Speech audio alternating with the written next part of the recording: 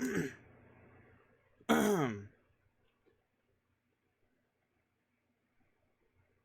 on.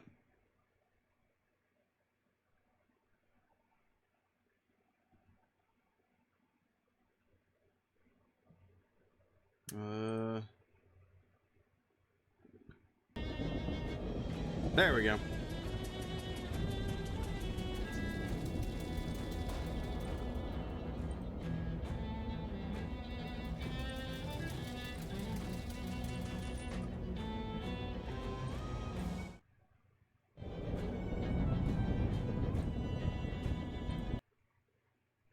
Alright, good. Just double checking.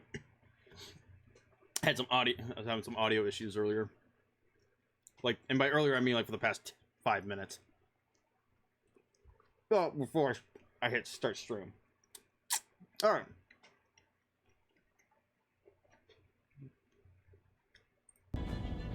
So welcome, everyone, to Shadows over Loathing. We're gonna delete these. This game is not the direct sequel, but a sequel to West of Loathing. If you haven't seen or played West of Loathing, I will get fucked. Do you do so? This game is... You'll see what this game is. It's hilarious. Dude, come on. This would probably be useful information if you could see it. You can't actually see anything in that direction. Actually, you can't see anything at all with this magazine stuck to your face.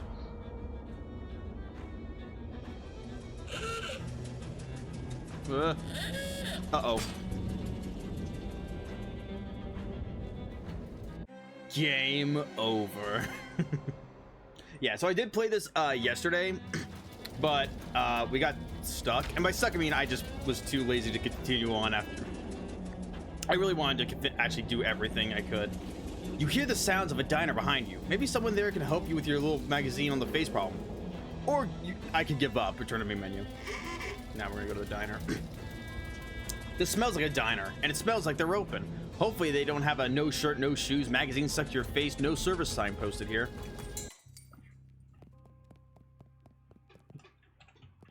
You shouldn't bother anybody until you get this magazine off your face. Yeah, that's true. He's trying his hardest to get that magazine off his face. Why is it stuck to his face? I don't know, it just is. There's some kind of big glass and metal box here, but you can't actually see what it is. The Nightingale welcomes all travelers. Pie. Why is there a period? Try coffee. You'll like it eventually. True. Absolutely true. You blunder your way into the bathroom and eventually find the sink. After fumbling with the faucet for a while, you manage to disentangle yourself from the magazine. You stare in the mirror, revealing... Yes? My face! Ah! Well, this one, obviously. There you are. It's the bathroom. You were just in there a few seconds ago. You go in again, people will think you're weird. A couple of older folks are having an animated discussion. Well, one of them is... Huh. The way these young women act in these days, with their short hair and their sassy talk and their dresses that don't even cover their ankles. It's scandalous. And those dances they do, flailing around like I don't know what. I'd have thought prohibition would have put the kibosh on the sort of tomfoolery, but no, sir. Can't imagine dancing a waltz to the music they're playing nowadays, though. And that's the problem right there. This newfangled jazz music with all the drums and clarinets and such. What kind of word is that anyway? Jazz. I think our cups got switched. You're supposed to be drinking decaf. Well, yep. A couple of young women are chatting breezily over coffee.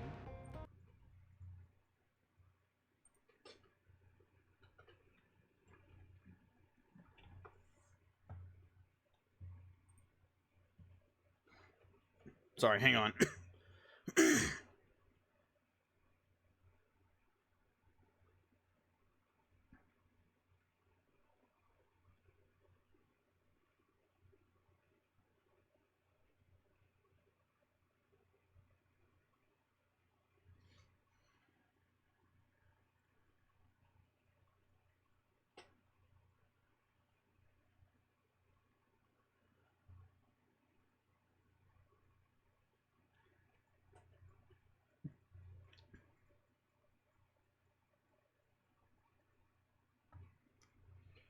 All right. Sorry. Just need to check something. Just wasn't loading earlier. I just written. I remember. All right, talk to them. Hey Mac, what town? Hey Mac, what town is this? Poughkeepsie. Are you Jelly? Yeah. Ocean City's turning into a real sawmill, so we boosted her Jelly Beans breezer for a weekend whirl on hot potato. Oh, Bushwipe, you make it sound like we went south with it. I flew him a kite. Everything's jack. Jeez, I'm pretty sure I'm only 3 or 4 years older than you two, but I barely understand what you're saying. What are you, a cancer stab? Go put some pepper in your shoes. Yeah, I'll try that.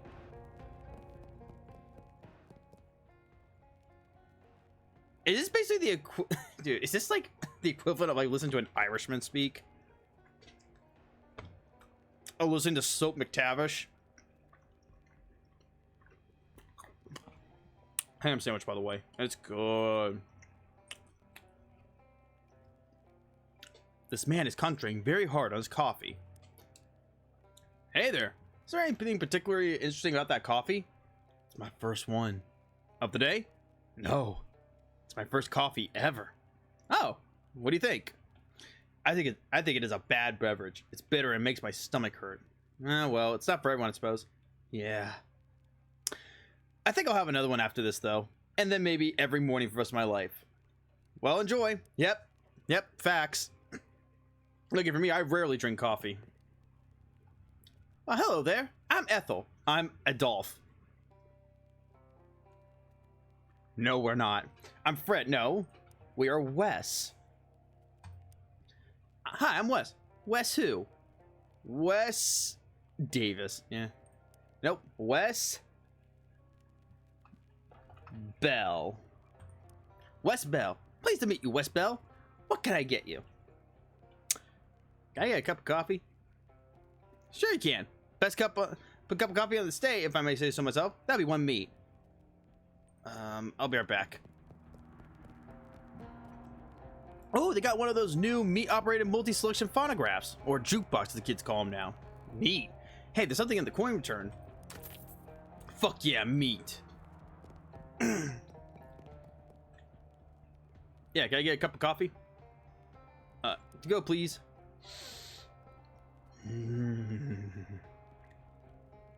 Anything else, hon? Does the bus to Ocean City pick up here? Sure does. Should be here any minute. Good thing, too. I hear we're in for rain tonight. What takes you to Ocean City? My uncle lives there. I got a letter from him. He wants me to help him with something. There's a reason, hon, but that's somebody else's reason. What's your reason?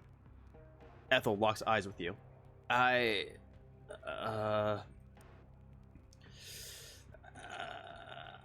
got into some trouble back home. Really? You look like such a sweetheart. What did you do? I beat up a phone booth. I shot up a parking meter. I started a fire in a mailbox. Oh, shit. Oh, this is fun. I started a fire in a mailbox. You got perk, checkered past. You're a bit of an arsonist when the situation calls for it. Hell yeah. +1 to magic weapon attacks. I actually did not know I was going to do that, but okay. Now, why would you go and do a thing like that? It was full of eviction notices. Oh. You know what? Honestly, good for you. Ethel gives you a disapproving look, but she can't help smiling a little. Dude, honestly, he did the right thing. Wes, you did the right thing.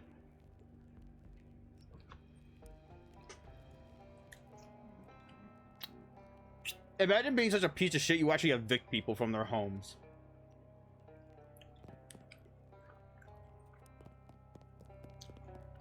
Alright.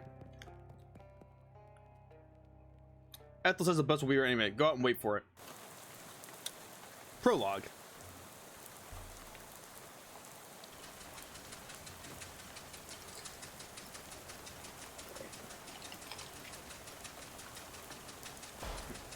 What was that?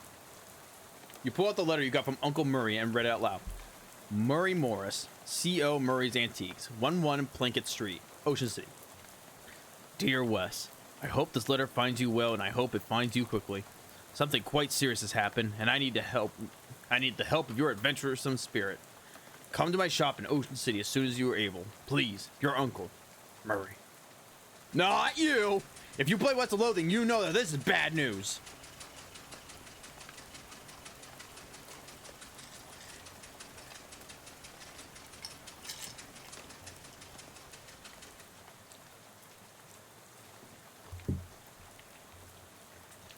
Sorry, mouthful. There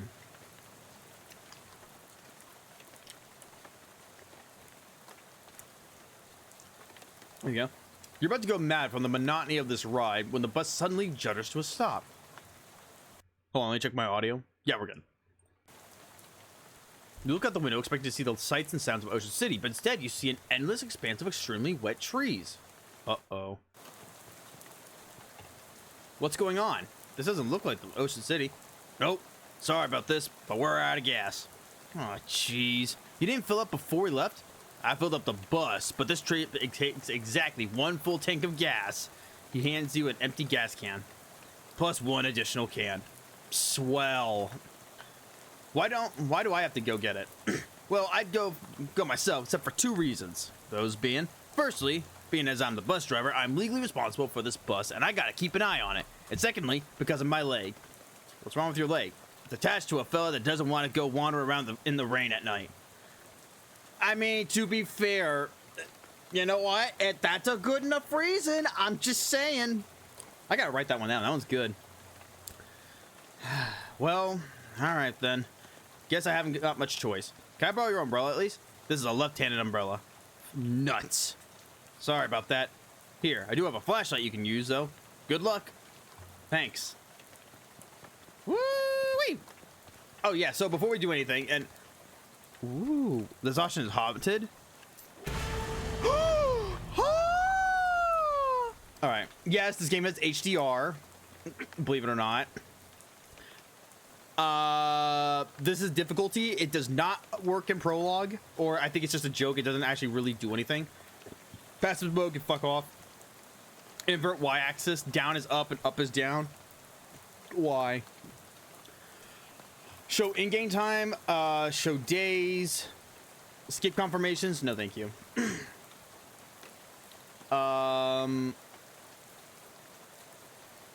Oh yeah, I forgot. This actually is a setting in the main menu, but we'll go back to that later.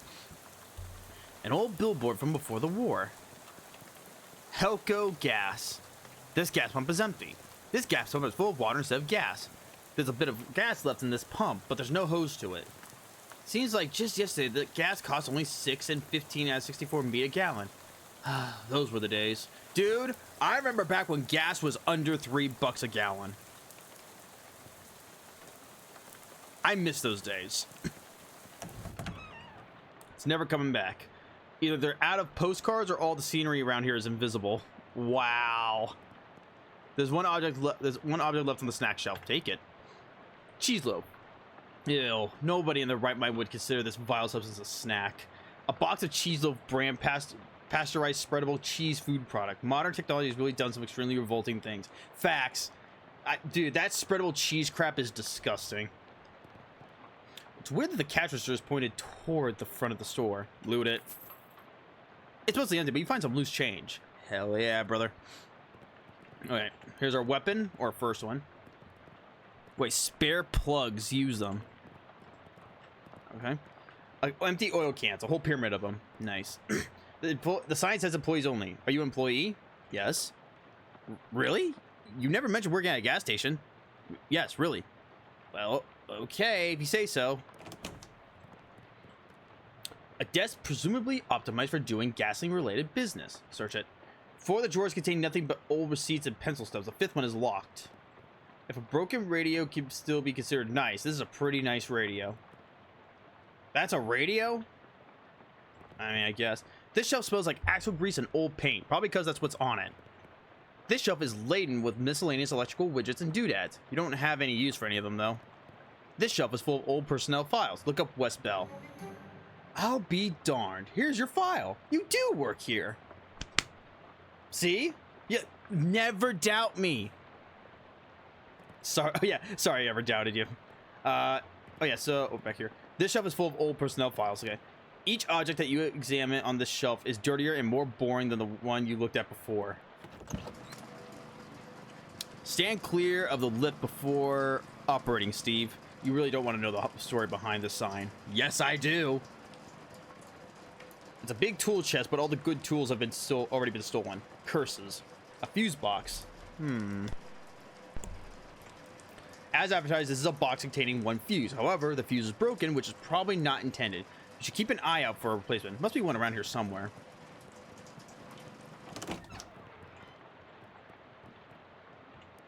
Got it. You dig through the boxes to find a single unblown fuse. Holla fucking Luya. Alright, open it. Replace the fuse. Click. Done. Push the button. Crush me. The car is missing its gas tank, but there is a big glass of gasoline in the cup holder. Why? Pour it in your can. We have a third full gas can. Oh, dude, stop fumbling with the flashlight.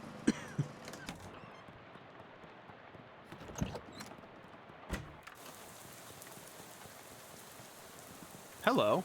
A miserable-looking hitchhiker is standing in the rain, listlessly sticking out her thumb. Hi there. Her head turns very slowly to face you, and her eyes don't quite meet yours. Can you give me a lift? I need to get to Albany. Sorry, I'm going the other way. Oh. Also, I don't have a car. Oh. What's your name? I'm Wes. Lydia.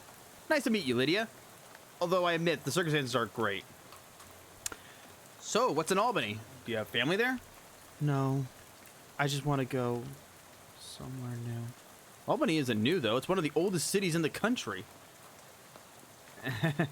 Okay, that's fair. Do you know where I can get some gas? Gas? The bus I was on ran out, and the driver sent me to find some more. Bus? Yeah, I'm trying to get to Ocean City. I've never been there. Well, okay then. How about this rain, huh? Lydia looks very slightly surprised and glances around slowly. Oh, it's raining. Yeah, sure is. What a night to be stuck out on the road, huh? I hadn't noticed. I get the feeling you aren't much of a noticer. Well, anyway... Seen any good movies lately? I saw Dr. Jekyll and Mr. Hyde at the Nickelodeon. If you don't know what a Nickelodeon is, basically it's these old machine... Okay, so remember those old crappy, like... Okay, think back to the late 80s, mid 90s and whatnot. They have those really crappy looking binocular toys that you put like a circular disc in, and it has pictures in it, and you just push it to look at the pictures. Think of that, but bigger, made of metal. You look down, you put a nickel in, Nickelodeon. You put a nickel in, and it plays a short film.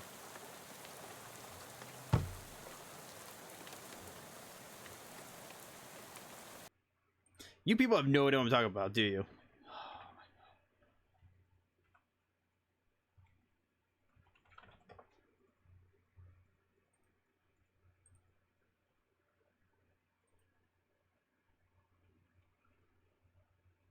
Okay, fine. Another term for Nickelodeon is also the movie theater, in case it wasn't obvious. But they also had those short little Nickelodeons you can go see from those. You pay a nickel to see. Hence the term Nickelodeon. Of course, also I think it actually worked. I think the movies back then did cost a nickel to see, and were only for adults. Yes, believe it or not. When they showed movies like Snow White and Pinocchio, the Disney movies, in theaters, it was not for kids. It was for adults. How the fuck those movies are rated G today? I don't know. We live in a stupid world. Anyway. Oh, that's a classic. What did you think? It was very scary. I liked it. I have it for the comedies myself. Have you seen the new Buster Keaton one, The Cameraman? I don't know who that is. Oh, he's great. You have to see Sherlock Jr. That's my favorite. Really terrific. Buster Keaton is basically him and Charlie Chaplin are like the two funniest silent film movie actors of all time. Go watch all their movies. They're hilarious. Read any good books lately? I read The Invisible Man. It was really good. Oh yeah, H.G. Wells. Oh yeah, H.G. Wells is great. Have you read his new one? The War in the Air? I didn't care for it. The one I'm thinking of is Mr. Something on Something Island. I forget the name, but it was terrible. His early works were his best, like The Time Machine. Yeah, I love that one. If you have not read H.G. Wells' The Time Machine, go read it. It's probably one of the best, like, pieces of like time travel media ever made, or literature, like literature wise, even like it's so good.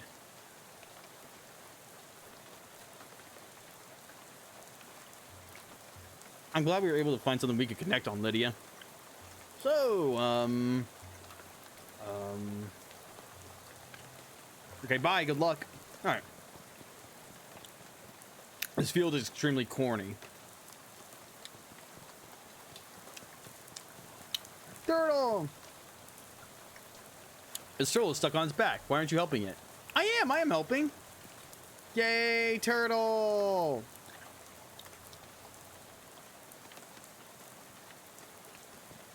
Well, anyway.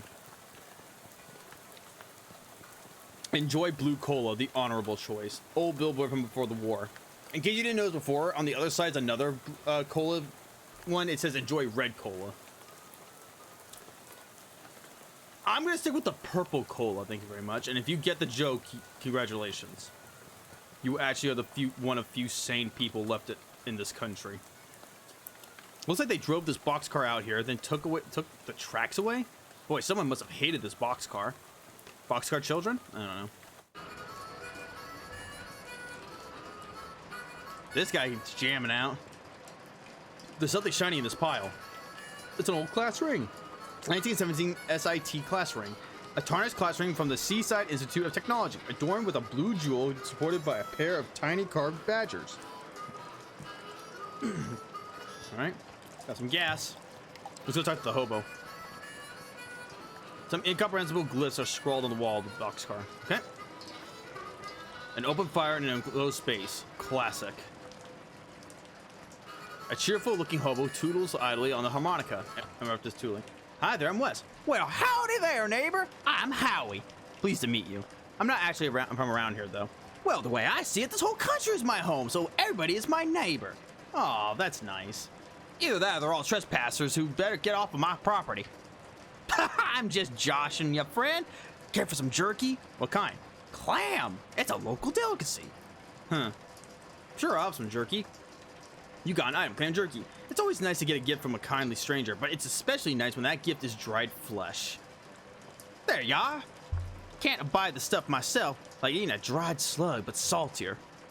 Come to think of it, that's exactly what it is. You're really selling me on this local delicacy. If you ask me, the locals are a little bit weird. Okay. Where are you from? Originally, I'm from Hawaii, but I got bored of gorgeous tropical beaches and decided to hit the rails. You rode the rails from Hawaii. Yep. Real challenging trip for a first-time hobo, but I made it through all right. You ever think about going back? You only got the one track there, so it was a one-way trip. I might go head back for a visit once they've built a second one, though. Huh. Do you live here? Not permanent like, but I camped out here a few days. All alone? Well, it used to be a bit livelier, but the boss has sent a railroad bull to run everybody off. Railroad bull? You mean like a cop? Yeah, you could say that. I think he's still prowling around out back if you care to test your mettle. I don't advise it, though. Is he packing heat? No, he's unarmed, but one of your arms might make a pretty good club once he gets it off you. Any plans for the future? Well, word on the wall is that there's a camp forming in the Ocean City. I figure I'll mosey on over there once this rain lets up. Word on the wall? I never heard that phrase. Is it like through the grapevine? Similar. I see. Howie's knapsack. Is this knapsack your only luggage? Oh, that ain't mine. That's been here since before I arrived myself. Nobody's been able to work out how to open the dang thing. If you can figure out the trick, you're welcome to it. Except we need mine. You expect the bag. It appears to be latched shut with one of those puzzles made out of dented nails and steel wire. Howie wasn't just harmonicizing Dixie. Alright. Alright.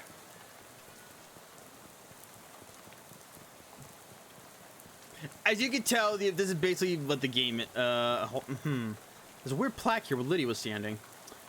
Historic site. At this exact spot on the 13th of October, 1903, I think Friday the 13th, The state's first mass-produced automobile, a Ford Model T purchased by Hiram O'Crullins, accidentally struck and killed the state's first hitchhiker, Lydia Barnsley.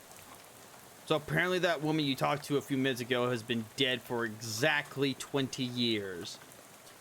Good. Swell! Everything about this is great, and you aren't regretting this trip before you even arrived. Go on about with your normal, non-haunted day. Finnegan's optional boxing gym. You don't have to fight if you don't want to. Good to know it's not compulsory. Alright. We're gonna go over here real quick. We're gonna grab the turtle. This turtle seems to be heading to Ocean City too. At this rate, it might beat you there. Take it with you. We're gonna name him Turt because, you know, why not? Okay, Turt it is. You got 9. Turt the turtle. Open our inventory up. Oh yeah, here's Erasmus the starling. When you were 4 years old, Erasmus flew into your bedroom window and refused to leave. He's been with you as a familiar ever since. So every single round in combat, he will randomly increase your muscle, mysticality, or moxie, which is helpful, which is not bad early game, but if we're trying to, but we're gonna go with Turt, because in Turt heals a randomly wounded ally by his mysticality. So basically what it means is the more mysticality you have, the more you heal. So we're gonna take old Turt here.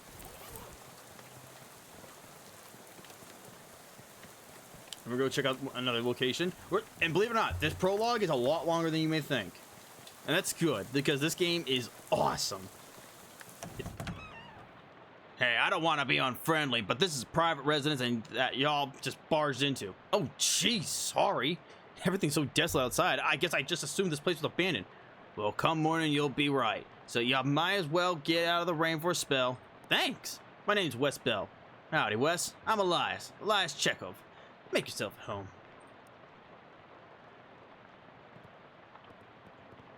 Elias is looking around and mumbling to himself as he checks off his mental to-do list. So, you're moving out? Yep. Finished packing, so now I'm just waiting for the movers to come and take the last load of stuff. You've got movers humming in the middle of the night? Nah, in the morning. But I went and packed my teddy bear and forgot which box he's in. Can't sleep. I see. Why are you leaving? Well, my daughter went off to college, so there's nothing keeping me here. Never particularly cared for farming anyhow. Just kind of fell into it, you know? So I reckon I'd take the opportunity to retire, travel a bit, see what kind of trouble I can get up to. Nice. So what's your story? What are you doing out in a night like this? I got a letter from my Uncle Murray. It sounded urgent, so I hopped a bus to Ocean City. I ain't sure how to tell you this, but you got a ways to go yet. Yeah, the bus ran out of gas, so the driver sent me to scavenge for some more. I gotcha. Well, I think there's an old gas can in the barn out back. You're welcome to it. Thanks. Gotta warn you, though. You have to fight my daughter for it. What? Well, technically I should say my daughter's monster. What? It's a thing my daughter, Simone, built. What? See, my kid's a real technical whiz. She built an auto-ominous robo-traption to help with plowing and harvesting and the like. Worked real nice, too. Wow. Problem is, after she left, it blew a what's-tube and got violent. Pretty good with machinery, but when it comes to these newfangled electrics, I might as well be a dog trying to read Play-Doh. So I locked it in the barn. Ah, I see. But you're welcome to try to get your hands against it if you had a mind to. But please be careful. It's got a lot of sharp bits on it. Here's the key. Thanks. Bears? Are these boxes actually full of bears? Is your teddy bear in one of these? Nah, those boxes are all canned pears. I had a little fun writing the labels is all. You want a can? I got one left that didn't fit. Sure. It's a can of pears and a syrup that the label describes as sickly sweet. They should really hire a new copywriter. These gears are all These boxes are labeled gears. What's with these boxes of gears? Simone left them behind when she went off to college. After school. Figured it. I should keep them for her. That makes sense. Boxes are labeled tears. Wait, are these boxes of tears or tears? Don't be ridiculous. You can't put neither of them in the boxes. That don't make any kind of sense. These boxes are literally shares. What's in here? Stocks? Scissors. The dumb fuck didn't spell shears right. Shears, not shares. Class rings. This is a very large box. Consider that most people either own 0 or 1 class ring. Is this box really full of class rings? Yep, about 140 of them. Wow, thanks.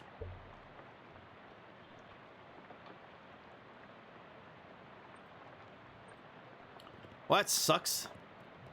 Well, you guys can go back and pause if you want. This door is locked with some kind of elaborate electric lock. What's with this door? Oh, that's Simone's room. Hopefully she ain't left anything important in there, because I plumb forgot how to work that crazy lock she invented. I see. This door leads to the bathroom. Can I use your bathroom? Sure. How'd you know that door was the bathroom, though? I always had a knack of knowing which doors lead to the bathrooms is all. Well, good for you, I guess. This is a surprisingly modern toilet for such an old house. Flush it.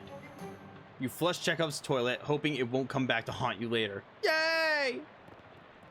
You can see your face in Elias's mirror, just like your own here back home. Gaze into it.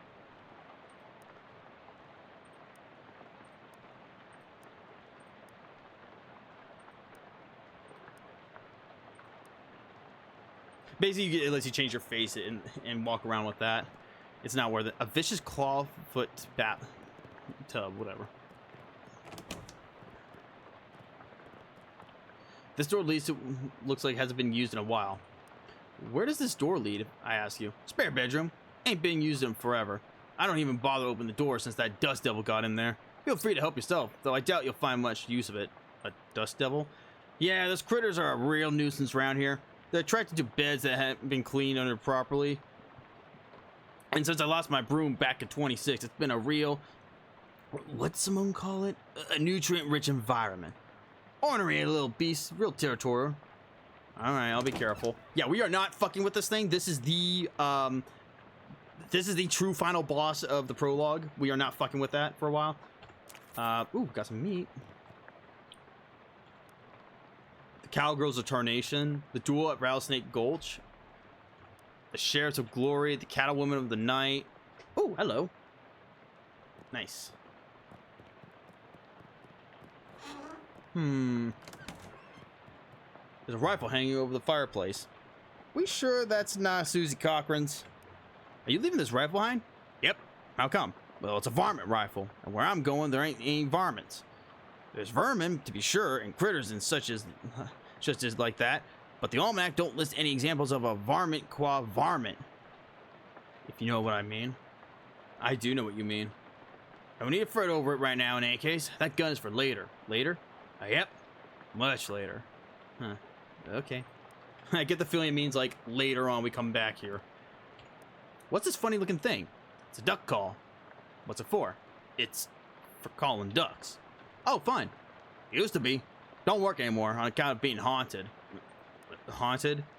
Yeah, well, not haunted exactly. Bunch of spiders got in there, and now it sounds all scary when you blow it. I see. If you want it, it's yours. You gingerly take the duck call, trying very hard not to think about spiders. You're pretty sure this duck call is haunted, but you can't remember the story of how it got that way. What spiders? Good job. This game. Oh, right. Hey, Elias. I found this old ring. You hand it over and he looks it up. Hey, it's a 17 SIT ring.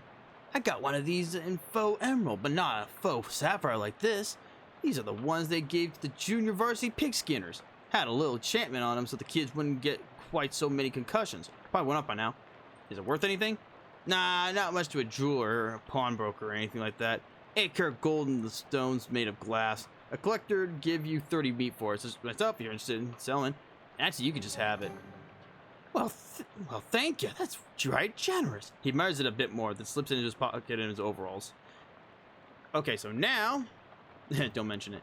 Alright, so we have enough to increase this, but we're not going to increase any of that just yet. Let's see, what should we do?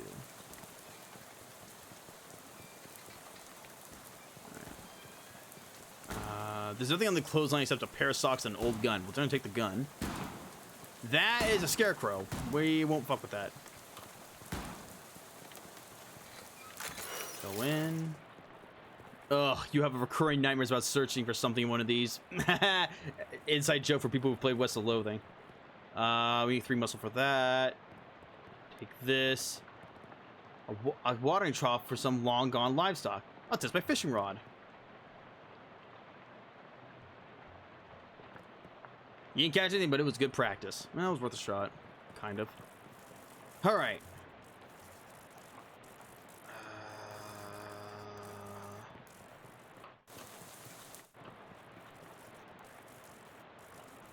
See what I have equipped.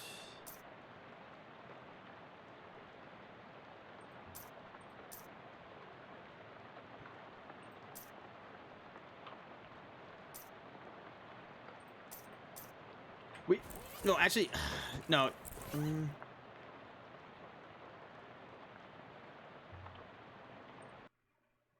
Hold on, let me check something real quick. Hang on.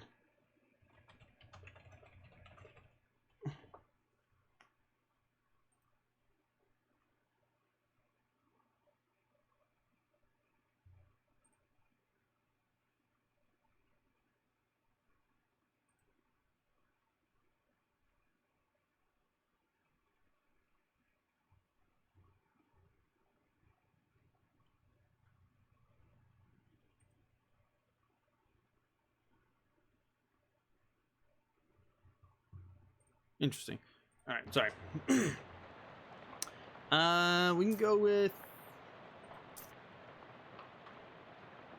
We'll go with turret. Destroy it.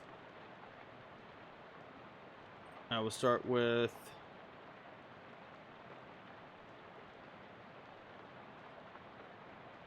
Yeah, this.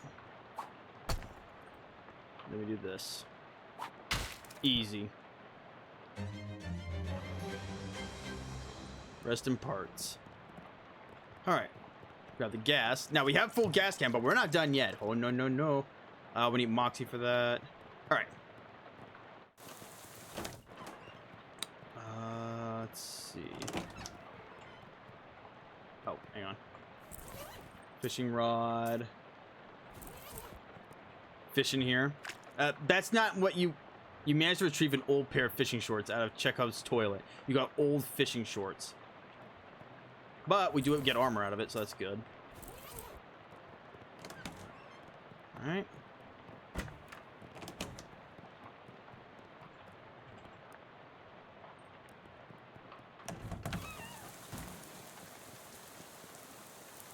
There's a meowing sound coming from the corn back there. You bend down to peer between the stalks, but the cat gets spooked and runs off in the direction of the barn.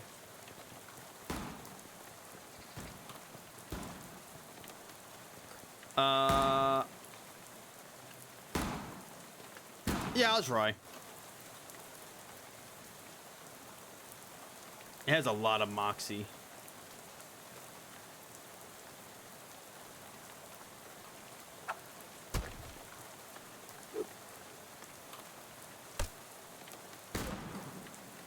Heal me. Thank you.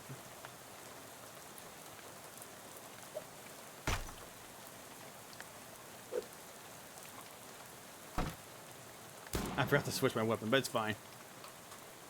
Thank you. I win. Nice. The shoot crow's defeated. Now it's just a regular scarecrow with a gun. That thing's crow's menacing days are over. Alright. An old tractor. There's an old rag shoved in where the gas cap should be. You pull the rag out and sniff the tank. It smells like there's a little gas left in there. Collect it. Now you have 133% full gas can. Don't ask how it works. Stop. There's nothing else to do with this tractor except maybe sit and pretend to be a farmer. Do that then. I hope I have time to sow my semolina before it's time to stop the horses. Keep pretending to farm. Gotta feed the rabbits before sunup. I'm gonna reap my millet and then rake the sorghum. Time to fertilize my millet. Man, even pretending to farm is hard work. Stop.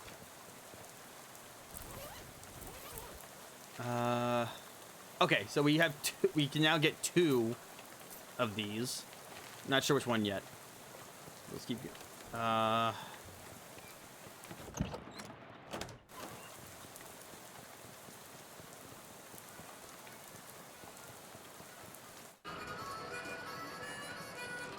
We had to get the muscle anyways, so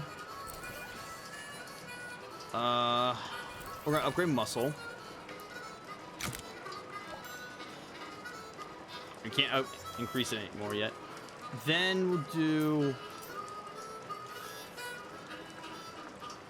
this one's pointless right now.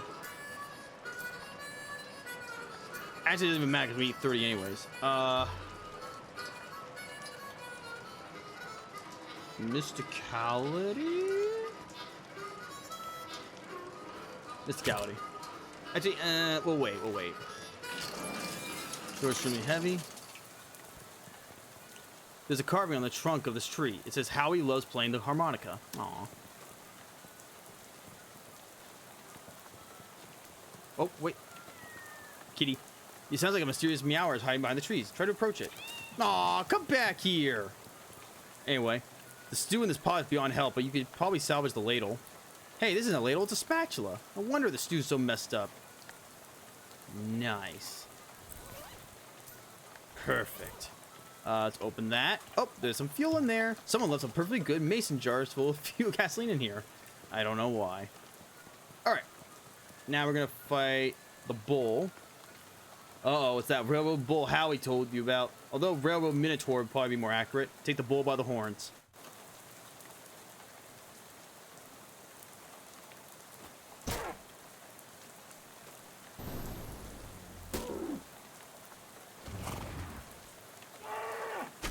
Howie.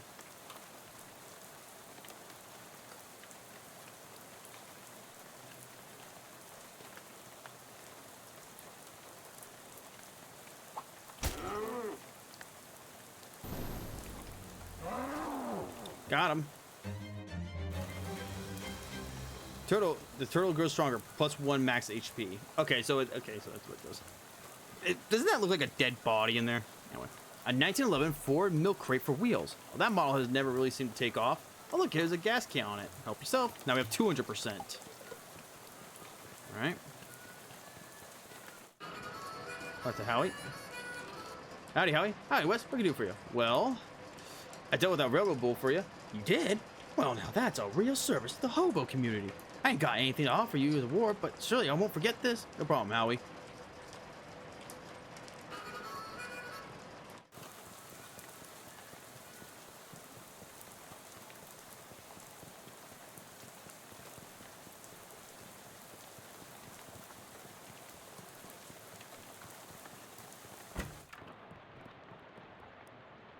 Hey, Elias. What can I do for you? I had to beat up your scarecrow, sorry. Well, I was leaving it behind anyhow. But why'd you go and do a thing like that? It shot at me! With a gun! Oh, alright. Yeah, that's perfectly reasonable then. What's up, Tats?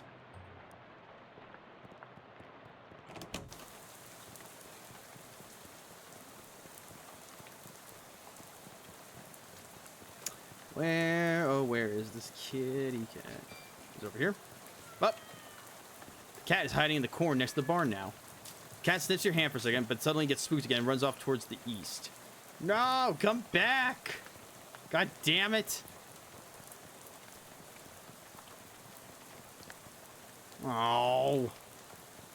Well, it's gone now.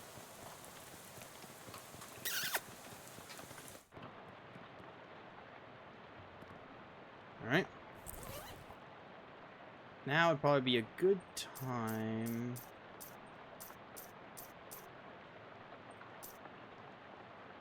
Well, hopefully this goes well. You gnaw on the jerky until the gnawing is done. You gain the effect slightly clammier. Your body's now approximately 1% clam on account of the small amount of clam you just put in it. The swallowing too. Don't say that. Don't ever say that. Alright. Force it open. It's full of little glass bottles labeled Harlan Tussett's Medical Gasoline. That's it? Well.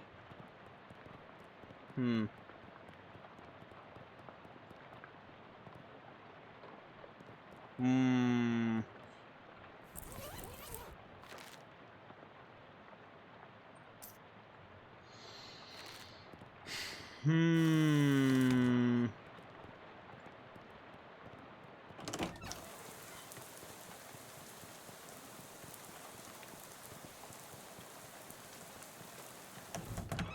You. It's that cat. It seems calmer now. Pet the kitty. Jesus Christ, a mutt like my cat. Where'd you go? Is it over here? Please be over here. Okay, it's not over here. Shit.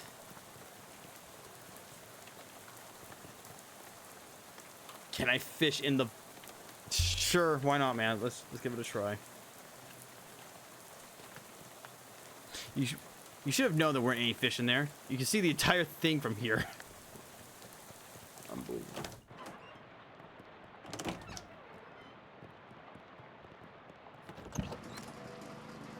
I need 3 mysticality for that.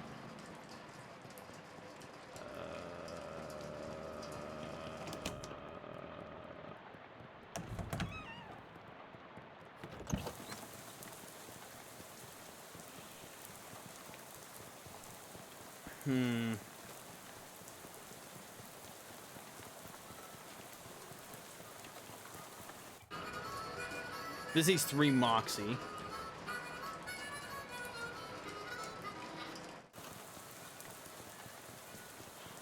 Wasn't there something that needed like 2 mysticality somewhere?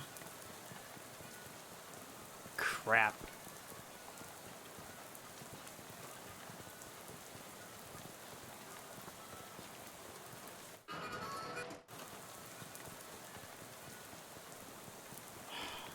I need a crowbar.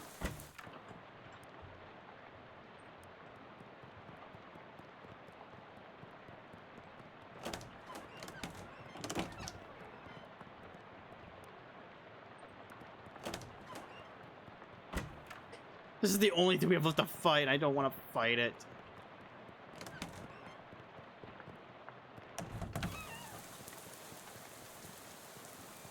Where on earth?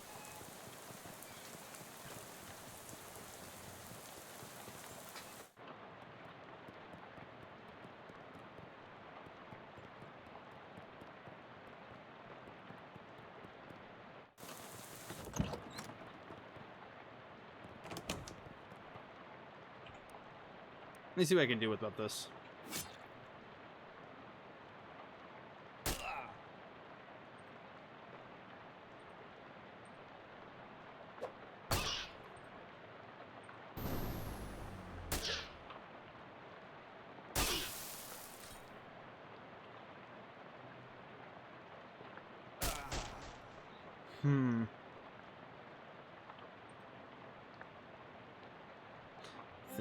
I'm thinking.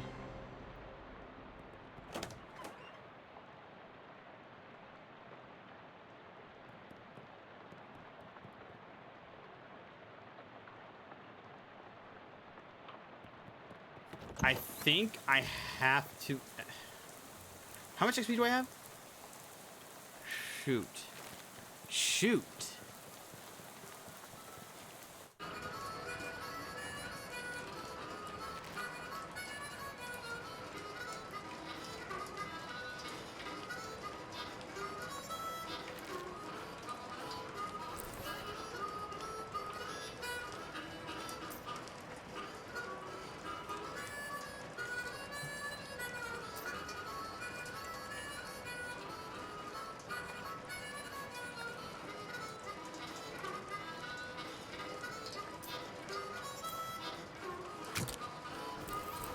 Let me try the bat. This one is... It's possible this could work.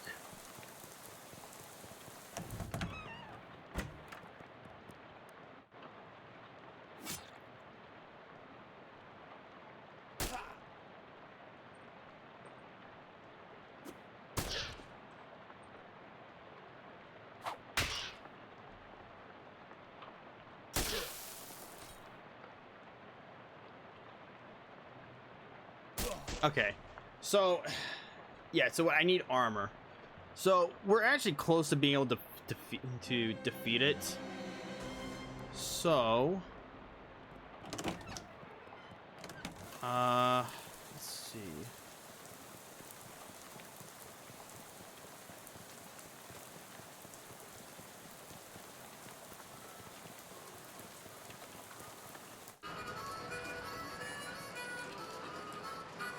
I do need to open that. Okay, screw it. So we need Moxie. Oh, I'm gonna go over here and grab this real quick so I actually know what I'm doing.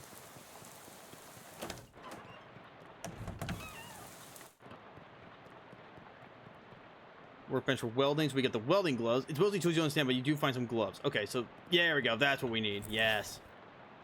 The problem is, however, is I lost all my oh no, wait, we still have the muscle. Oh right, because I only upgraded that. Right. Okay, we're good. So this might work now. We might be able to beat it. Maybe.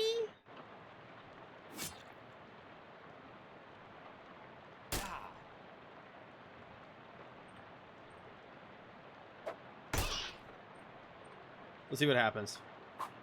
No promises, of course.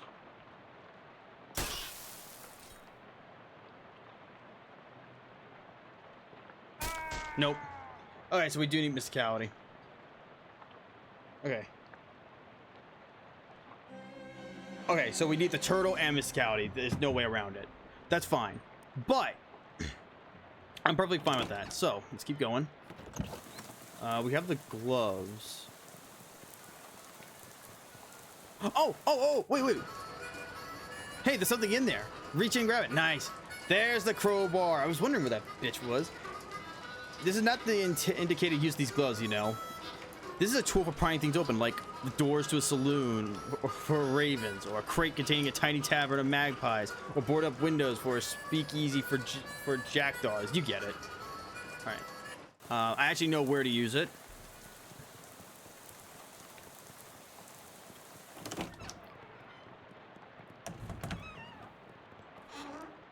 There's an old cellar. Go down here. Ow. Uh-oh. Probably make a crude ladder out of these bits of wood. Yes. Rickety and unsafe, just the way you like it. Nice. All these jars of food are revolting. On the bright side, all but 3 of them are broken. Take the unbroken one. Are you sure? They're really gross, I'm sure. Gross old vegetables. Reduces an enemy's muscle, mysticality, and moxie by 3 when you chuck it at them. Okay, it's your funeral, but if you eat them, I mean... A barrel of decades-old baking grease. Very nasty. Dip your baseball bat in it. Deals your muscle plus sleaze damage. Sleaze. What in the hell is sleaze? Now every ball you hit, it would be foul. Nice.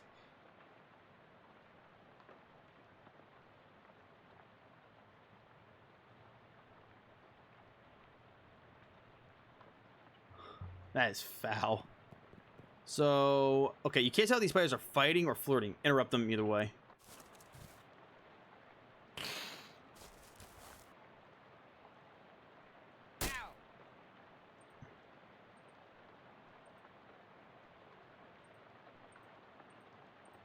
Yeah, we're gonna kill this one.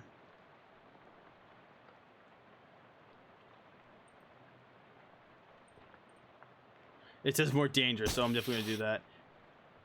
Schlorp. That's funny.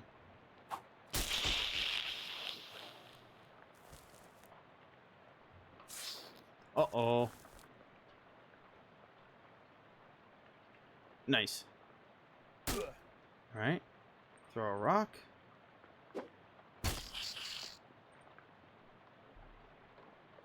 Nice. We get... All right, we got 5. We still need 5 more if we can get that. Alright, there's nothing else here.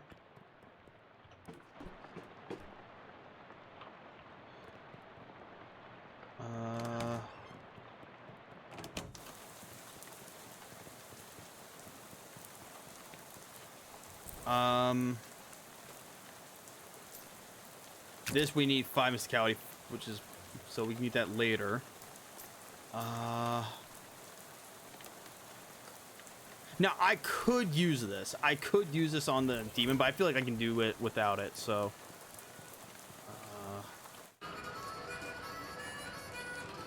I need Moxie. I mean, there's no way we'll be able to do it with,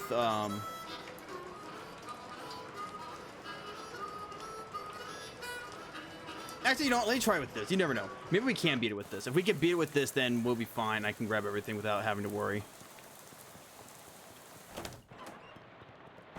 Let's give it a try. You bastard.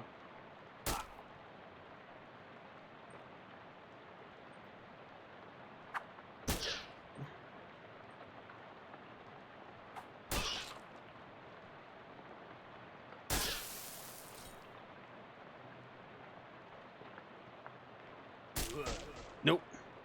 All right.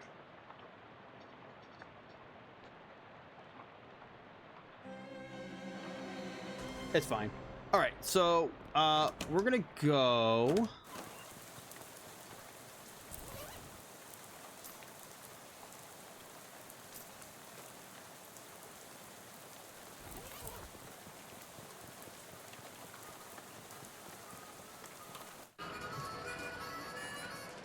All right. So let's do Moxie. So, increase your Moxie. So we're gonna do that. Yeah. So you lose slight. Okay. Cursed with an absence of crackers, you eat the cheese loaf with your bare hands. At the end, you are unclean both inside and out. Ugh. But we can open this. Ha! There isn't a puzzle you can't solve, except maybe a puzzle harder than this one. Unfortunately, the bag is pretty much full of trash, but you do find a small key in the bottom, though. Little silver key. Oh, yeah! The locked door. Yeah, the locked, the cabinet. The cabinet. The one that said there were 4 things, and then there was a 5th one that was locked.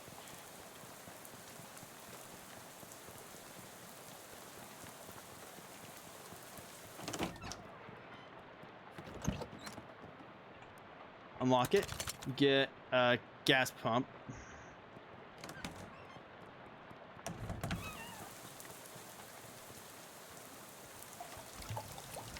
All right, so we're at 266. I'm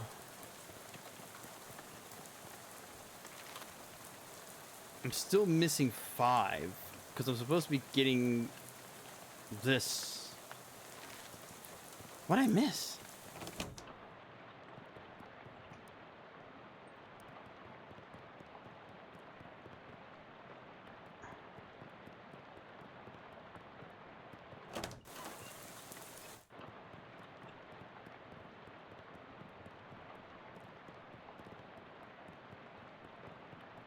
Isn't there something that requires 2 mysticality or something? I swear to God there was.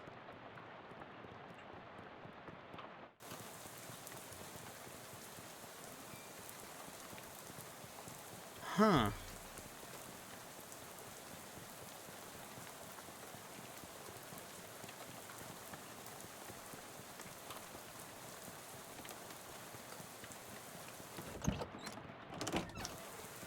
Because I know the thing over here requires 3.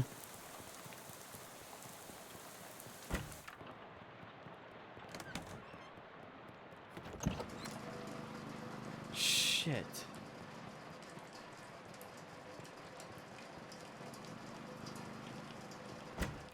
Is there really nothing that requires 2 mysticality?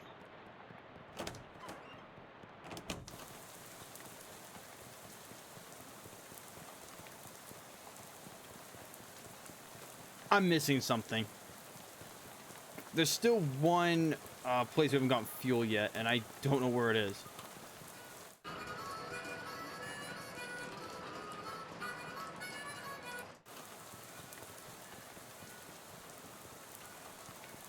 Huh.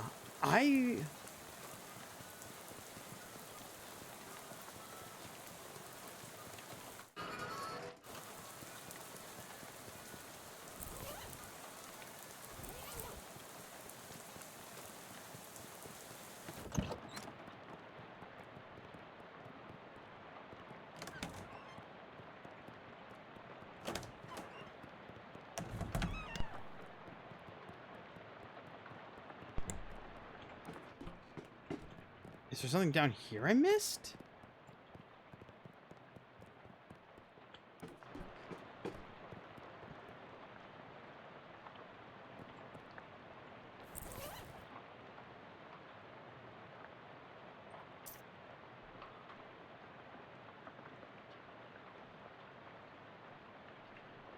Maybe.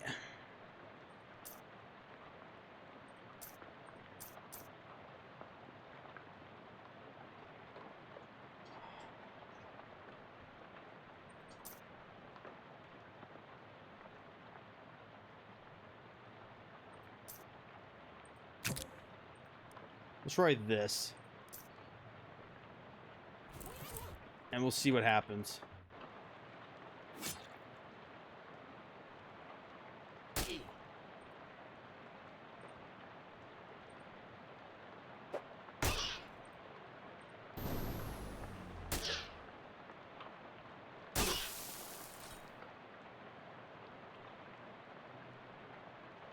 I don't get it. What?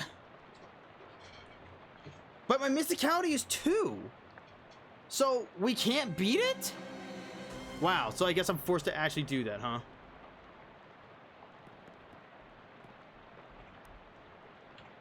That's wild, game. This game's wild.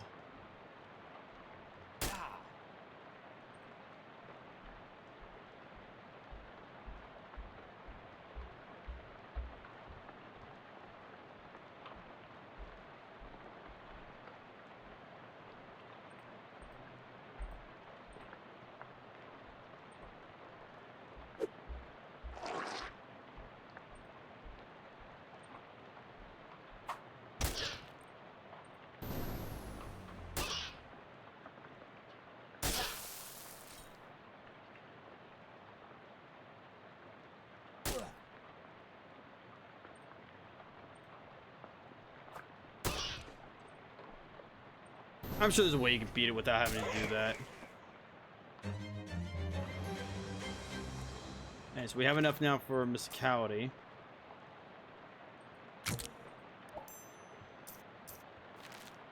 It's under the bed. But we're still missing... Okay. Hey, Elias. Tell me what this is. Took care of that dust devil in your bedroom. Did you now? Well, thank you kindly. Of course, it's a bit late for my purposes, but I imagine the next occupants will be grateful. Hope the thing didn't rough you up too bad. Nah, it was a snap. We're still missing...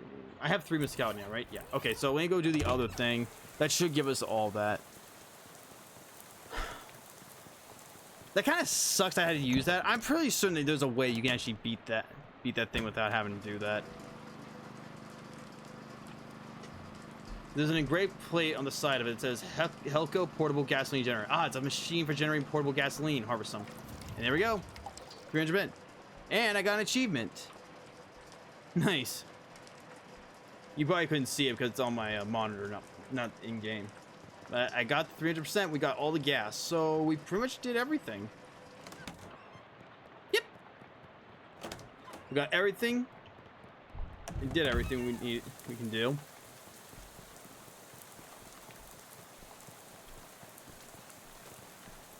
There you go.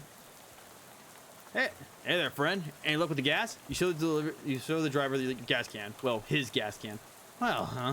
This can doesn't usually hold that much gas. Not sure how you did that. Well, whatever. You ready to hit the road? Yeah, let's get out of here. We're pretty much done. He takes the can and empties it into the bus tank. And with that, we're on our way. All aboard!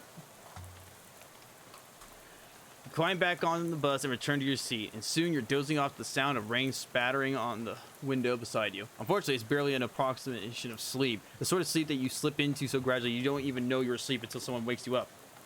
Plunkett Street, and you realize that your meandering thoughts of the past few minutes have been utterly strange, shadowy tendrils of whispers ideas. Hey kid, this is your stop, right? That are now totally forgotten. Ugh, what? All ashore? What's going ashore? Thanks for traveling with us, Busco. Disembark. Well, at least I still have my flashlight. Going seems inaccurate. Going out of business, yeah. Keep out. Probably nothing you want in here anyways. Wait, isn't that... This hobo seems wholly perturbed by the rain. Talk to him. Nice weather we're having. He smiles and looks up and lets the rain splash on his face while... Suits me just fine, I guess. Wise man once said, the rain falls on poor men and rich men alike. Was that before umbrellas were invented, or... My name's Gus, by the way. Hi, I'm Wes. Pleased to meet you, Wes. Say, you wouldn't have a couple of spare meat, would you? Sure. You flip Gus some meat and he beams. Thank you very much, Wes. Old Gus won't forget your kindness, you bet. Take her easy, Gus. Gus smiles at you and continues to enjoy getting rained on. There's nothing in that direction except the road you arrived on, and walking all the way back there probably isn't a good use of your time right now.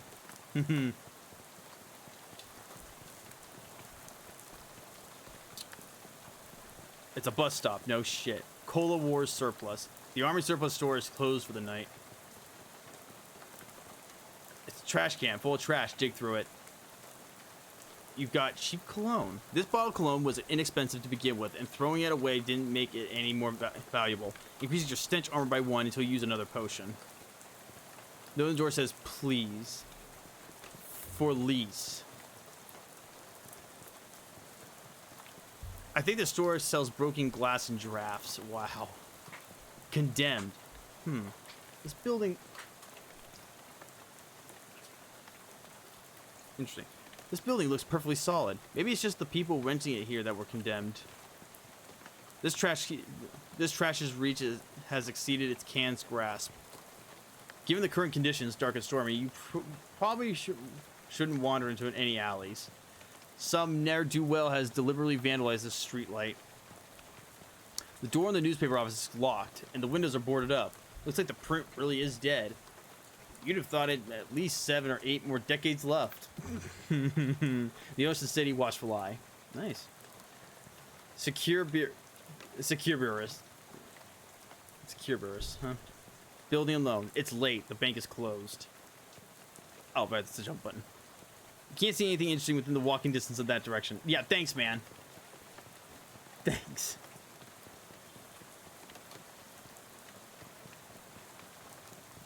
Murray's Antiques.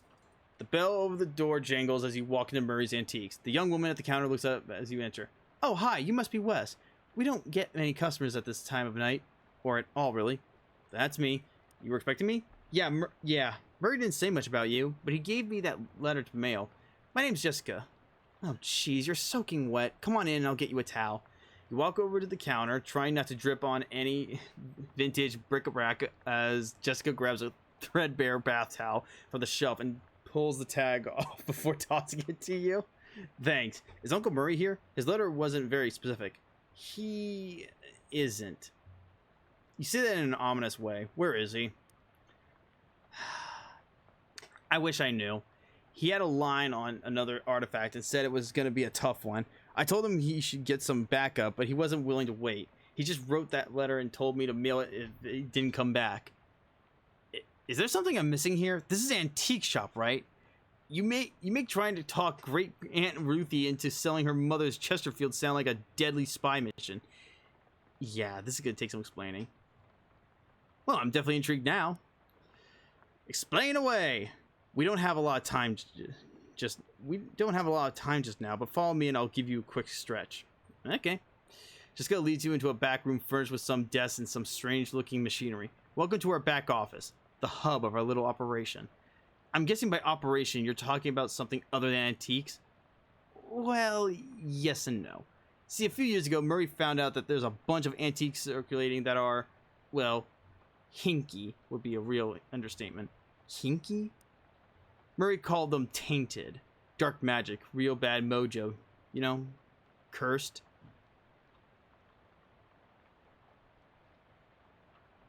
Oh, for a second, I thought you were making bathtub gin or something. It's no joke. That's what our real job is here. The antique store is just, well, not exactly a front. We find a lot of regular antiques too, and selling them keeps us in scratch. But really, we're trying to hunt down all these evil doodads and neutralize them so nobody gets hurt. And Uncle Murray went out to get one and never came back. That's the long and the short of it. Yep. What do you say? Are you in? Absolutely. I'm always up for a crazy adventure. Great. You hear the shop door opening, and after a moment, a goblin pokes her head into the office. Hello? Oh, hey. That's swell timing. Hey, Gabby. Murray's sister's kid showed up. Come meet him.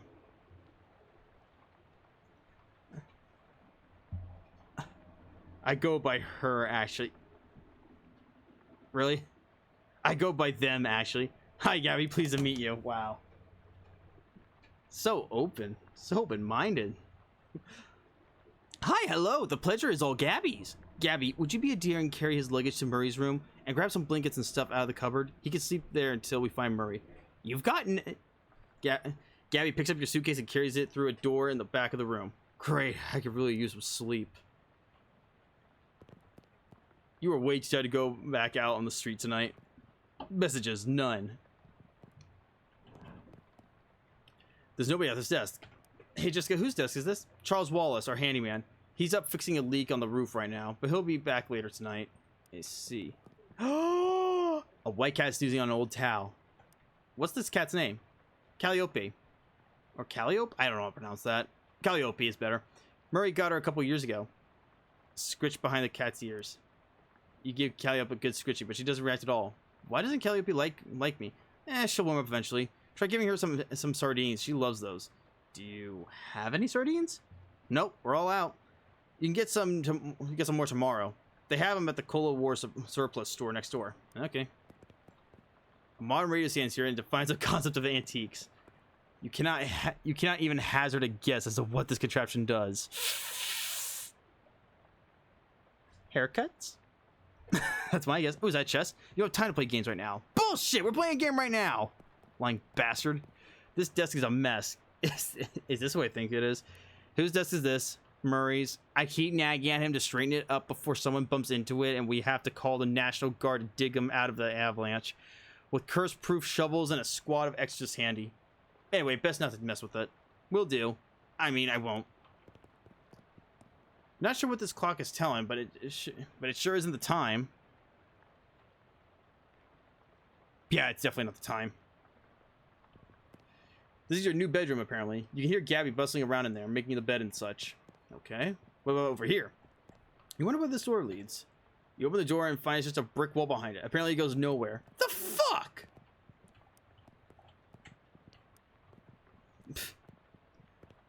What is this, Looney Tunes? Hang on a sec, you can't go to sleep yet. I'm pretty sure I can. I bet I could do it right now while I'm still standing. Well, I hate to spring this on you, but there's something we need to do before the night's over. Wow, a mission already? You know those cursed artifacts I was talking about? Since info on them is so sketchy, we've been working on a machine that can detect them with radio waves. I call it the Detectatron 1000. We've gotten it up and running since Murray left, and it turned out there's a tainted thing practically right on our doorstep. That doesn't sound good. Yeah, it's not great. I was gonna have Gabby go get it. That's why she came over tonight, but since you turned up out of the blue... Are you sure this can't wait until morning? I've been walking all night in the pouring rain, fetching gas for a bus driver. The thing's been there who knows how long already. Surely one more night won't be the end of the world. I'm really sorry about this, but the end of the world might well be the sort of thing we're talking about. Cripes. You're really putting the hard sell on me here. You won't have to go far. It's just down the other end of the block. If the readings are right. There's a newspaper office that got shut down earlier this year. It should be in there. Well... Gabby will go with you. She's good in a fight. I'm not unfamiliar with violence. Yeah, well, hopefully it won't come to that. But you never know. Hey, Gabby. Gabby reappears with an expectant grin. Go to the newspaper's office with Wes and help him with the hat, okay? Hat? No.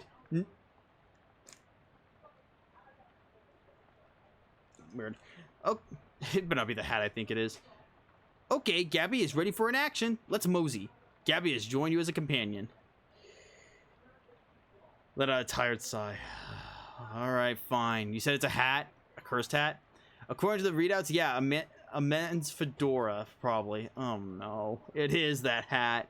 And I'm supposed to what? Just break it and take it? Well, not exactly. Well, not break exactly. I managed to finagle a spare key out of the guy in the realtor's office. I'm pretty sure that still counts as breaking and entering.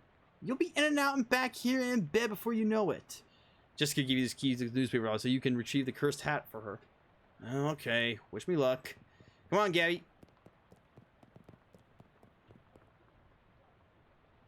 Gabby grins and gives you a thumbs up. Gab with Gabby. Hi, Gabby. How's it going? It's all the berries. So, you're a flapper, right? Haha, yes. Gabby flaps all the time. Gabby's parent flapped too. And Grand Gabby. But it's only been the style for 7 or 8... Oh, right. Goblins, well, you don't live very long, huh? Depends on how you look at it. Parent Gabby popped a year and a half ago, but this Gabby basically is that Gabby and previous ones too. Oh, right, asexual reproduction. Right, so they literally just... I get it. Think of Mass Effect Rachni Queens and the daughters. Just think of it like that. The daughters have all the memories of their mothers, which means they have their mother's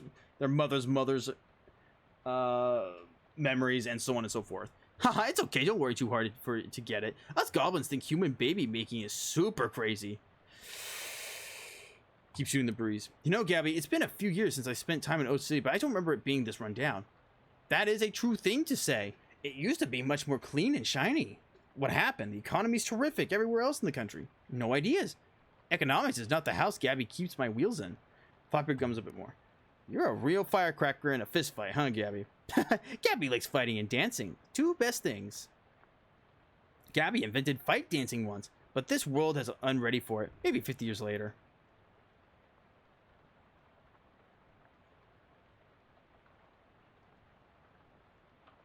That's a good joke. That's fantastic. How'd you get mixed up with Murray and the whole antique store deal, Gabby? Oh wait, it coincided. Gabby was just looking just at old clothes and heard over Murray and Jessica talking about a mysterious thing to get. It had an adventure smell. Then Murray said, "We're gonna need some muscle for this," and Gabby says, "Gabby has several muscles, strong ones," and that was what it was. Gabby's been helping since then. Have you lived in Ocean City long, Gabby? Oh yes, all of Gabby's life is here. Gabby's great Gabby came and popped just some blocks from over there. Or to popping, as they would say. Haha. What's the Loathing joke? Wow, so your family's been here for quite a while, huh? Yes, 14 years. You know... Oh, okay. We exhausted all of the dialogue.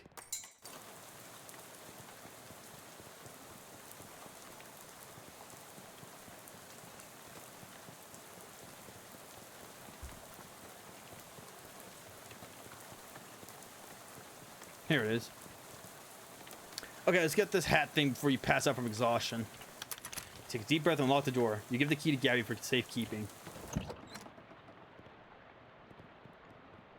AP feed. Oh, hey, it's one of those new arcane press news feed things. High tech, gaze into it. Jack Dempsey removes teeth to improve... Fuck you. Wow, really? Today's list of banned dances: the Chutney Slider, the Dirty Dirty Blitz, and the Upside Down Tango. Parisian bards declare independence. Claim to Bosch Tavern as a sovereign city-state. Severe storm causes trolley disaster. Prevents 5 other trolley disasters. Okay. Jack Dempsey removes teeth to improve boxing skill. Said Dempsey in an interview. Babe Ruth gets haircut. Barbara says, "You'd think he could have left a better tip." Charles Lindbergh cooks stew. Onlookers report it smells like a mite of beef or maybe lamb. Second edition of Principia Mathematica published. We still cannot understand a word of this, says local children. Today's winning racehorses: Gristler's mother, Too Much Corn, and Howitzer Jacket. Prohibition agents confiscate 40 barrels of wine, 10 cheese wheels, and some fine fresh honeycomb also seized. I get the wine and the cheesing. What's with the honeycomb? Jack Dempsey removes teeth. Okay, through storms, prohibition.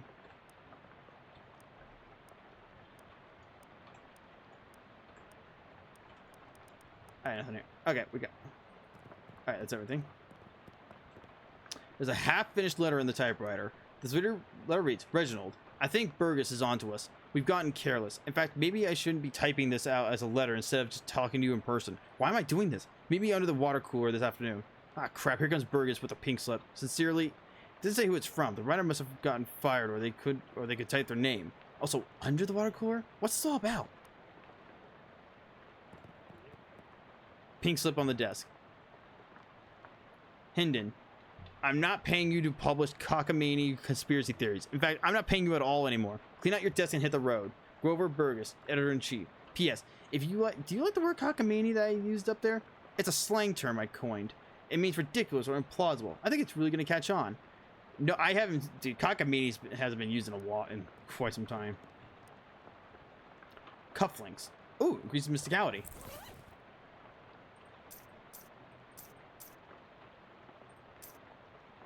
All right, nice.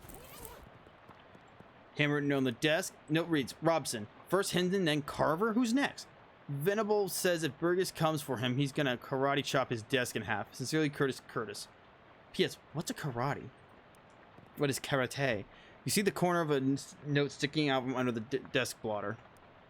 Tucker, I got you that ball you wanted. I stuck it under the water cooler where Burgess can't find it and rat us out to the proes. Beck, under the water cooler, hey? So it's still not there, but it couldn't hurt to check. Half-finished document and typewriter. Government corruption at an all-time high.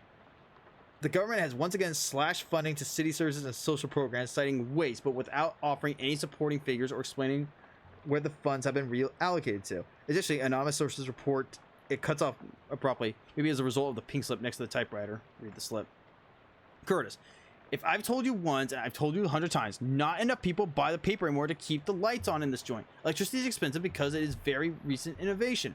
As such, fully half of your salary is paid by government subsidiaries. This is to say that the hand that feeds you is the hand you keep biting.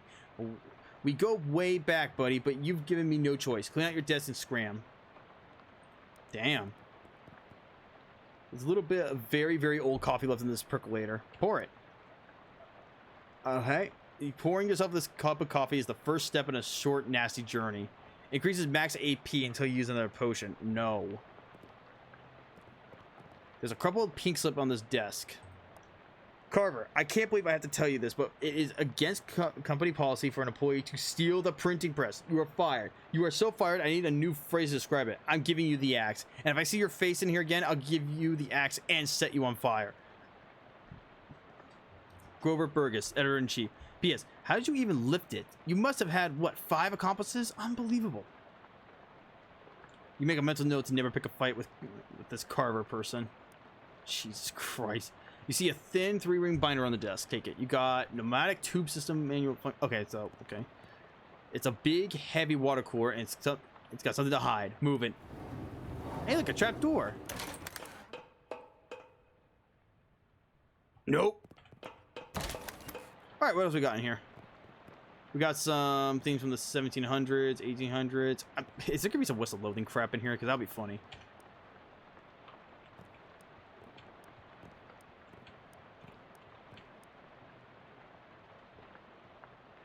October 14th, 1908.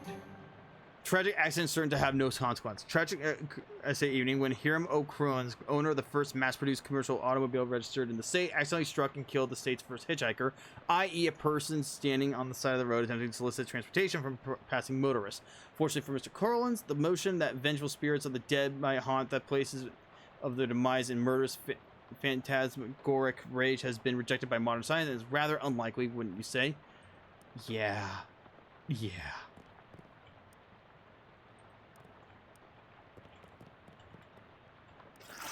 Nasty leftovers. Reduces an enemy's muscle physicality moxie by 3. Search the wreckage. Looks like a Venable made good use of this threat. Damn. It's a control panel for the pneumatic tube system. Check it out. Consult the manual. Alright, power on, pump.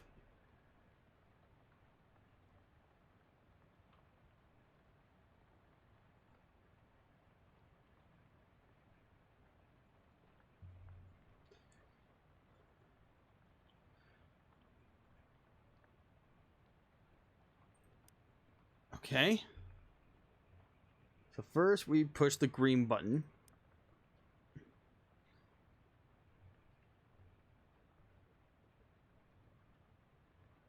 Pull the lever. Yellow light.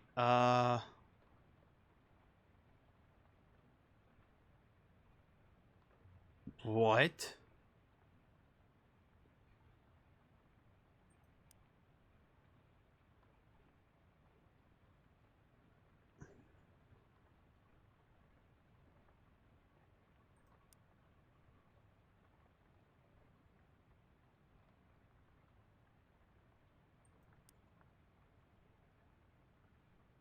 Oh, I get it. I get it. That's clever. That's clever. So it has to be B or C. So we'll set it to B.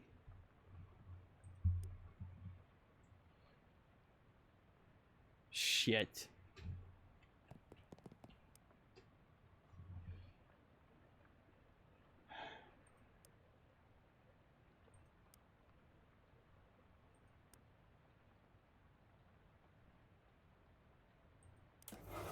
Ah, there we go. Nice. Well, someone's gonna meet some very strange mail. And how? What were those things anyways? And what were they doing down here? Were they trying to start an underwater newspaper? That wouldn't work. The ink would smear. I don't think the ink would even exist, period. Yep, it's that. No.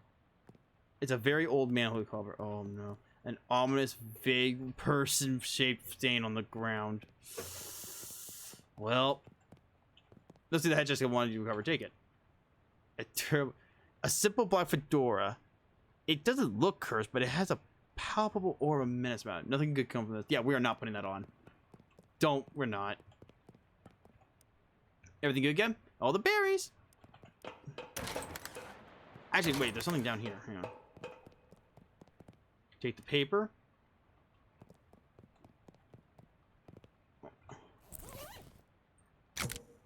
Manifestos, so calling out for the government's oppression of local newspapers and the importance of free press. Is also an amusing but puzzling cartoon about a dog arresting a mouse for throwing a brick at a cat's head, which the cat didn't seem to mind.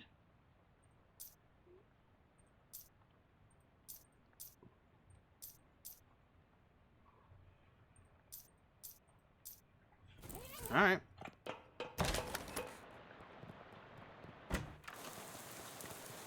Let's get the hell out of here. And hello. Charles Wallace. You must be Charles Wallace. I'm Wes. That I am. Pleased to meet you, Wes. What do you do around here?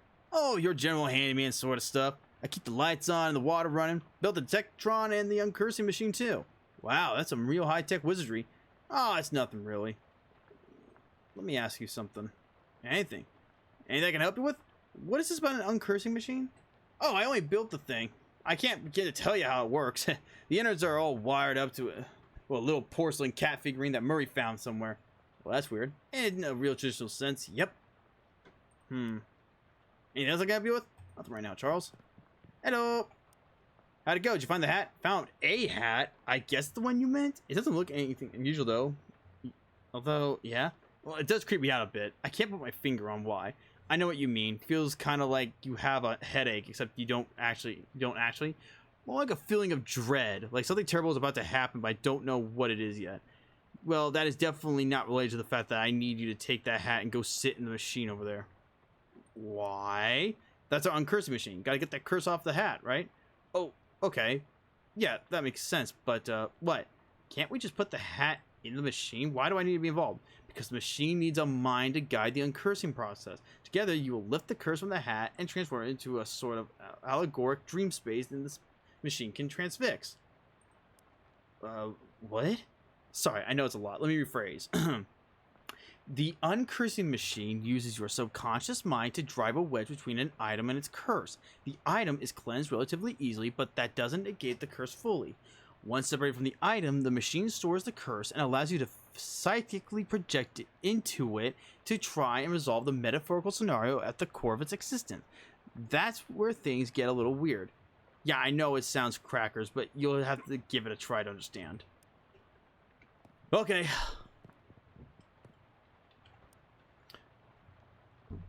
You sit in the chair, which is surprisingly comfortable, and pull the weird metal dome thing down over your head. What would you like to uncurse today? Dude, it's freaking hot right now. God, I need like a milkshake or something. It's so freaking hot.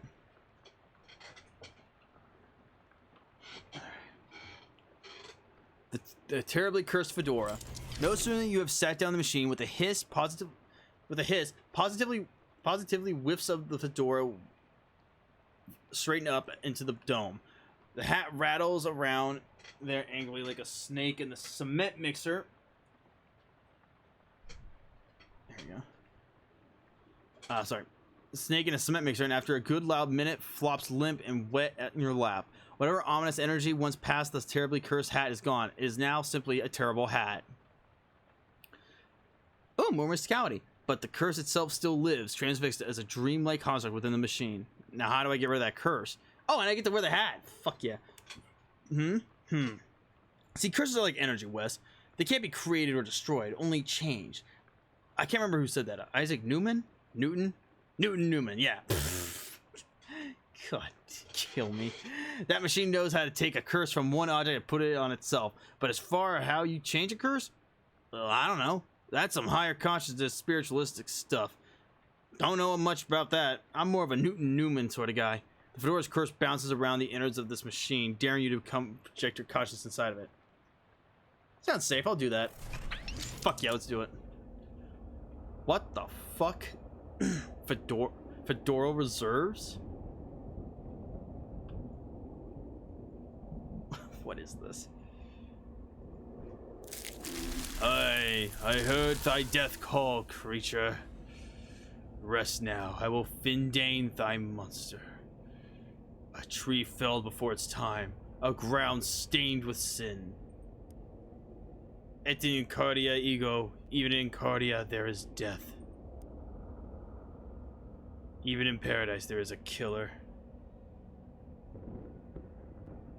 Thou know who I am, and why I'm here. Aye, Cutter, there has been a Mordre. What knowest thou of Mordre? That I did not do the Mordre, and that is all. What mo have thee for me? Only this. I am one of 3 brothers. One of us always tells the truth. One of us always lies, and the third of us does not specken at all, but honks. If I find in thee a liar, there is no thing I could do to save in thee. Aye, Cutter, thou art a servant of the wood. Blessed be her branches. Big power in the wood today, Cutter. Aye, a tree has fallen in the forest, and it had made a sin, but not me a sinner, that I assure thee. Thou claim to be without sin? None of us is without sin, but mine do not run to Mordre. Then whose? Look for my brother. Thy brother speaketh of 3 brothers. One who always lies, one who always tells the truth, and one who does not speak at all. But honks, what specketh thee of this? This is fairy talk. No thing has honkin' in this land since Mother Duck laid the big egg. No honkin' since then? No, sire. Something is rotten in the wood, Cutter.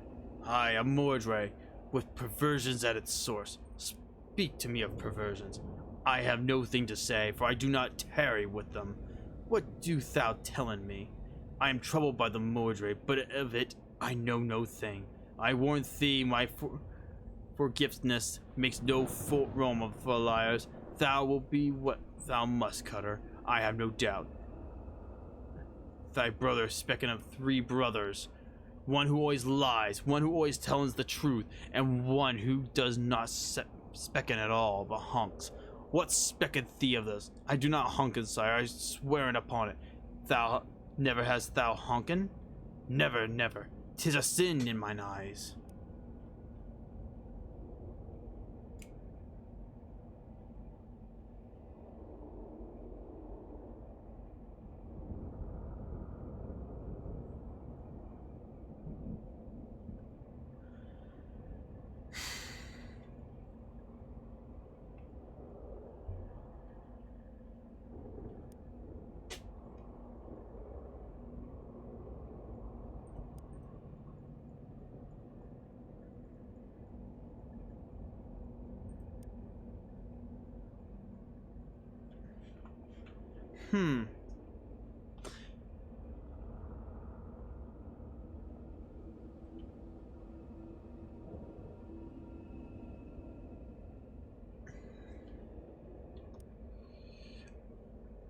I say I did not do the Mordre. I also say I am one of 3 brothers. One of us always tells the truth. One of us always lies, and the third of us does not speak at all but honks. Thou lie about honkin', tree. What say? Thy brother's honkin' not. Thou wouldst lie to the Cutter of the wood? Thou wouldst do Mordre in the woods? Aye, thou hast the right of it. I sought only to distract thee while I making my escape. Goodbye, Cutter. Do not run from me, tree. Thou do not run? Nay, I growen. In 100 years I will hath grown so tall and strong, thine axe will never fall on me. But I will not wait 100 years. Die, Mordrer. Easy. I was like, hey, nice. Big rot in the wood today, Cutter, and... Wait, what? No, that's not you. You don't talk like that. Dark thoughts of trees act as a bloody sap cling to your skin. You shake them off like dreadful cobwebs. Oh, and we upgraded the fedora. You're not sure what just happened, but as you turn over the formerly terribly cursed fedora in your hands, you feel confident the curse which plagued the starchy little felt thing is finally gone for good. You put the hat back on. It nearly sparkles now. Now all you've got to reckon with is whether you're the kind of guy who goes around wearing a fedora. I fucking love it. Nice hat. Fuck yeah.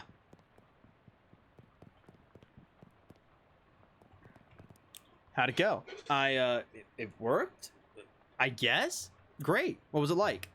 I had some kind of crazy dream. There was a woodcutter. That was me, I guess? And these talking trees, and one of them had sinned. You know what? Never mind. Some kind of crazy dream is plenty for me. Okay, good. Anything to help you with? Nope. Alright. What that? It's a shelf for knickknacks and chokers? What? Speak English, motherfucker. There's an old ragdoll at the top. Must have been left by the previous tenant. Aww. Is it moving? Is it just me or is that motherfucker moving? Got a TV. A television set. You heard of these? Unfortunately, no shows have been invented yet. Fuck. A simple writing desk with no chair, or pens, or paper, or anything. Fine, time to get unpacked and get some sleep. What the hell? You stand by the flames, but it's a total loss. Everything you own has been reduced to ash. Everything? Everything except, bizarrely, the stamp from Murray's letter. You got a nice stamp. The stamp from the letter Murray wrote to you was the only survivor of your luggage, Inferno. It's got a picture of a cute dog on it. Weirdly, it isn't even charred. Well, on the plus side, we still have all my stuff. How did that even happen?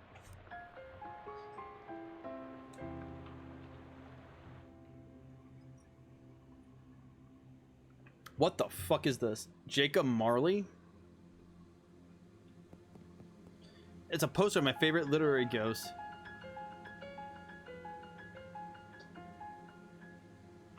The ghost from Christmas. The ghost from Christmas Carol.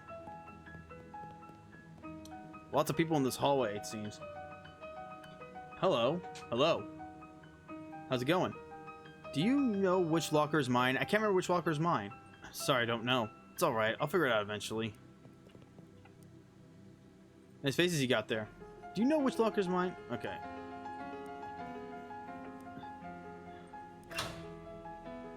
Thriving colony of ants. Peanut butter. A tiny shrine to Babe Ruth. Empty. Cookbooks, but they're all in French. Alright, one side. The sixth locker opens onto the vast, uncaring emptiness of space. You slam it shut quickly so as to not suffocate. I get it. Portal 2. There isn't a seventh one. I said check the seventh. And I said there's only 6 lockers. Check the seventh locker now. Okay, geez. You look into the seventh locker. It's filled with old papers, school papers. They've all got your name on it.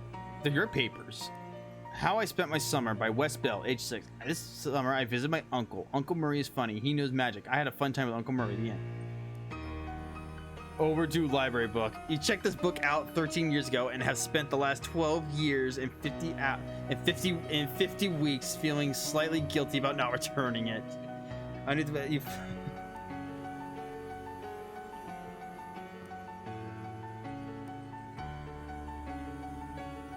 I know which one's yours.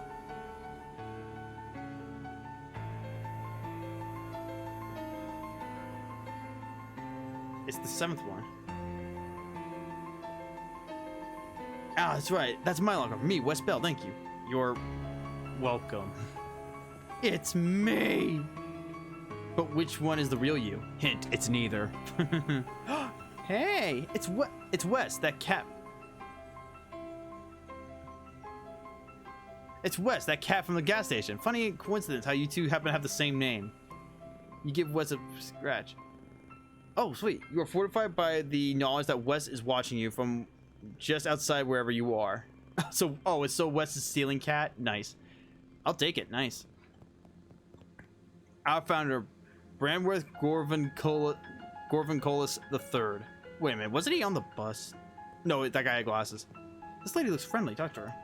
Hello there, you must be... Ah, here we are. Bell. Wes Bell.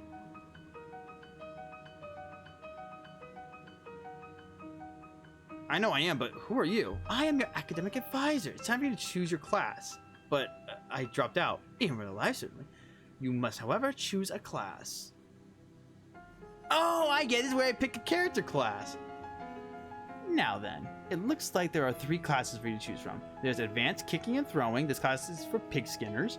Then we have Overview of Curd Conjuring. This class is for Cheese Wizards. And finally, Weird Time Signatures 405. This is for Jazz Agents. Cheese Wizard. As a trained chef magi, cheese wizards use their intellect and mysticality to accomplish their goals. In combat, they wield hard, elemental cheeses to damage their foes, and soft, soothing cheeses to heal themselves and their allies. Love the Pig Skinner. As accomplished athletes, Pig Skinners use their muscle to solve problems. In combat, they prefer the direct application of physical force, punctuated by giving the occasional noogie. And the Jazz Agent? Masters of syncopation and improvisations, Jazz Agents use their rhythm and moxie to move through the world in style. In combat, they attack with subtlety, weakening their enemies and stacking the odds in their favor over time. Cheese Wizard. You're a cheese wizard, Wes. Brilliant. Now then, there's just the minor matter of your minor. It looks like you've already completed it, but it doesn't say what you studied. Oh.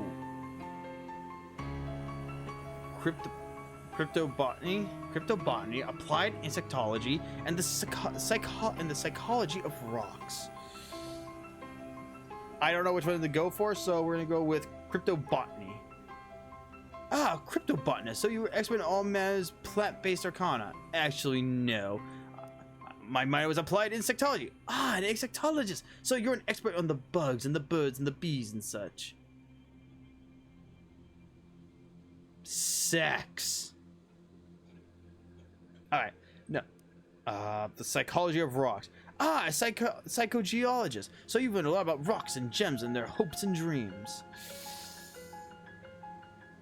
You know what? Honestly, yeah. Gather crafting ingredients from insects. Well, with that, I believe we're done. Feel free to wake up and go about your day. How would I go about doing that? She smiles and points at the door on the right side of the screen. I mean, the right side of the dream. Just through the door. Thank you.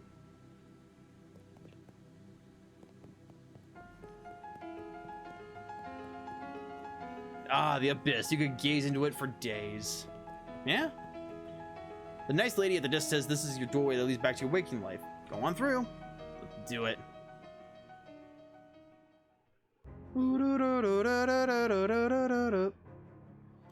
Wakey, time for school. You wake up feeling surprisingly refreshed. These adventures leave you none the worse for wear. Your effects reset each day. Dick, balls, cock, and ass. You know what the nice thing about this here is? This is literally a speedrun clock. It literally is. Like, there's no, like, you don't even need live split. You can literally just have that, and that will be good enough for a speedrun. Morning, Wes. How'd you sleep? Wait, why are you still wearing those wet clothes? All my other clothes burned up in a freak luggage fire. Oh, geez. Oh, jeez. That's weird and unfortunate. You seem less surprised by it than I would expect. We kind of gotten accustomed to weird and unfortunate stuff happening around here. You could pick out some clothes from the shop out front if you don't mind looking for someone's dusty old grandpa. I'll be alright. Thanks anyways. Well, once you've got the sleep out of your eyes, I've got another mission for you. Another curse thing? Yeah, I've had my eye on it for a while, but it keeps moving around. Mostly the readings put it at the local speakeasy at the back of an alley at the other end of the block. The artifact isn't there right now, but that's where I'd start looking. Maybe you could pick up on some clues? Okay, what am I looking for? It appears to be a watch of some kind. A pocket watch or maybe a wristwatch? I can't be certain. A watch of the speakeasy in the alley. Got it. Anything else? You'll need the password for the speakeasy. It's Fiddlesticks. Also, let me give you this to-do list. It's enchanted to always show you whatever's written on the chalkboard here. Pretty neat trick. Here's some meat for the expenses too. The army surplus next door should have anything you need in case the inks get rough. That's ominous, but thanks. Hey, good to see you up. We've had quite a morning already. See the bookshelf over there? Just bought it. It's a real rare find, Wes. Came from a 17th century cargo ship, the Muskflower. Wow, that's quite a provenance for a bookshelf. Yeah, it was the ship's wheel. Captain brought this Muskflower out of dock, couldn't steer, drove into a starfish. Sank, the whole thing sank instantly. Anyways, anything I can help you with?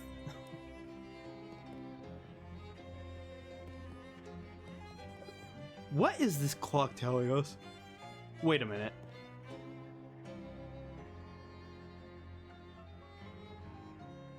Maybe this? I don't know. Chapter 1. Welcome to Ocean City. I have no idea how long this game is, and we're going to be playing this all weekend.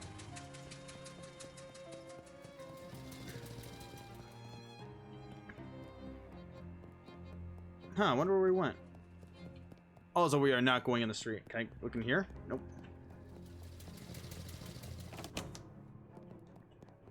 Gabby Grids gives you a thumbs up. How you holding up, Gabby? All is keen, it's a peach. Oh, you're a flapper. Okay, so it's just gonna keep doing that. Dozens of nearly identical books about nearly identical rifles. Oh yeah, don't I have 5 Mysticality? I do. Which means I could read this. The story is pretty boring, but it contains some very technical, complex descriptions of advanced shooting techniques. Study them. You commit the techniques into memory and then practice them by shooting the book to pieces with the nearest convenient handgun. Okay. Way to go, Chief. Examine. Curious, the postmark says 18 April 1906, even though Jessica said she mailed the letter only a couple weeks ago. You didn't feel like reading it when you were in grade school, and you don't feel like reading it now. Okay, okay. Huh.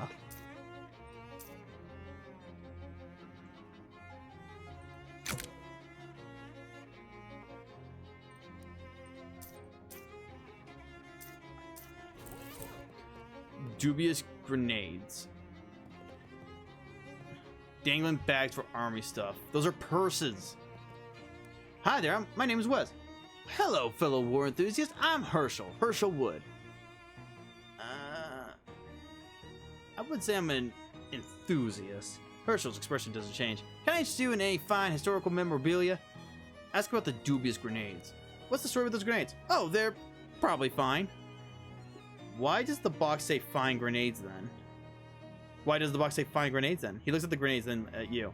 Say, how would you like to do some field research? Sure, why not? He hands you a bunch of grenades. You got a dubious Cola Wars grenade. Just try them out next time you get in a fight. And when you're all done, come back and let me know how it went. Okay. A standard issue blue cola grenade of questionable integrity. Let's see what's for sale. What do we got? Gas mask, which is okay, stench. Don't care. Physical armor. Bad for you, despite what the radio advertisements say. What? Cigarettes? Yeah, no shit. What's with the star? Can you believe they used to issue cigarettes to soldiers, and that they still do, and probably will for like 50 more years? Facts. Dented bugle. It's like they say, a broken bugle still plays revealed twice a day. Expired seltzer. Puts out everyone on your side of the combat who is on fire. What the fuck does this do? Alright.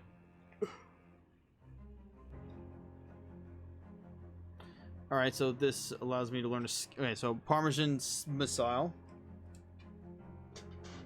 Government issues sardines. Ah, okay. The expiry date on these has been scraped off, probably because it's so far in the future that people would be too distracted by the idea of flying cars to actually eat the sardines. What? Sardines are actually good. I actually had canned sardines. They're actually pretty good. Trench Spork deals your mysticality +2 damage.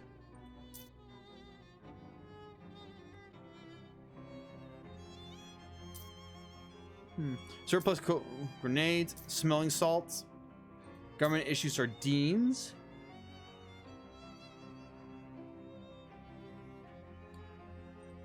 Fuck it, I'll buy it. Why not?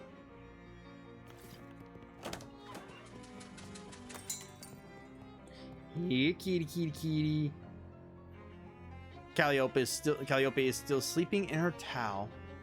You open the can of sardines. Calliope immediately wakes up and devours the entire can, then purrs as she licks the remaining oil from your fingers. Looks like you made a new friend. New cat unlocked. You can now pet Calliope to receive a boon. Pet her now. Only one cat. Wait, hold on. Yo, keep my current boon. Sorry, but I need that. But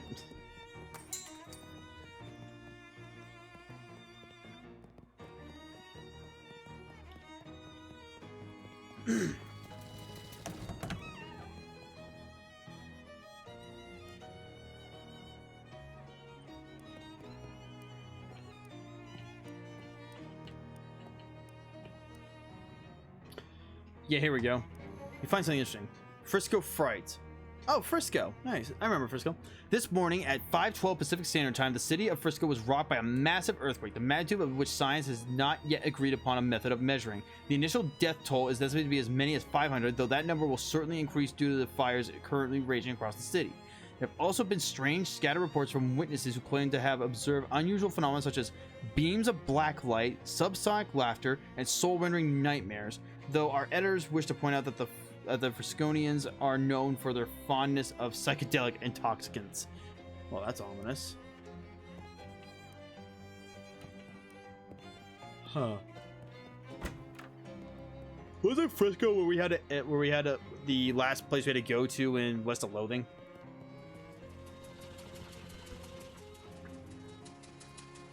In the daytime, it's clear this bank has been closed for some time. The door on the bank is fastened with 3 locks. What is the maximum possible level? That is the maximum possible level of security. What about 4 locks?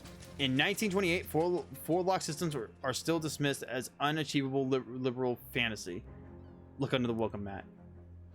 Not even a bad idea. But if you're going to lift the welcome mat, you need to know what you're looking for first. Do I? How much stuff can be under a welcome mat? Just a key from the bank's front door, as it turns out. The security at this place is inconsistent. Nice. Use the key. The door's locks on monstrous mugs of Great Hound Cerberus, 3-headed guardian of the underworld's banking sector. Each of the 3 heads has a name: Phylax, Methapon, and Sneaky Pete, and a keyhole deep in its maw.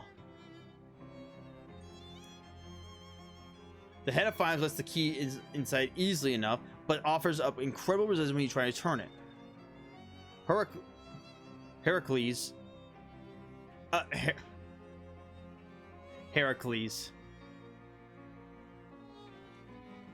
I get it. So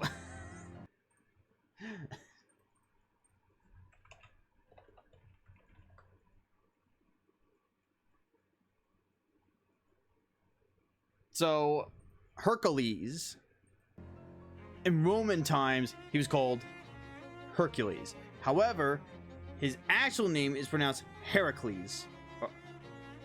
Actually, it's not even Hercules, it's Hercules. But his actual name is Heracles. The head. Okay. Let's try Methapon. The key fits in the hole, alright, but it's a labyrinth in the cylinder. You turn and hear click after click, but nothing results. Sneaky Pete. That's strange. The key turns over and over in the lock, but nothing happens. Something sneaky about all this, Pete. Oh, something sneaky about this Pete, all right. All right, so we can't go in the bank yet. Good to know. Ah, here we go.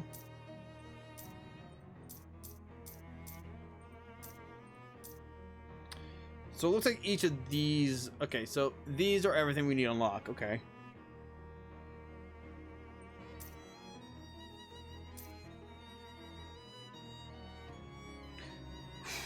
That would be really helpful. Gorgonzola's Guile would be really helpful if we can get additional XP.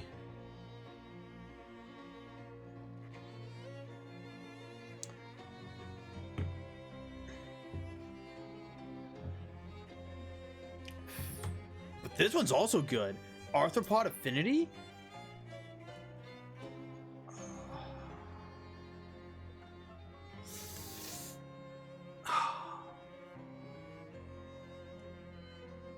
Swiss Cunning, nice. Blue Brilliance, nice. Subcutaneous Gouda. Fingers of Fontina.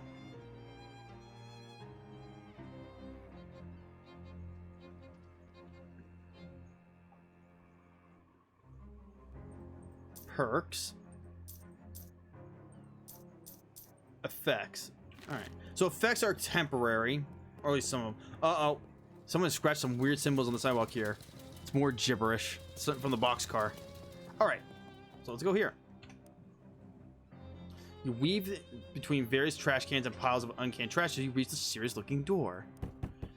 A little panel slides open near the top of the door. And narrowed eyes regarding through it. Password, Walt sent me. Fiddlesticks. Okay, come on in. But you better not be a pro-y. I'm not. Scout's honor. Fuck yeah!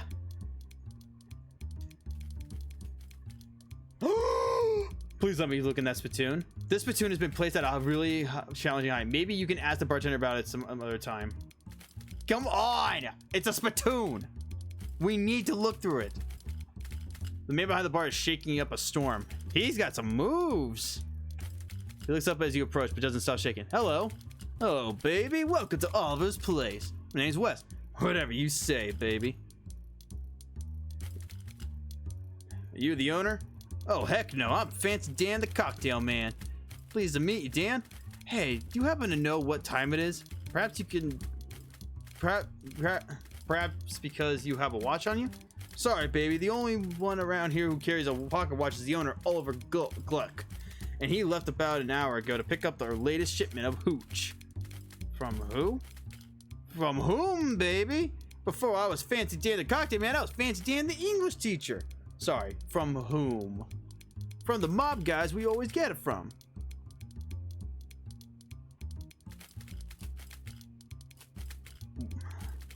When's is the hooching coming? Fancy Dan smiles. The old refrigerator factory. I see. How do I get up there? Dan grabs a cocktail napkin and hands it to you. Thanks. Oh, raw napkin. Here. He takes that napkin back and grabs a different one with a couple of icons scrawled on it. Mapkin. Thanks. As he points at one of the icons. We're here behind Murray's store on Plunkett Street, so if you go out of the alley and then head straight for the edge of the napkin, you can't miss the factory. You now have a map of the area. You can open it by clicking the map icon on the top right or by hitting M. Thanks, Dan. Don't mention it, baby. Want a drink for the road? First one's on the house. Hell yeah. What do you have to drink around here? Beer. I'll have a beer then. Excellent choice. Keep things simple. Bottoms up. You've been fortified resolved with a pint of beer. Plus 5 max HP. Not bad.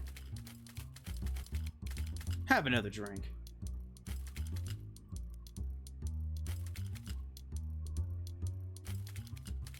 Okay, that's good enough.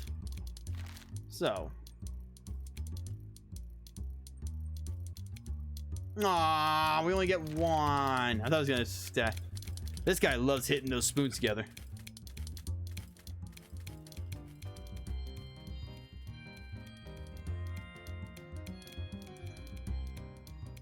These people are obviously on a first date and you shouldn't bother them. This lady is making ethereal music with spirit-filled glasses. Nice. Is that what I think it is? It's weirdly responsible for this illegal poison dispensary to have a first aid kit. See what's in here. We got gauze pad.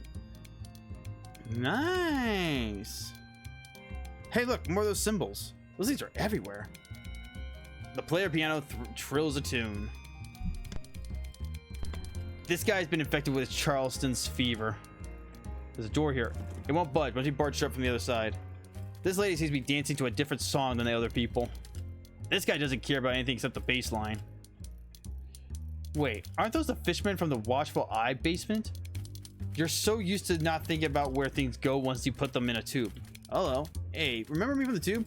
Beat it, bud. We're off the clock. I didn't realize you could talk. I could talk about anything you like. Dickens, Flaubert, the Bronx. What can you tell me about the Dickens? I think his books are too long. Charles Dickens. What can you tell me about Flaubert? I think his books are too long. What can you tell me about Brontes? I think their books are too long. What books are the right length? None. Okay, that was helpful. Enjoy your drinks. Is that a potato head? Don't bother him. He's bouncing. Oh, it's a bouncer. Milky-eyed sot. Turns his head towards you with smiles. Buy him a drink. After a few moments and a few steps, he clears his throat and speaks. They try, but they never dam up the flow. I see. I think I see. The lake is deep enough to drown dreams, but not the sins of the grandfather. Alright. I'll let the guy I was leaving be. Anyway, I'll be right back. I gotta go to the bathroom, so I'll be right back.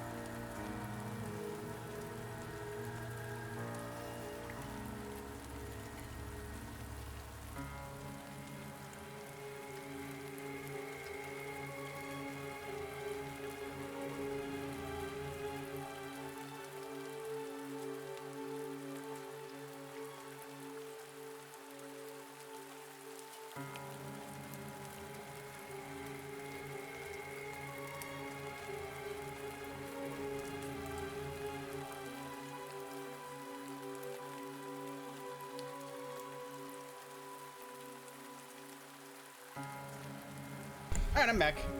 Oh, I feel a lot better now. Alright. Back to the game.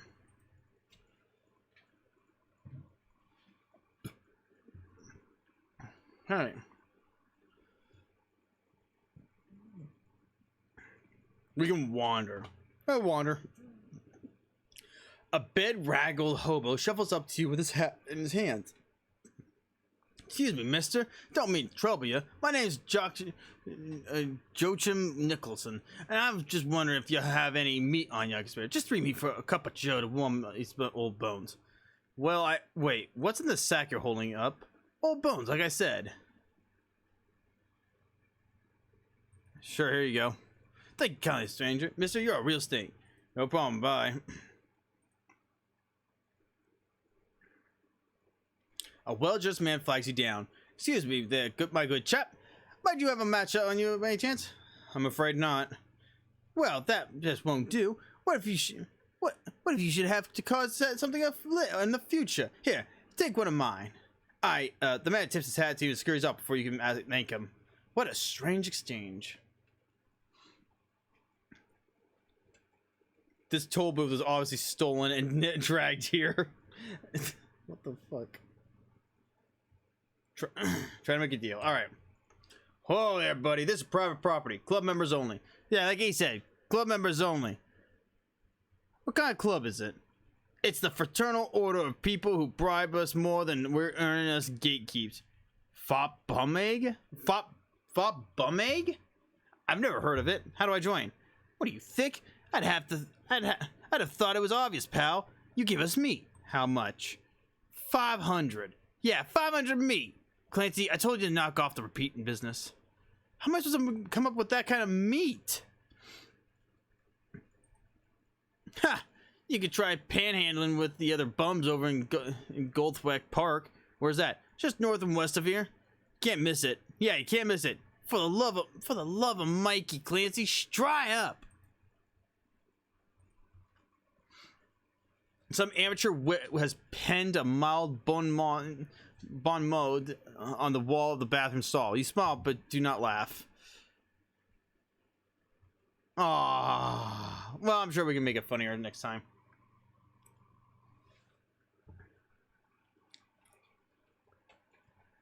The park groundskeeper is inspecting a clipboard with the panicked paralysis of someone who has so much work to do he can't do any of it.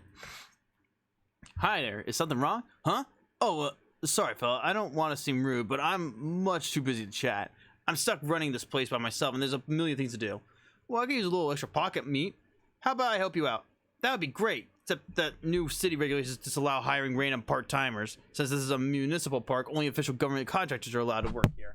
What the fuck just happened?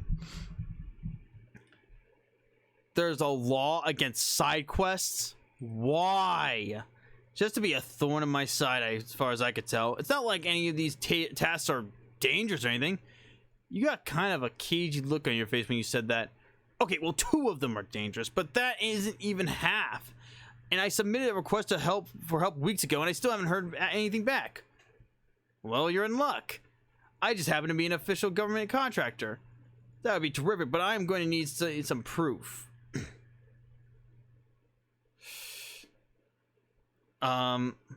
You wave your hand in front of the guys here. You believe that I am an official government contractor. Well, you do have the official government contractor wave down, Pat. That's good enough for me. Great, what do you need for me to do? Well, it depends. What kind of contractor are you? Let's do... I'm a plumber. Well, that's plumb convenient.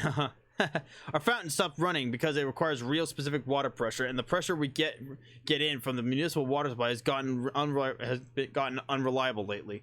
So I need someone to go down and adjust it. I'll unlock the manhole for you. The groundskeeper unlocks the maintenance shed behind him. Can't promise there's anything you'll need in here, but feel free to borrow whatever strikes your fancy. Okay, that sounds easy enough. Fuck yeah, let's go. Park maintenance logs. They wouldn't be interesting even if you weren't just pretending to work here. It's a shelf full of various herbicides and weed-killing chemicals. A shelf laden with miscellaneous junk. Junk mail. Junk mail is new technology that allows trash to be distributed to everyone so that they can all share the effort of throwing it away. And a match, a reliable, if expendable, source of very small amount of fire. A plate of homemade cookies. Cookie. Okay. Check the locker. Maintenance overalls. +3 to max HP.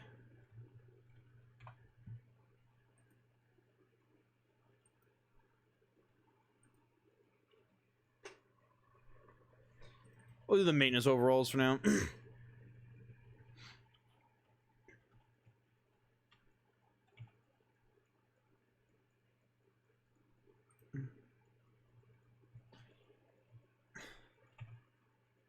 I'm a statue polisher, I guess? Oh, thank God. I sure wasn't looking forward to doing that job. I think the birds must have eaten leftovers from the old Snackle Cakes factory. It's horrible. Here's a rag. A statue weapon rag. It's one of Joplin's less popular works. Great. I need stench armor.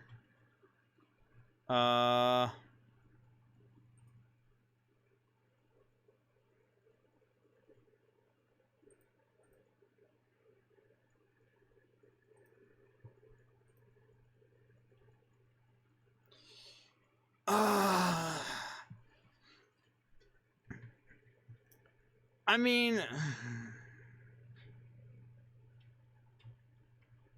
you know, I'm never gonna. You know what the thing is about me? I'm never actually gonna use this crap. So fuck it. We're gonna do that. Hang on. I'm gonna use it. Apply.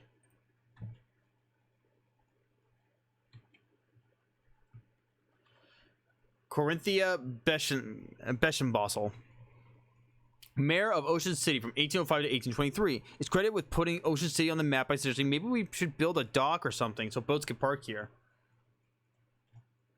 Here we go. Now you can see a good look at it. It's a statue of Cola War soldier. War always doesn't change. May the forces of the Red continue to dominate and refresh forevermore. Dedicated to the 1919 National Cola Association.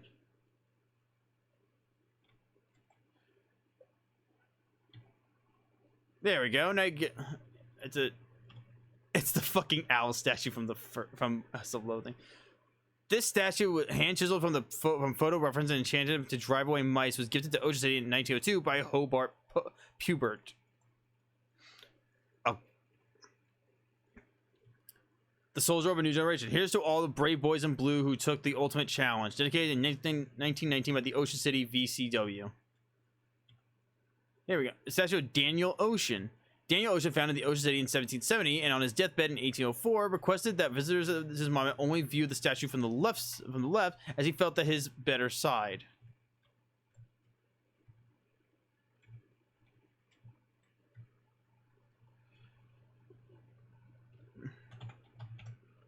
I got those nasty statues clean. Thanks for that amazing opportunity. No need to thank me. I was happy to provide an opportunity to a working stiff. Here's your official city payment. Anything else need done? Well, that depends. What kind of contractor are you? I'm a landscaper. Perfect. Our carnivorous plant exhibition in the botanical gardens has gone out of control. Huh? When you say out of control, as in this is less of a job for pruning shears and more for a baseball bat with nails in it. Right up my alley. Exterminator. Oh, great. We got some real trouble with our Lepidopterium. Lepidopteritorium, your butterfly zoo. A bunch of horrible monsters gone in, and I'm afraid they're going to hurt the butterflies. Some of them are rare and expensive. Can you describe these monsters? Nope. I am very deliberately did not get a close look at them. That sounds awful, but all right. I'm a security guard. A security guard? That's awfully humble for a police officer. What? I mean, since the municipal police force was entirely replaced with contractors, you might as well call yourself a cop, right? All the rest of them do. Anyway, that's neither here nor there. There's a hobo that's been hanging out by the park fountain. I'd like you to move him along. Is he causing trouble? No, not as such. Everyone likes him, but busking in the park is against city ordinance, and rules are rules, you know. Well, all right.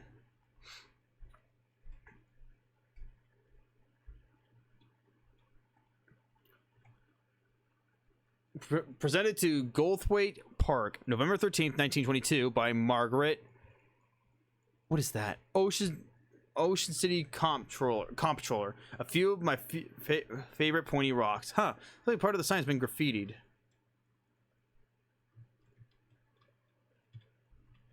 Interesting. You guys in botanical gardens and find it overrun by dangerous looking weeds. Yikes. There's a really sharp stalk of it that you could probably take if you were careful. Grab it. Ooh. Alright. A sword leaf sword. Northern palm tree. Do not punch. Don't tell me what to do. I fucking died. Ouch. A nervous looking teen mans the tea counter. Barrel cactus. No, beer removed due to prohibition. Fuck you. Drink plants while looking at plants. Nah, there's no need for that. These plants do not look like they belong here.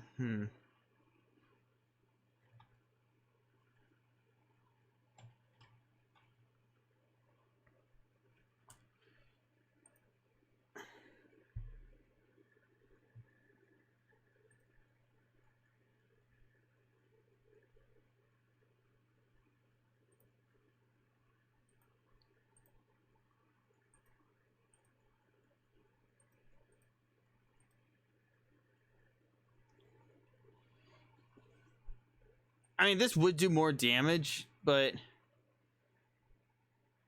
I'm curious. I kind of want to try this.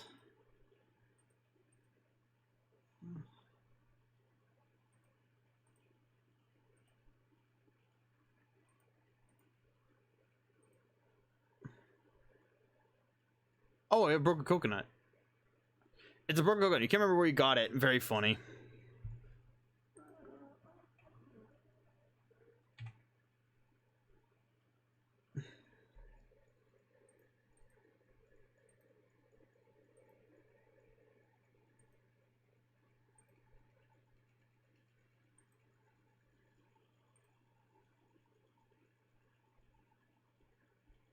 They do a lot. So all of them are intending to hit my turtle.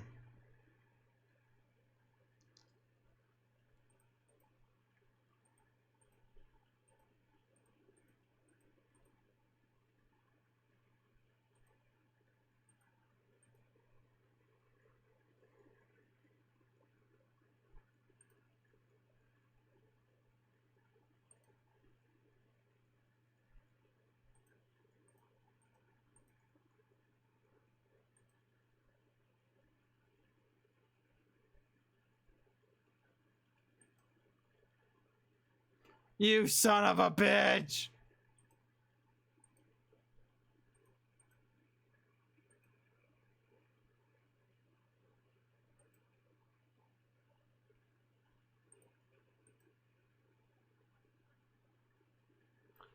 Good lord. No! My turtle.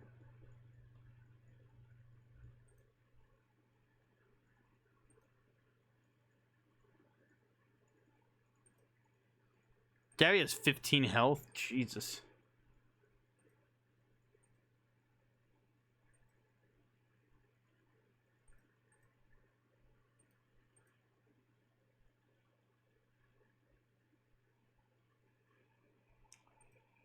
Okay, so they're both planning on reducing our party stats. Cool.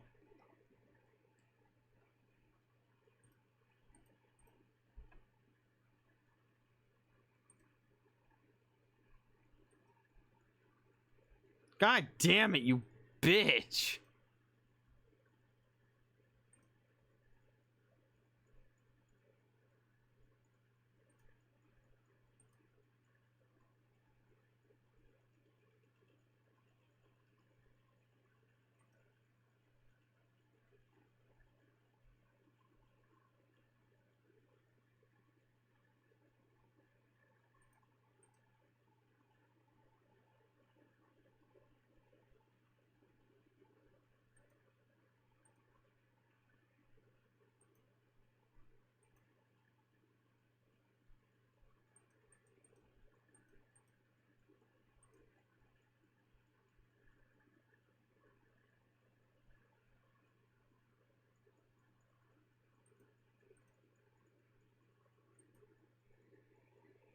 Damn it.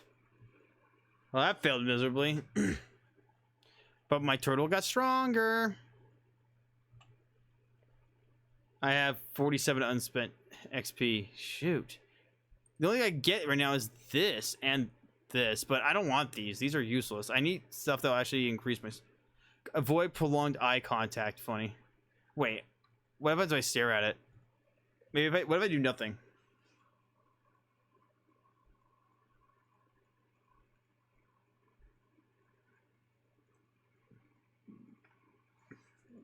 Alright, nothing. Wait, Joshua Tree. Named for its discoverer, David E. Tree. Wetlands Nasty Bramble. Donated by a patron with no regard for the safety of the staff. Highland Bone Brush. We are beginning to believe that this specimen was donated as a joke. Really? Extremely relaxed teen mans the tea counter. I'm good, thank you.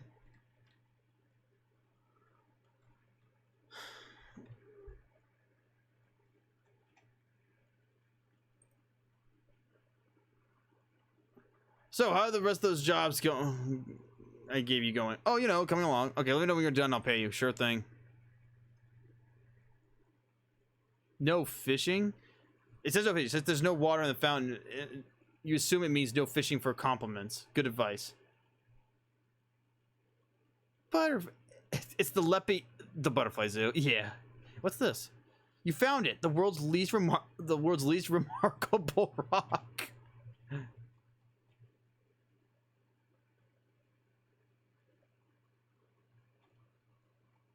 Interesting. Cockroaches.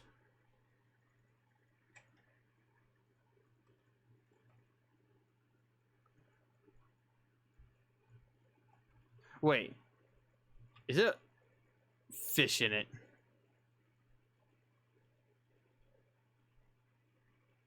Got nasty goo.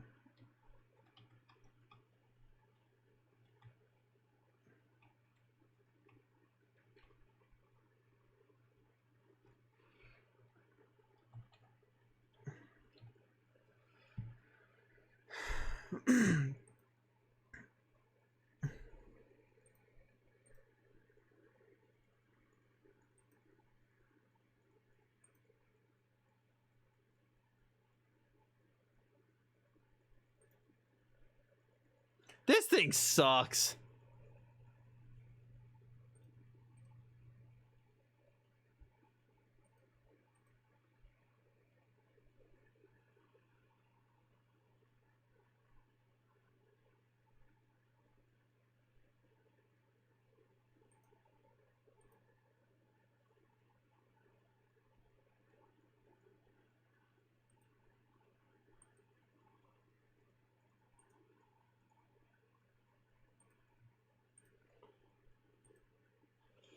Work.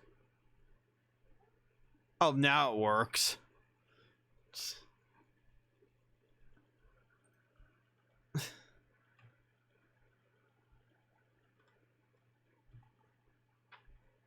Jesus Christ.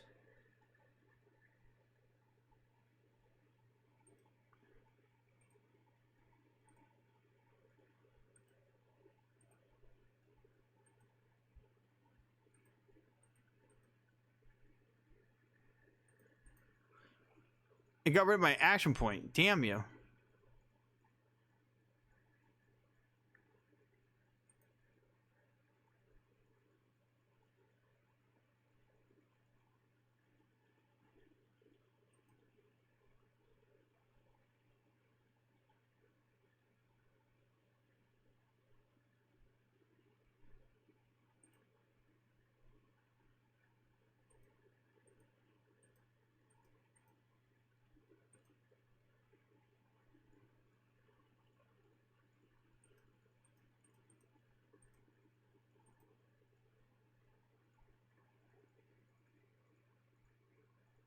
Leave my turtle alone.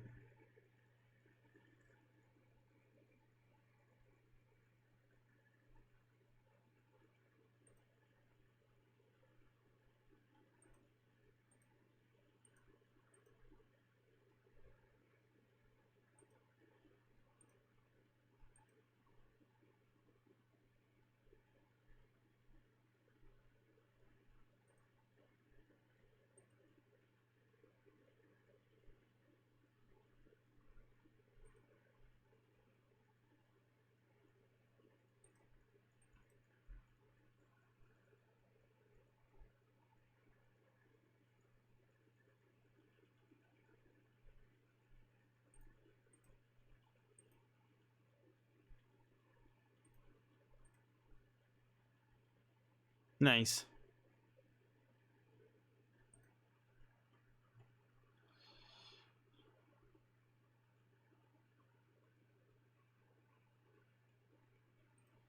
We might actually get this one first. I mean, we're at 62, so slowly getting there.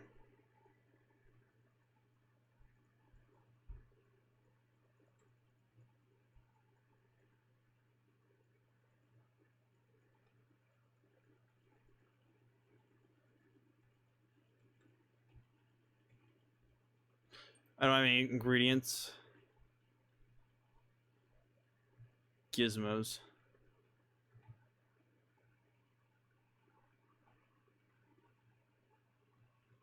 Hey, mister, can you spare a little meat? Sure. Here you go. Hey, I need you to lead this part. You what? Yeah, sorry, but the caretaker says you gotta go. There's a city ordinance against busking here, he says. Huh. Finally, that only starts getting enforced after I stop giving that bozo a cut. Of course, you and I both know only the police can actually run me out of here, and you ain't no flatfoot. This is true. I need Bewitch.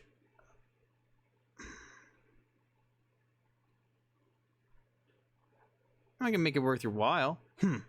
Well, pal, if you want me to take the B flat elsewhere, I'll need half a C note from you. Too rich for my blood.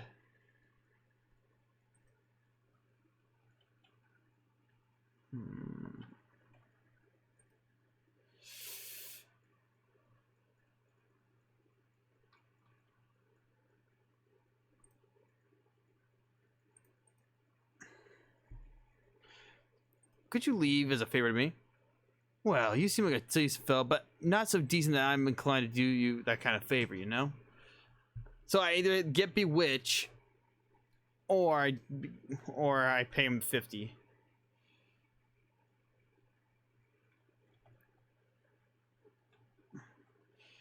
Gauge rate is 57 gallon.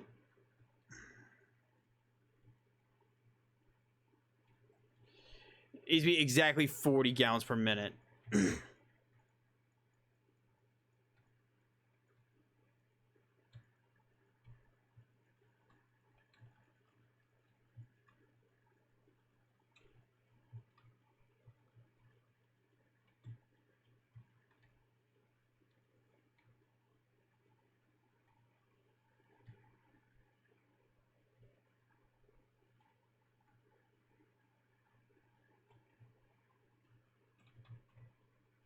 Nailed it.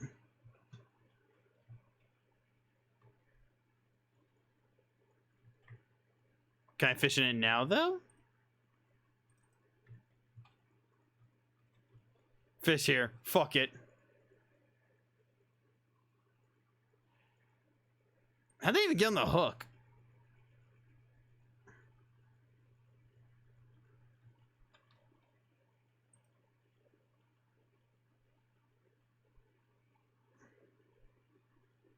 Alright, nice.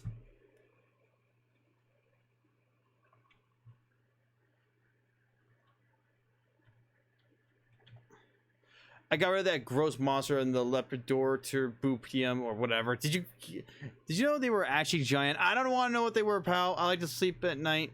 Here's your official payment. And I fixed your fountain. It's running nice and smooth now.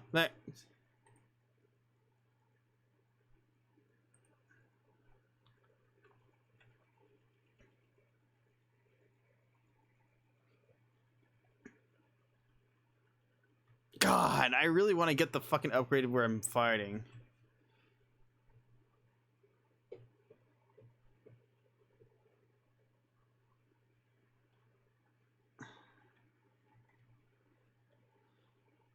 I could sell some crap, but I need the meat. Shoot.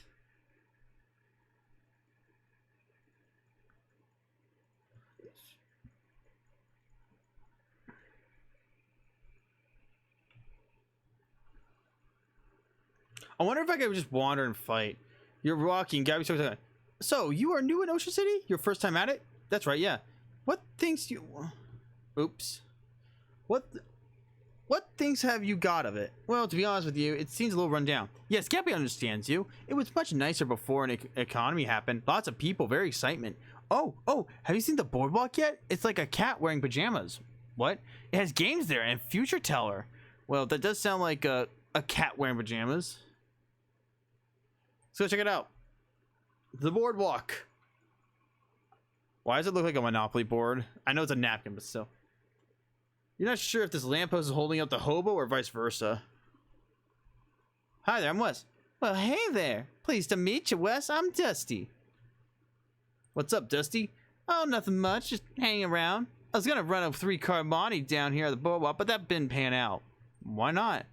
Well, there's a fellow already running a game down that way, and I prefer not to step on his toes. Just a matter of professional courtesy, you see?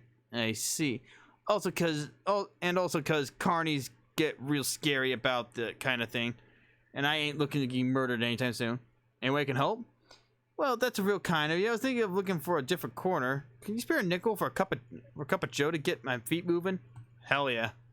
Thanks, pal. You're a real good egg. She gives you a jaunty wave and wanders off. All right then. Fortune teller tent. Tony Fiasco hat photographer. As you enter the photographer, who is busily adjusting a complicated-looking camera on a tripod, gestures to a nearby wastebasket without looking around. If it's more bills, there's my inbox. Hello? Oh, you ain't the chumpin' Jehoshaphat. Baby, where have you been all my life? Excuse me? That face! That's exactly the face I've been looking for. It's perfect.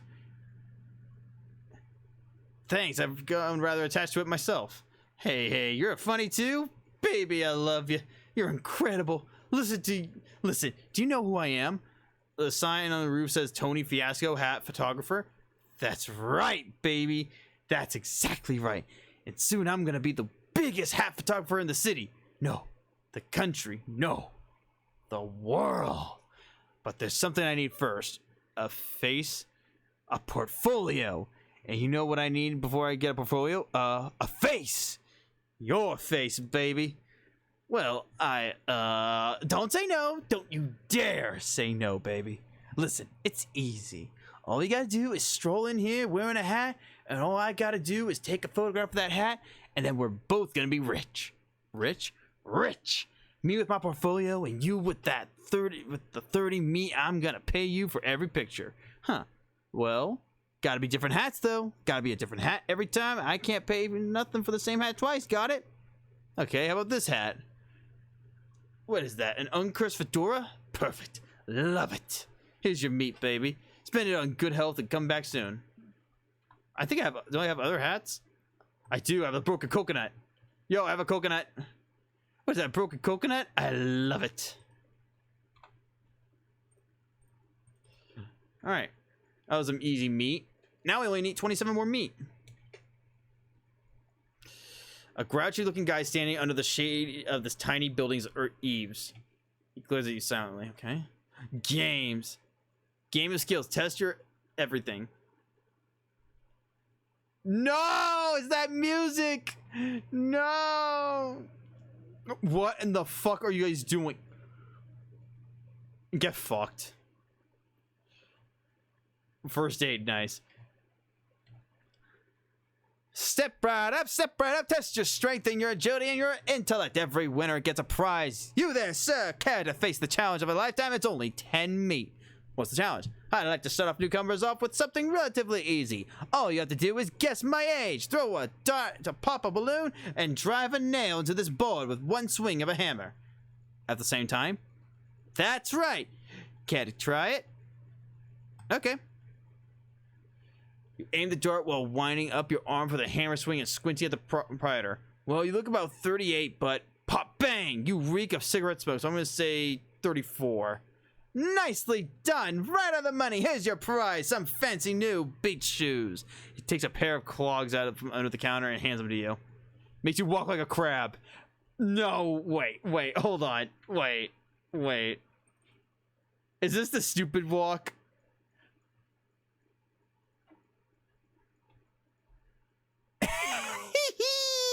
Yay!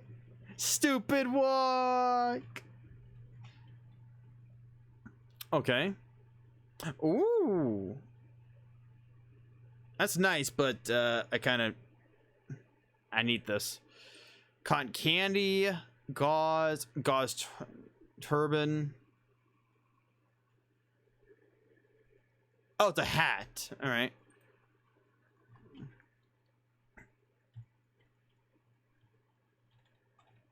I can't go on the thing. It's a long pier, but you don't want to take an even longer walk of it. Fish? Are we actually fishing the buoy? A fish in a sack? This is a bag of all the terrible fish you've caught. It's pungent. Oh, wait. You find an empty bag nearby that can be used to hold any fish you manage to reel in. Nice. You caught a saucy wibbler. You toss it in your fish sack. Continue fishing. You caught a Willison's grumman. You toss it in this fish sack. Looks like you... Wow, a ring. Looks like it got dropped in there ages ago. You got a crusty ring.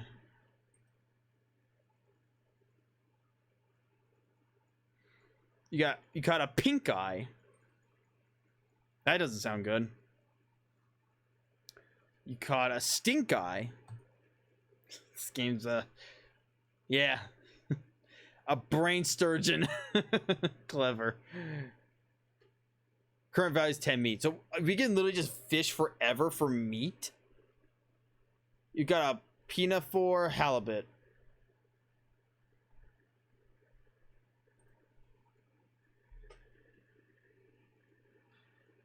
A whistling curmudgeon.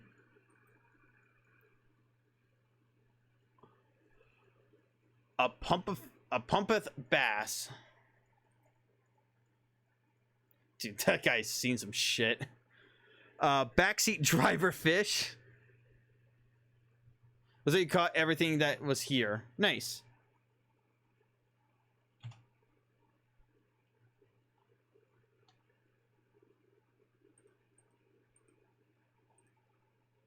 Just sell it.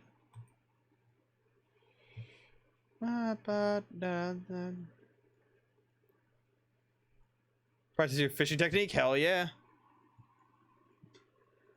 Nice shot. Alright.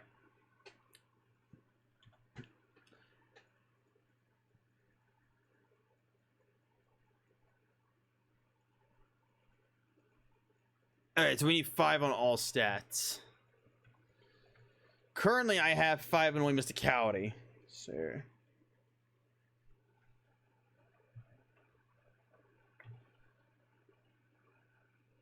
Complain about the price.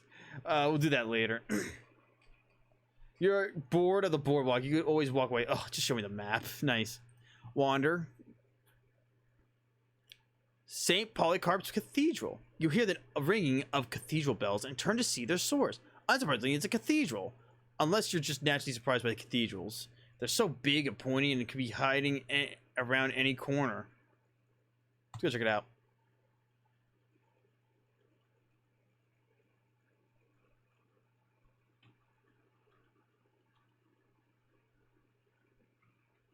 Ding, ding, ding. Mary had a little lamb. Mary had a little lamb. More of those carving, more of those things again.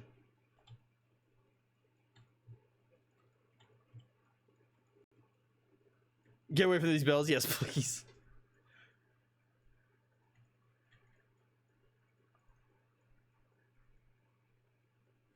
Oh, what's that? It's a hymnal on the back of this pew.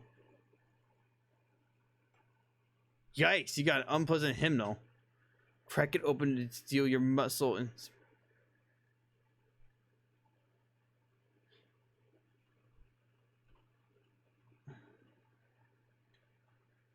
You can fish in the holy water?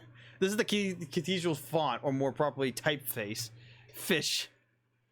Dude, that's gonna piss people off. You got a handful of holy water, which deals a lot of damage to evil enemies.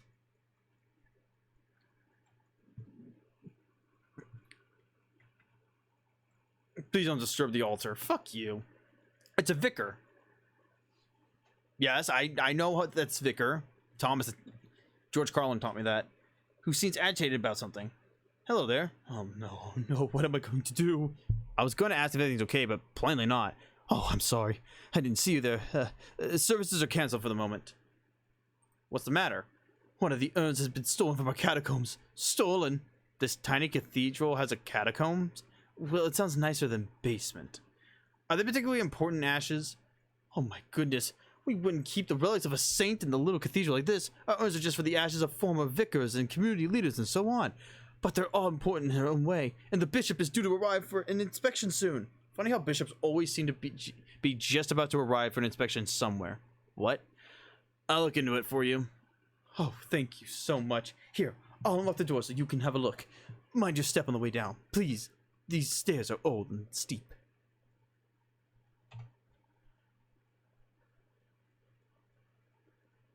Spare urns, real. Fancy pedestal for an old urn. Old urn. There's one candle left unlit. Okay. There's a patch of tomb moss growing on the wall here, and I can't collect it.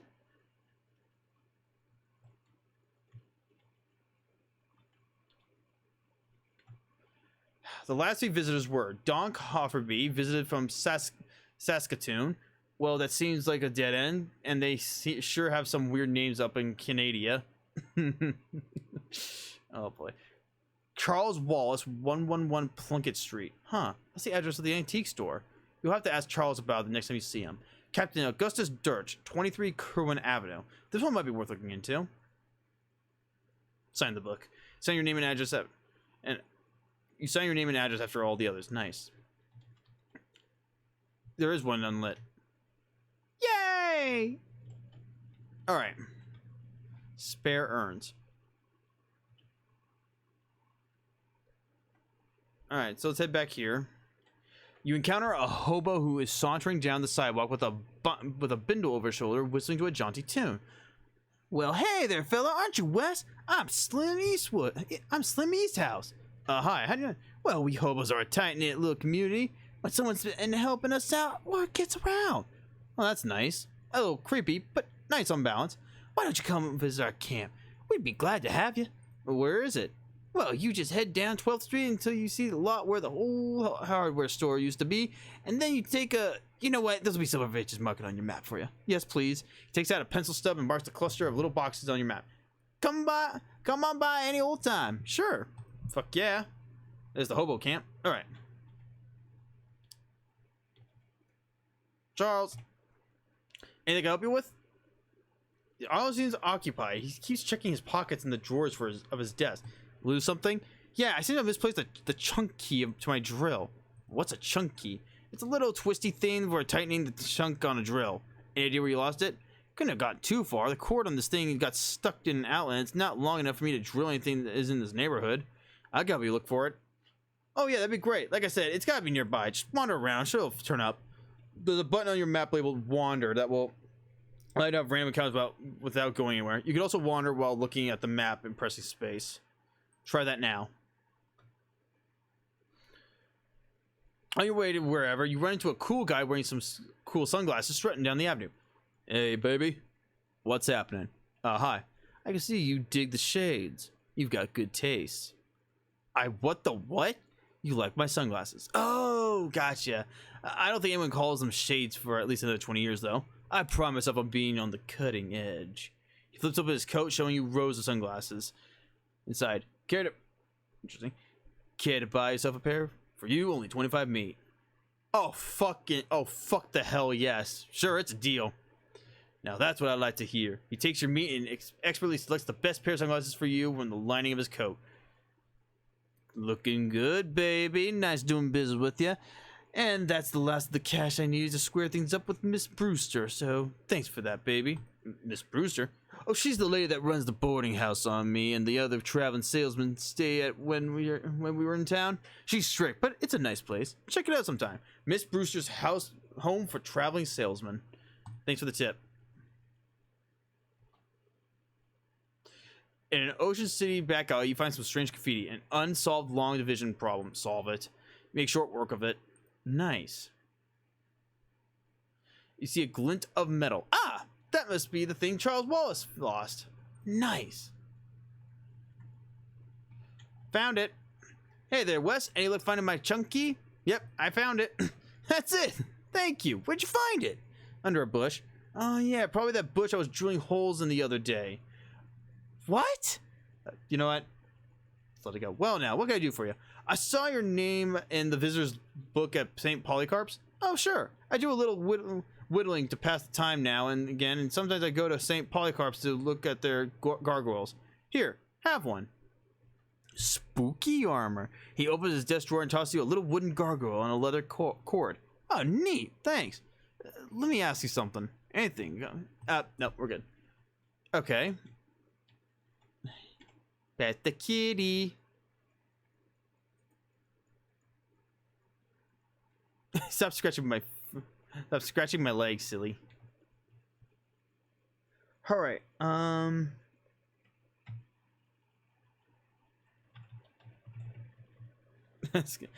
Yeah, that's not gonna get annoying.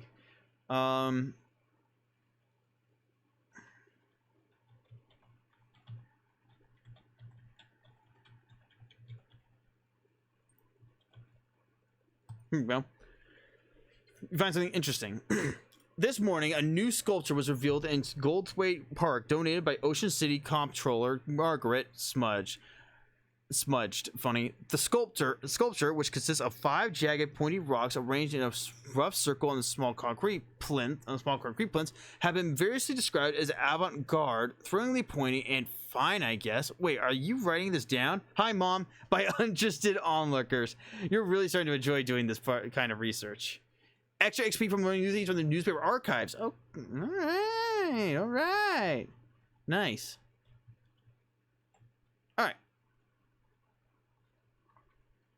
So, how much meat we got? 450. So,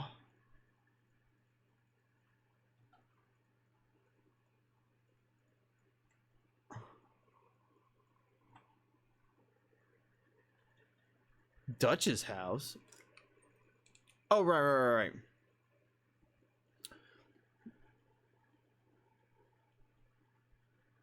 Expired seltzer. Okay. You hear a wet, burbling noise coming from an alley and cautiously peer around the corner. 2 more of those weird fish-headed guys are rooting around through the trash can.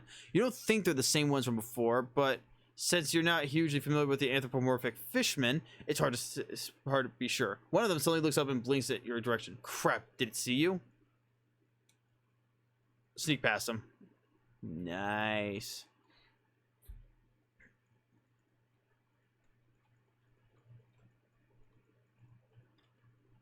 This rock is steaming. Why do all these rocks in this yard creepy glyphs paint on them? Weird. Okay. Jot that down. How much? Man. We're getting closer to this one. We are. Like, we're at 97. Knock. Huh? What? What was it?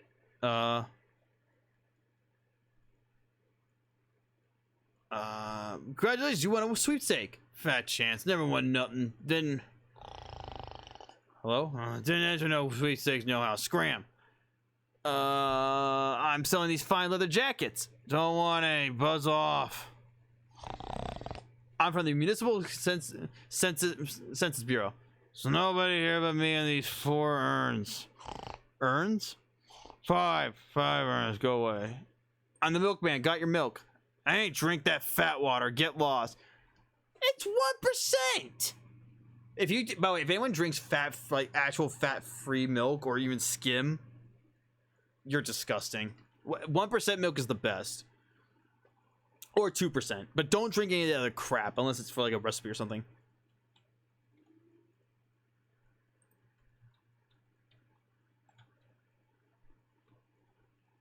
Huh.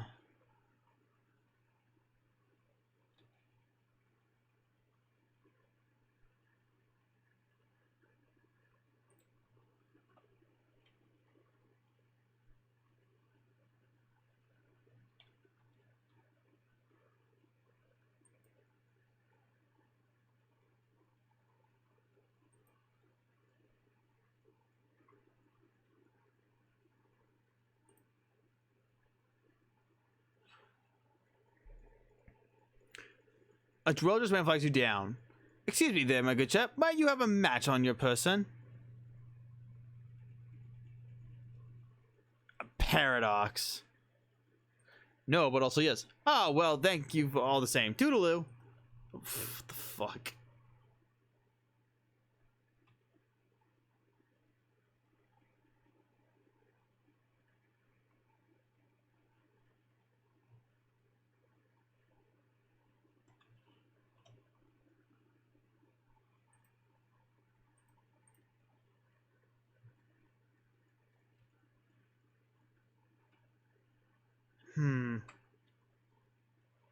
Let's try the hobo camp. A young man wearing a flour-dusted apron swaggers up to you with a loaf of French bread on his shoulder and an arrogant sneer on his face. Hey man, this is Doughboy Territory. If you want to walk down the street, you gotta pay the toll. What's the toll? 5 meat. That's all? I guess you really don't need the dough at all. Alright, now make it 10. Oh, come on! Fuck you.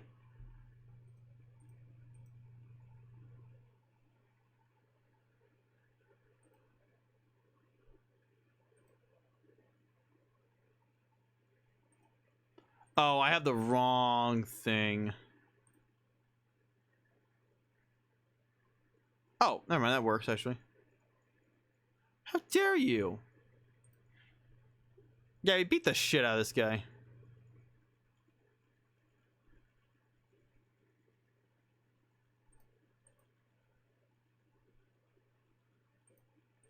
I gotta get rid of this weapon. This is not what I want to use. Got him. And I got a freshly baked roll. But it's food. Oh, and the turtle grew stronger. Yay!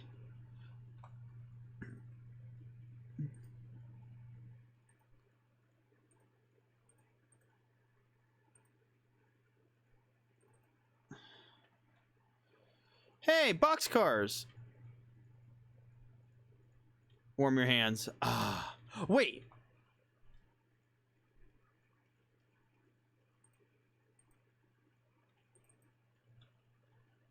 Ah, I tried.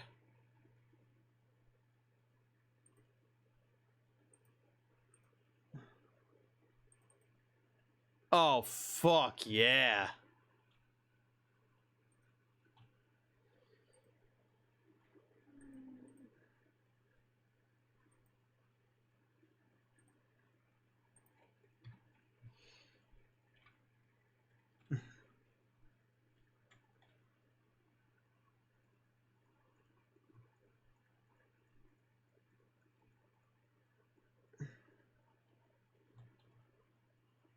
All right. It's Howie the Hobo. You met the boxcar last night. Hey there, Howie. How's it going? Well, hey, if it isn't Wes, nice to see you again. Looks like that rumor you heard about a hobo camp turned out to be on the level. Oh, sure. The old hobo code is pretty trustworthy as a general rule. You're pretty good on that harmonica, Howie. Thanks. Want to know my secret? Sure. I have only one hobby and all the time in the world to practice it. That's actually pretty funny.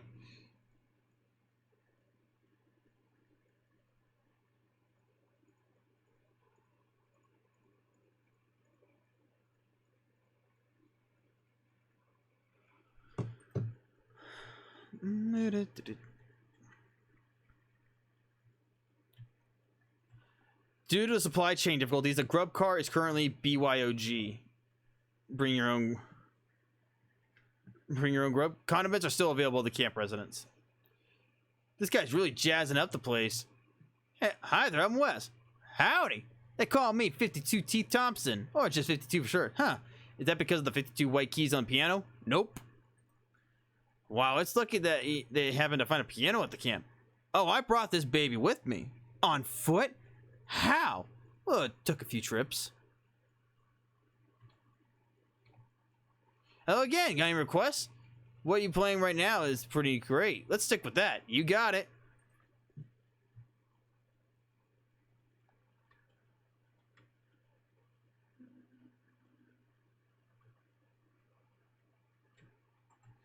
It's the hobo lady you met at the boardwalk order. She gives you a smile and a thumbs up. Hey there, hi there, Dusty, right? That's me. And your name was West? Got it in one. Great. How you keeping, friend? Oh, no complaints that would make any sense to describe. How you liking the camp? It's real nice. Everyone's real personable, even if most of them are a bit quirky. I'm thinking of getting a poker game together, if I could find anyone with a full deck.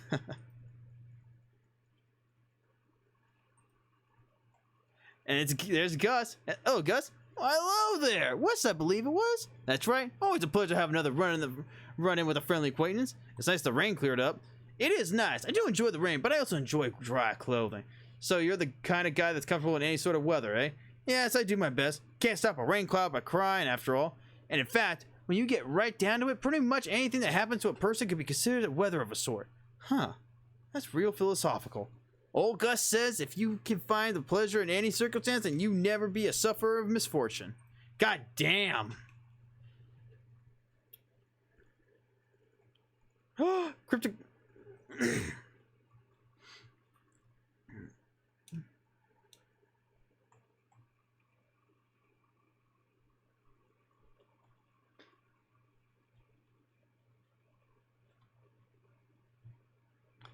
Wow, you haven't seen one of these in ages, whatever it is. It's Morse code, you dipshit. A hobo is flipping through a warm book, occasionally stopping to check the strange machine next to him and pencil some notes in the margins. Hi there. Oh, hello. You must be new here. I don't think I've seen you around here before. Yes, my name's Wes. Pleased to meet you. I'm Letters McCabe. Is there anything I can help you with? Why do they call you Letters? I'm an expert in microcryptology, aka hobo code. Are you familiar with it? Nope. What's that? It's a system of pictographic elements that could be written unobtrusively on walls or carved into fence posts, etc. They're traditionally used by hobos to leave messages for other hobos, to mark a house where the occupants are charitable, for instance, or to warn of a vicious guard dog, that sort of thing. I'm working on expanding the system for more general communication purposes. That's pretty interesting. Is there anything I can help you with? What's the book you're reading? This is a hobo code manual. I can teach you the basics if you'd like. Sure, that sounds useful. You spend 10 minutes or so going over the basics of hobo code with letters. He teaches you some of the most common glyphs. If you'd like to know more, just ask any hobos you meet. They're honor bound to assist new learners. That's the hobo code. Wow, neat. Thanks. Is there anything I can help you with? What's with all the stuff in this room? Stuff is a little overboard of a topic for a conversation. Feel free to point out to any particular object you want to ask me about, though. I'm always happy to be informative. Okay. What's this? Old shoebox. Wait, hey, Letters, what's up with the old shoebox? Old shoes. You're welcome to them. Oh, fuck yeah. You pick up the box, but you can barely tell. Jeez, what kind of shoes are these? Hand-me-down boots. They've been passed from hobo to hobo for generations. Probably about 50 pounds of metal reinforcements on them by now. Weigh your feet down. Wow. So what happens if I put them on? Oh my god. So all the shoes do is make you walk stupid. That's all they do. It's just different stupid walking. Oh god. A desktop radio. Hey, Letters, what's the deal with this? It's a ham radio. What's it for? Listening to stuff about ham. That's why it's called the ham radio, I see. You gotta begin to fathom what this contraption is. What's the machine you're working on? This is an old naval radio encryptionograph from the Cola Wars. I'm trying to modify it to work with the hobo code. That sounds hard. Yeah, it wasn't designed to handle a pictographic writing system, that is for certain. But if I can get it to work, it should be very secure. Interesting. Hey, Letters, what's this contraption? That's just a radio. Oh, right. Yeah. What are all these books? Manuals for various types of codes and ciphers. Visionaire, Buffard, treatises of several variations of columnar transposition, the classic Mormon German mix-up code, and so on. Interesting. There's a few books of old pictographic languages in there, too. Fascinating stuff. Well, it's all Greek to me. Hey, Liz, what's this thing? That is a teletype machine that we salvaged when they shut down one of the local post office's branches for cutbacks. We patched it into the local telegraph network so we can communicate with some of the other hobo communities. This is some heavy-duty equipment. Between this and the naval cipher thing, this is some heavy-duty equipment you got here. Yes, well, I'm not at liberty to discuss it in detail, you understand, but secure lines of communication are going to be quite important if Johnny's plans are going to come to fruition. Well, now I'm intrigued. Sorry, you'll have to talk to him about it yourself. Okay then.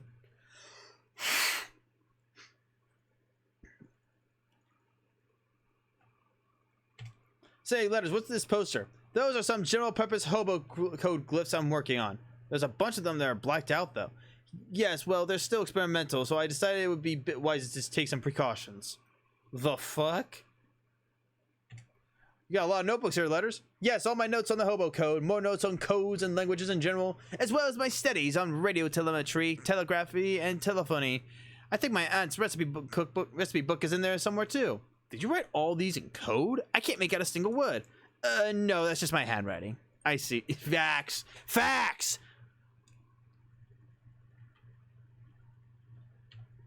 Oh, Gus. You do the hobo code? Yes. Thanks. Hey, Dusty.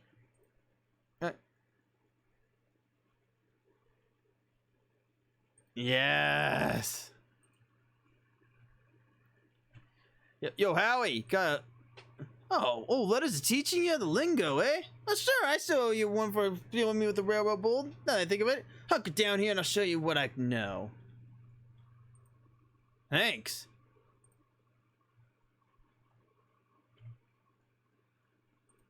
You know any hobo code you can teach me? Sure thing. This one here means arpeggio, and these two pointy ones are crescendo and decrescendo, and this one here is a treble clef.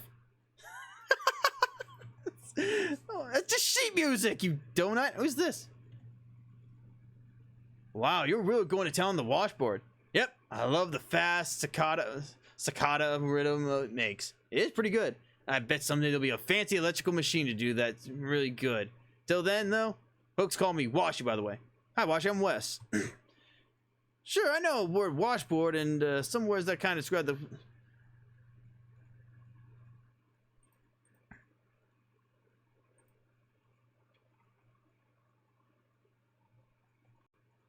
Oh.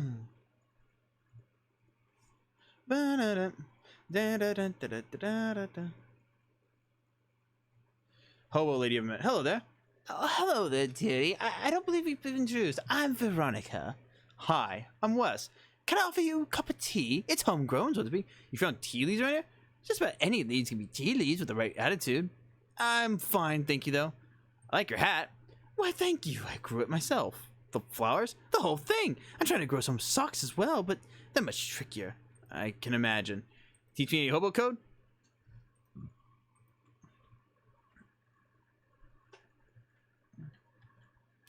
Hey, don't touch the telephone. Royal use only. This phone isn't actually connected to anything. Don't let it hear you say that. Is this Johnny? A hobo wearing a handmade tinfoil crown. Oh no. Hello, you must be the Hobo King. The crown gave it away, I presume? Yep. You are absolutely correct. I am the Hobo King, though to foster a more familiar air, I permit my subjects to call me Johnny. Nice to meet you, Johnny. I'm Wes. What can I do for you, Wes? I got a question. Where are you from? Hoboken. Of course you are. Let us say you were working on some kind of secret plan. Oh, did he? He wouldn't say what it was, though. Certainly not. The information is mine alone to divulge. So, will you divulge? You are practically a stranger here. I apologize, but I cannot jeopardize operational security. Shucks. Can you teach some hobo code? Ah, yes, according to the hobo code, to the hobo code, I am, of course, obliged to assist. But first, let me test you. Convince me of your words, I will grant you a boon. I'll get back to you on that.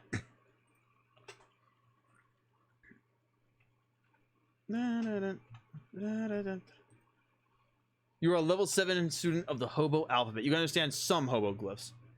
I think there was some... Yeah.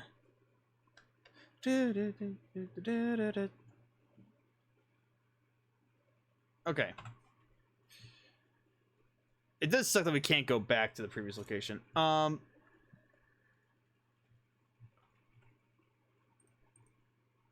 have 102. Shoot. I mean, I could just wander around and grind. That is an option.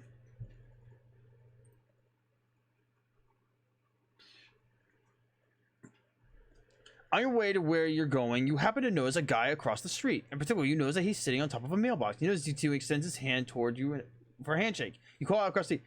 Hi, you realize I'm about 30 feet away, right? Yeah, but I can't leave the mailbox. Sometimes I regret my curious nature, but I'll ask anyway.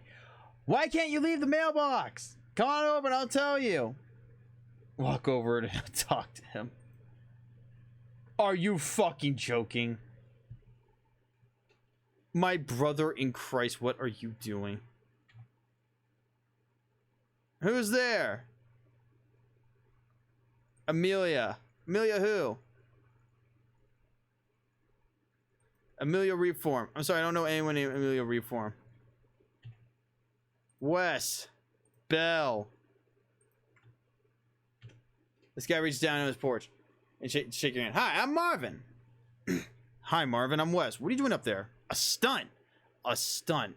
It doesn't seem particularly stunty. You're just sitting there. Yeah, but I've been sitting here for, he looks at his watch, 7 months, 15 days, 9 hours, and 41 minutes.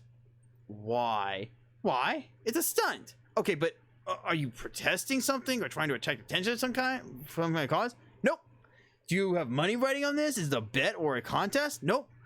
I feel like you don't really get the concept of a stunt. I guess not. Would you mind helping me out with something? Yeah, what's up?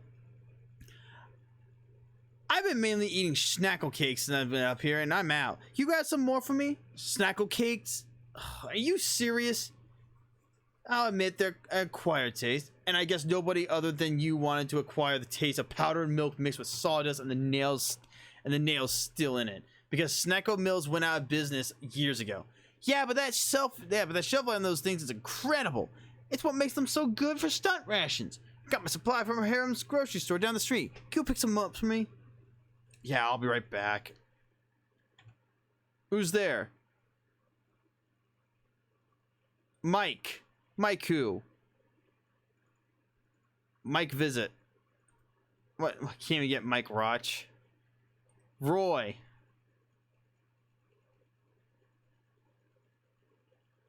Roy Roll.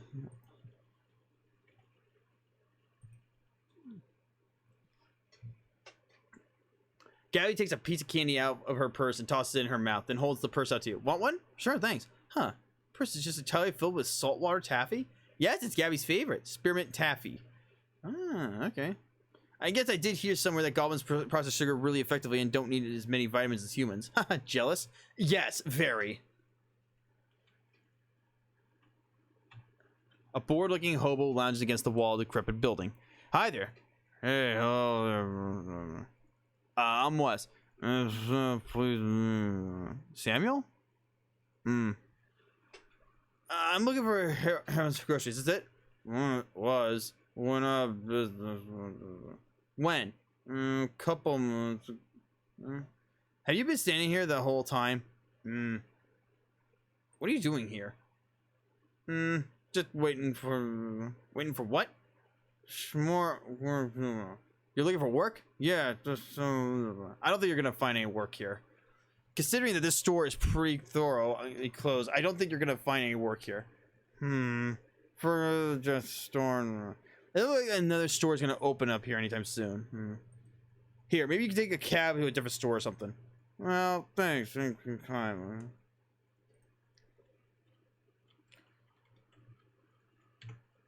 Ooh, a single shoe. Saves you the trouble using both feet for walking. Oh my, oh no. What's this gonna do?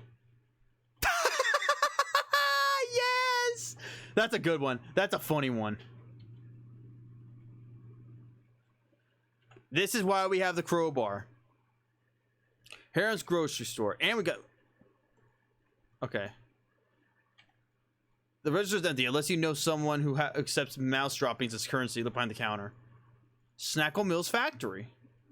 Useless.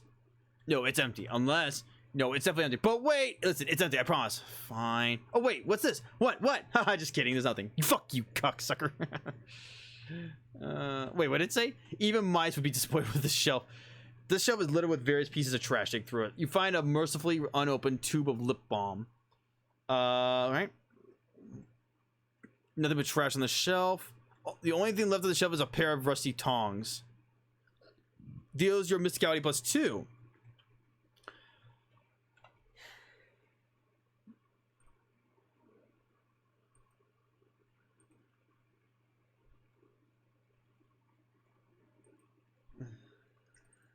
You know what? Let's go barbecue tongs. All right. Snackle Mills. Wow, I didn't get any. Grab a case from Marvin.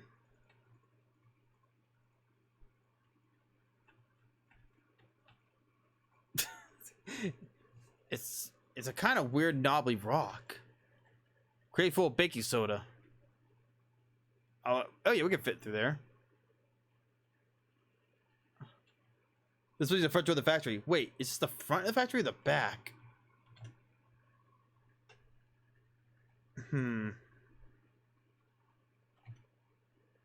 It looks like the abandoned factory has been occupied by one of Ocean City's various gangs of the street hoodlums, namely the Doughboys. They're hanging out in here in their leather jackets and white aprons, bragging about their sourdough starters and using rude words like focaccia and son of a brioche. Son of a brioche, my bad. Or they were until you made that huge racket getting in here. Now they're staring knives at you and also pointed knives at you.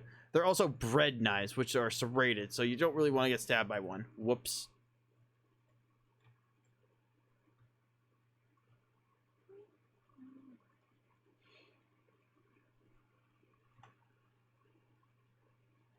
No! Oh wait, how tough are they?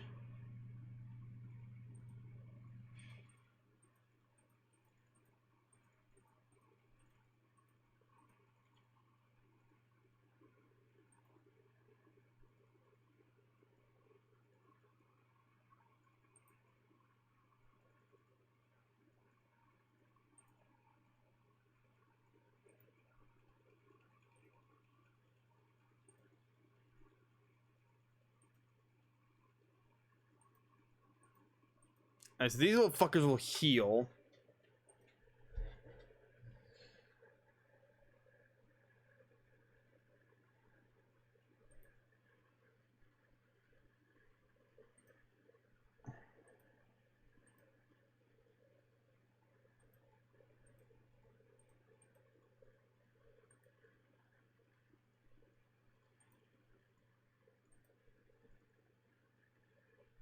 Wait, hold on. So if I do this, C3, that's 10.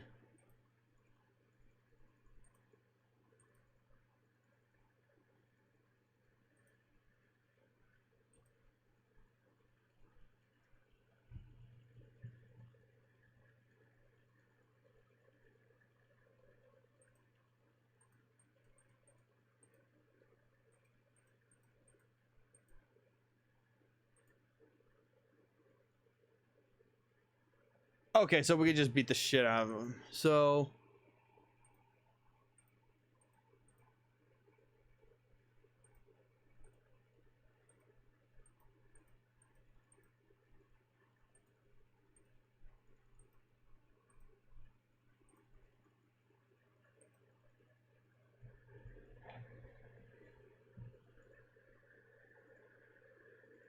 all right. Oh, so it just runs off. Okay, so we don't need to do anything. So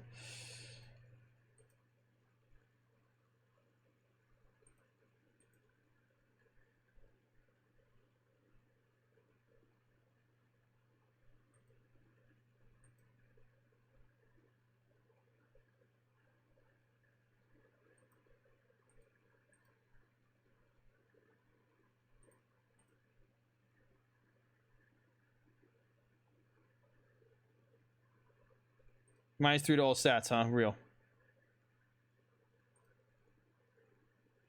Nice. We got Clammy Dough Glob, which deals 5 sleeves damage. Okay. Wait, what? I didn't read it. I accidentally skipped it.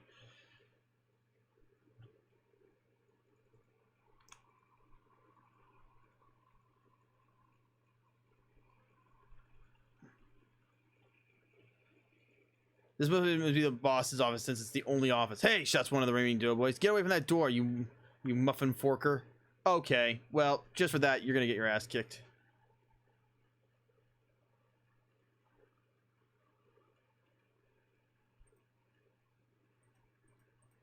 Fuck, these are all so much harder. Shoot.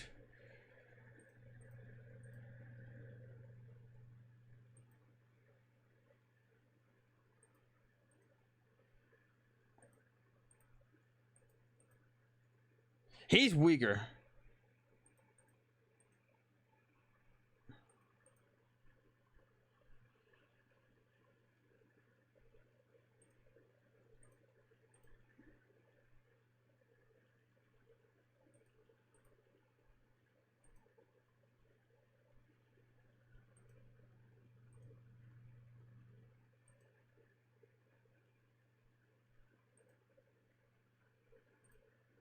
Fuck it, come on. Yes. Good.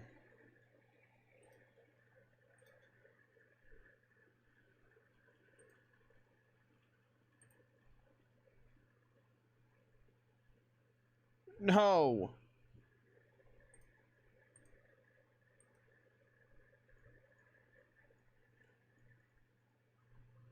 No, my turtle. You bastard.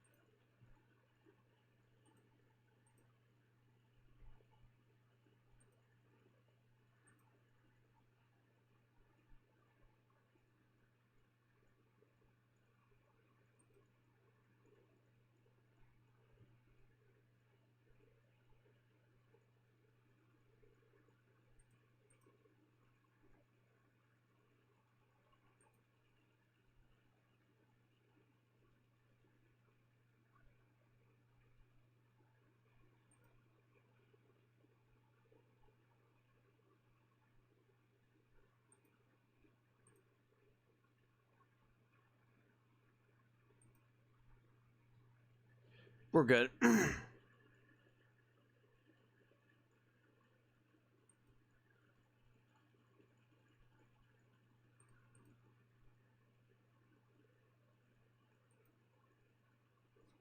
Nice.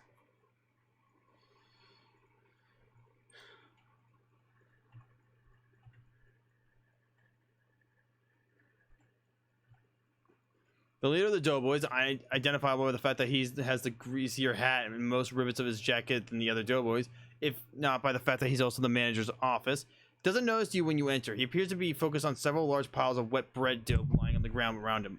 Weird.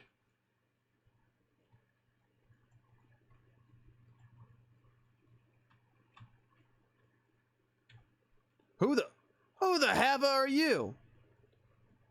Haven't isn't really bread. Oh, fine. Get the halala out of here then. What's halala? It's a sort of Chilean flatbread. I feel like you're really scraping the bottom of the biscuit barrel with that one. Get out of here right now or I'm gonna beat the crepe out of you. Oh, that's much better. What are you doing with all these piles of dough? Not that it's any of your biz of yours, but I'm perfecting my recipe for bread golems. Soon I'm going to be running this town. Oh yeah? You and what army? Me and an army of bread golems. Were you not listening? I probably shouldn't let you get away with this. Oh, great.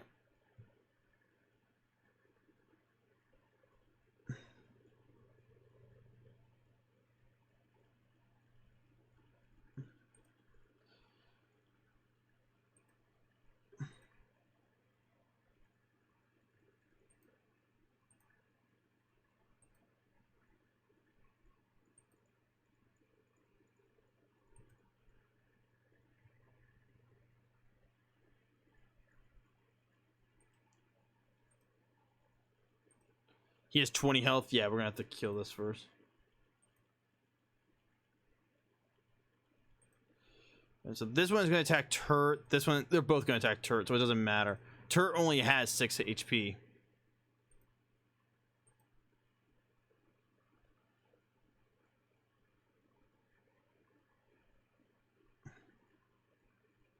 No, Turt!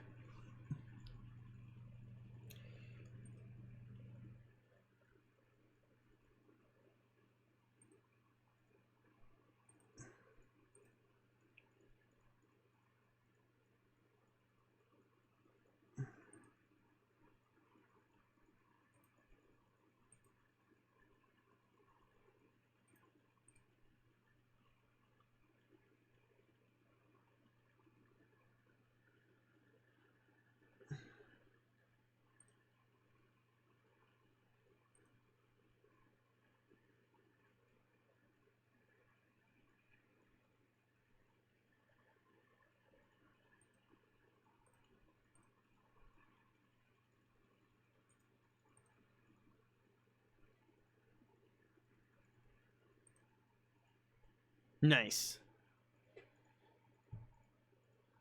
We got Ciabatta's pants, and Turt got stronger. Mana enriched flour. Rifle through it. Got a buttload of meat and Dough Baby's recipe.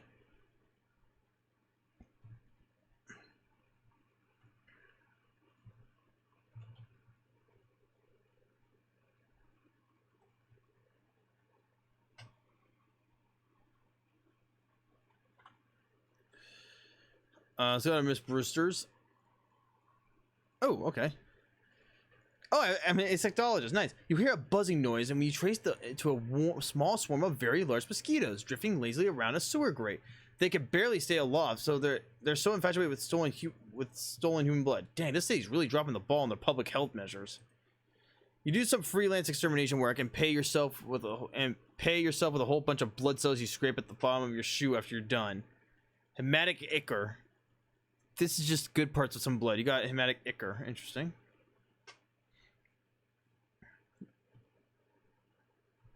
Hey, what's this? Shoot.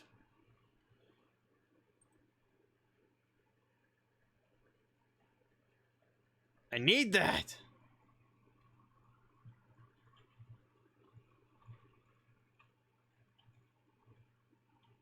Oh, translate it. Oh, we actually get XP from this? Oh, nice. Hold on.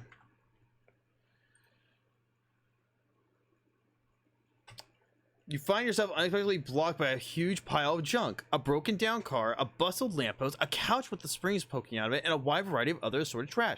Jeez, what happened here? Oh, Gabby has a memory of it. There was an accident a coupling of weeks ago. That car had a tire break and smashed into the lamppost. That explains the car and the lamppost. Why is they still here? And what's with these other junk?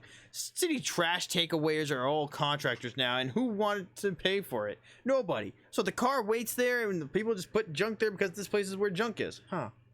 Well, I guess we go around it. No, not on the street. That's dangerous. Look at the lamppost. For what a car can do? Well, sure, but the traffic isn't bad right now, and here, it's not any problem. Gabby starts picking up the junk and stacking it out of the way, clearing a path in the middle of the pile. Thanks, Gabby, but that's not really... Heave-ha! With a mighty shove, Gabby knocks the wrecked car over on its side and wrestles it into a parking spot. Wow. Haha, Gabby sure showed that car where a car goes. Whew! I must have increased by 1. Yeah, if this antiques thing doesn't work out, you could get a job threatening to park people's cars for them. Nice. All right, so I think there's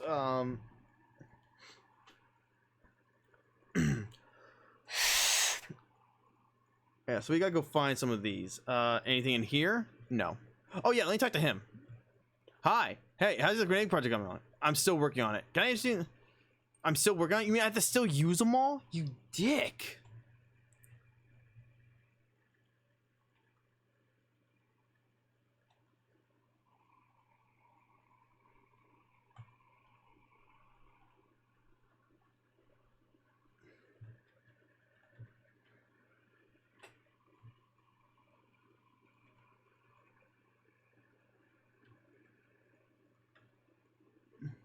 Oh, there you were. Change that. The code reads sandwich April 18th, 1858. Huh, what was that all about? Okay, actually, there's some stuff here we can find. Here we go. A flattened sandwich has been carefully concealed in the folder of that date. So that's what the code was about. A pressed ham panini. Increases your physical armor by 3. That's enough research. November 10th. Whatever year that was. The cover story of that date is the sinking of the Porquad, a whaling vessel that operated off the coast of Ocean City. The story says that the wreck had only one survivor, Captain Augustus Dirch. Despite his best efforts to go down with the ship, he was rescued and transported to shore by a friendly otter. How simultaneously tragic and adorable. Okay. We are so fucking close to being able to get extra XP. We just need 6 more.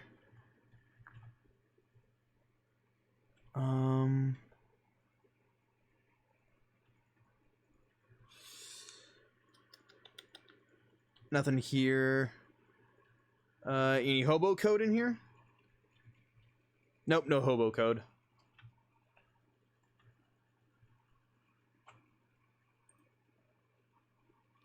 Hands up in the air, bucko. You're in Tin Lizzie turf, and this is a stick up. You turn to see a woman in oil-stained coveralls pointing a gun-like tool in your direction. What the? Is that a caulking gun? Stick up isn't usually such a literal phrase. Actually, it's a grease gun, so I guess it's more of a slick up. Gross. Everyone's a critic. Give me your wallet. Grab her gun. You pull out your wallet and nervously fumble it, dropping it at the woman's feet. When she growls and reaches for it, you swiftly grab her wrist and twist the grease gun out of her hand. Hey! Looks like the grease is on the other lug nut. Honestly, I don't know anything about cars. You're gonna regret messing with the Tin Lizzies. I'm gonna regret touching this filthy, greasy gun more. Go on, scram. Nice and smooth.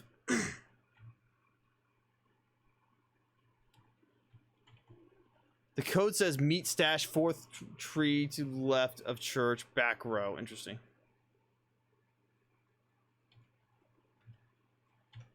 It's an old wallet.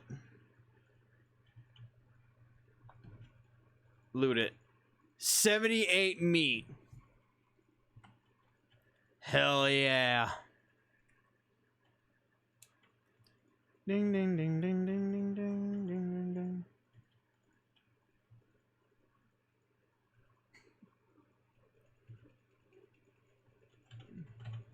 Have you found missing ashes? Oh my god.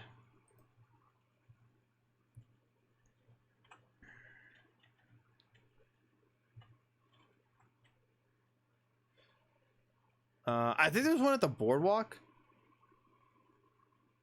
I could be wrong though.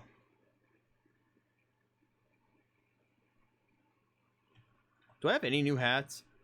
No. Okay, nothing here. Fruit factory? I don't have enough muscle. Fuck. I do have the meat.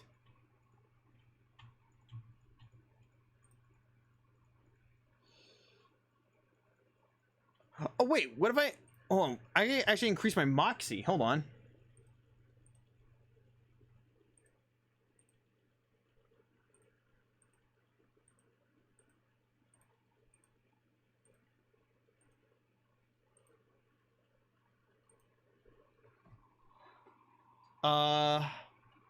Hold on. I might have something... That's muscle.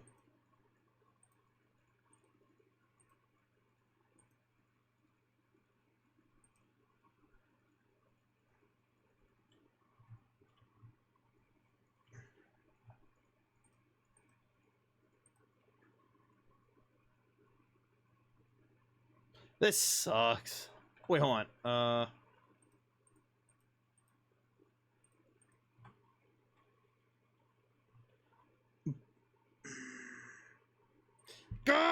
We're so close to this one. I just need this. Hold on. We're gonna keep looking. I'm gonna keep looking.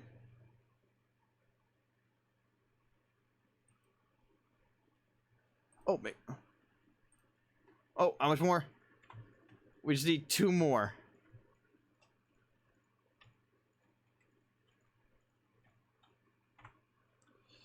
We go to the park actually.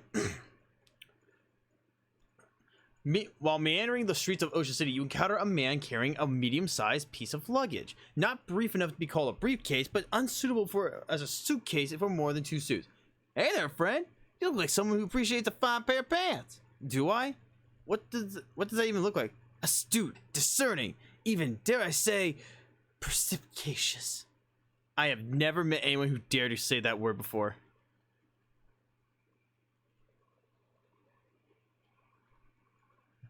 Listen, I have a pair of pants here that's gonna knock your socks off. What?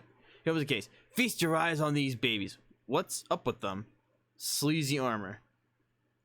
You know what? Fuck it. It's 20 for 20 meat, sure. All right. The soil here is especially sandy. Oh, what? No, wait. That's just a pair of sandals someone dropped in the planter. Makes life as a beach. Oh no. Oh no.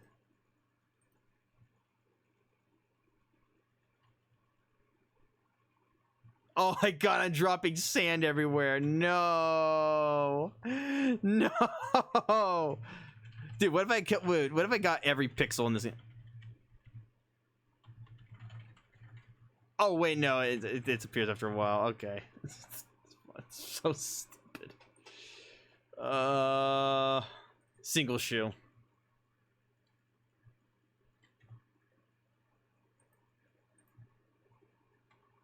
Let's see if there's any hobo graffiti here.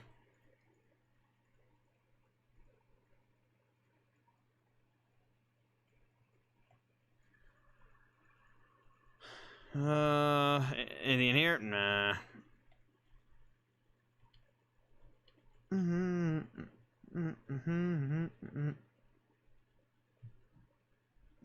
Stupid walking.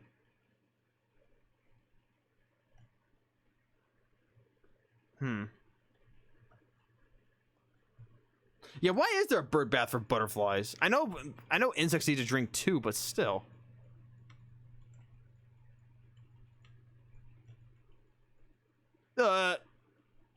Okay. Well, that was fun. Make some potions.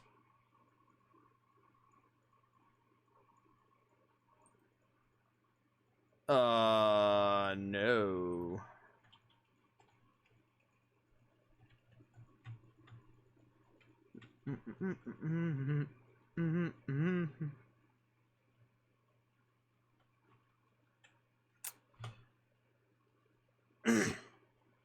Say there, would you like to purchase a set of encyclopedias? No, God, no, hell no, absolutely not. God, no. I thought you might say that. Understandable, understandable. But what if I told you that this was no ordinary encyclopedia? Do you think that's something you'd likely to tell me? Like, so likely as to be certain. Step a little closer, would you? You would. He opens his trench coat. Surely shocking shoes. For 200 meat? Oh, grant upgradable sleaze armor perk? Oh, no. No, it's 200. I can't. I need the monies. Shit.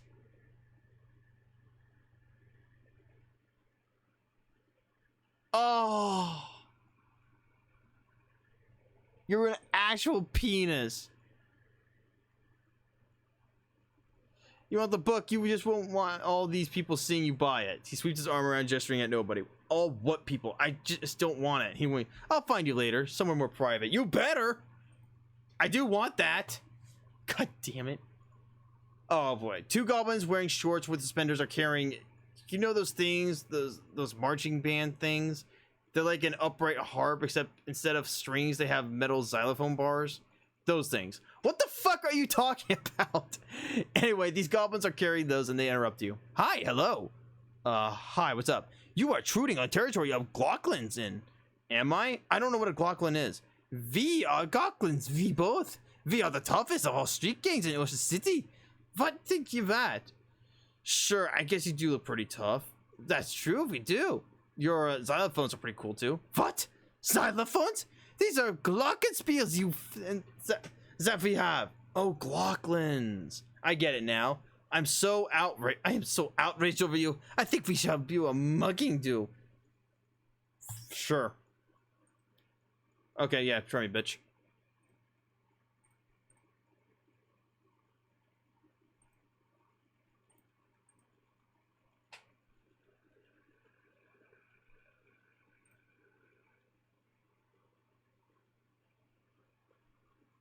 Don't you touch my turtle. Yay! I win. You won! That'll teach those goblins to do whatever they thought we're doing. I got a Gocklin Brought. Increases your max HP by 5. A Gocklin Mallet Ball deals 3 physical damage and reduces the target. What the fuck am I getting? Improves the sound of your footsteps. Oh no. Oh no. What is this? What did I get? What is this? What is that?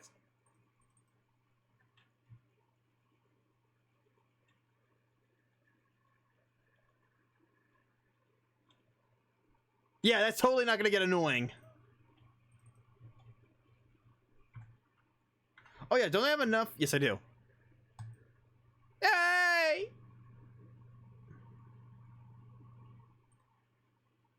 Bye. Yes. Yes! Yes! Wait. Fuck, I'm stupid. You know what I just realized? I should have bought the books because I'm trying to get the Moxie up anyways. Fuck my dead ass.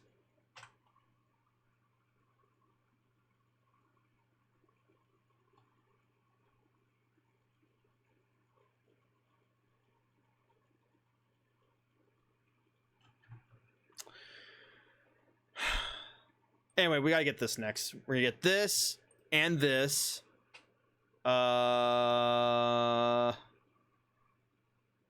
Yeah.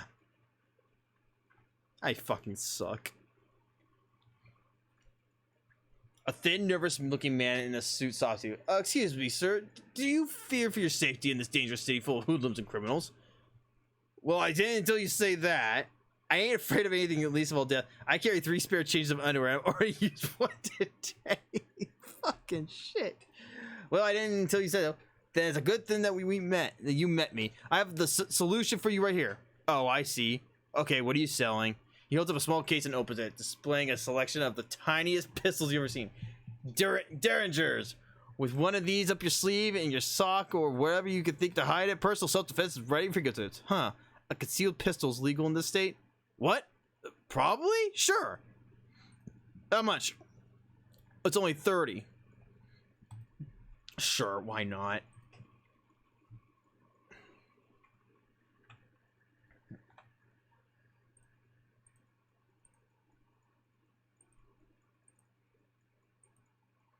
Moxie plus 2 physical damage. I actually have 5 Moxie.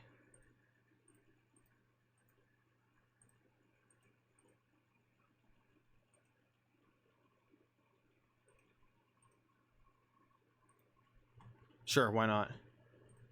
Okay, what do you guys say? Would you take a beating instead? Take 100? Gee, mister, I'd love to join, but I've never had that much scratch. Would you take 100? I wouldn't normally agree to that, but you seem like a good kid. Sure, why not? Thanks, and welcome to the club. Yeah, welcome. Thanks, I guess. Here's your membership ring. He hands you a ring, and the whole group of mobsters wander off, divvying up your meat as they go. You got an item. Faux bum egg ring. Huh, is this originally really called fop bum egg? What do I get from it? Gain 3 to 5 extra meat after combat.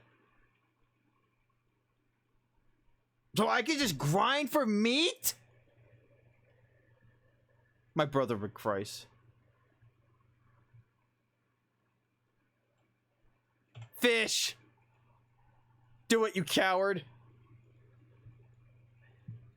You carefully fish the useful chemicals out from the middle of all the dangerous ones. Nice. What's this?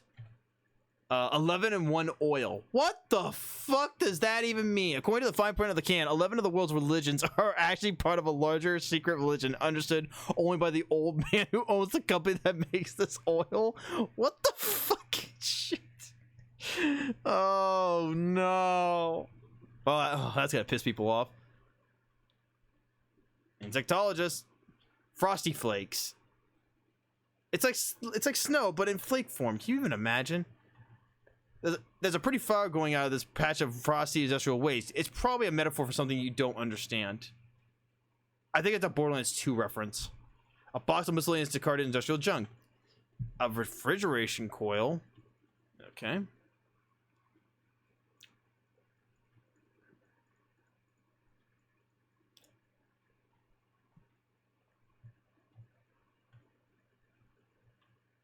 We can make stuff? Do 5 cold damage and reduce muscle by 5. Wow, there's a lot of crap in this game. What's inside? Increases an ally stats by 3 or reduces an enemy stats by 3. Okay. Adds 1 bonus damage to weapon. Okay.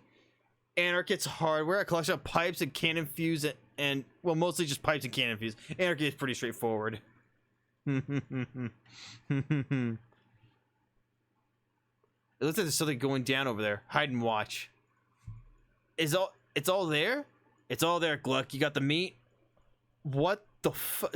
Dark no! Dark no hell! Surprise inspection. Who is she? And can I smash? Oh, interesting. What the heck? Who is she and can I smash? There seems to be a bit of a standoff between the mob guys and the other ones. The lady at the weird Crimbo hat glares at you for a I don't recall inviting you to this party. Are you going to introduce yourself? West Bell. What's wrong with your hat? Nothing at all. Crimbo hat is appropriate for all seasons. It's all spooky and like. And you can see stars through it. I'm sure I have no idea what you mean. Oliver, dear, are you busy? I don't understand gibberish. Be a dear, kill this guy, would you? Ah, fuck my ass. The Crimbo lady smiles and leaves the place the way she came in a horrible, weird spiral of negative space. The weird shadow monster that was once a person turns to face you. Hello? Shadows begin to gather around him, abstract, menacing shapes.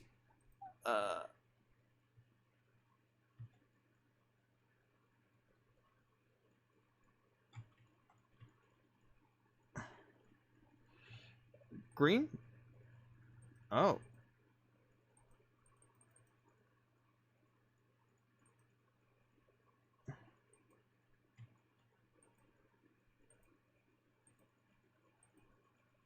I'm sorry. You're pretty sure the red button opens the jaws of the crane and that Gluck guy? That thing. Well, he's right underneath it. You definitely want to press it? Yes, I do. No way I'm taking the heat for this. Let's skedaddle. There's very little left of this poor fellow. Pick through the remains. We get a dangerous pocket watch, a bank pouch full of meat, deed to the speakeasy, a legal document regarding any legal establishment. Oh. Oh. Whoops, we killed Oliver. This booze looks dangerous, and it also appears to be tainted with some kind of sinister magical energy. Experimental, not for lunches. Oh, open it. The fridge is fitted with the experimental automatic ice cube maker. Unfortunately, it's one of the it's made one single gigantic ice cube that fills the entire fridge. I guess if you ever need a block of ice as big as you know where to get it. Well, you don't have to leave the building. By the way, you can just open the map. Oh, okay, thanks. Well. And it back here. An elderly man with thick eyeglasses shuffles up to you with a determined expression. Before you can react, he shoves some meat in your mouth and shouts in your ear. Operator! Operator! Get my worthless son on the line! Mister, I'm not a payphone. That's what the last payphone said. I'm not buying it. Don't talk to my furlush-lugging son. Bzz, bzz, bzz. I'm sorry, sir. The line is busy. Please try again later. Probably gobbling with one of his floozy girlfriends. What the fuck is happening? Oh, this game's amazing. Oh man, this game is delightful. I love it. Yeah, Dan.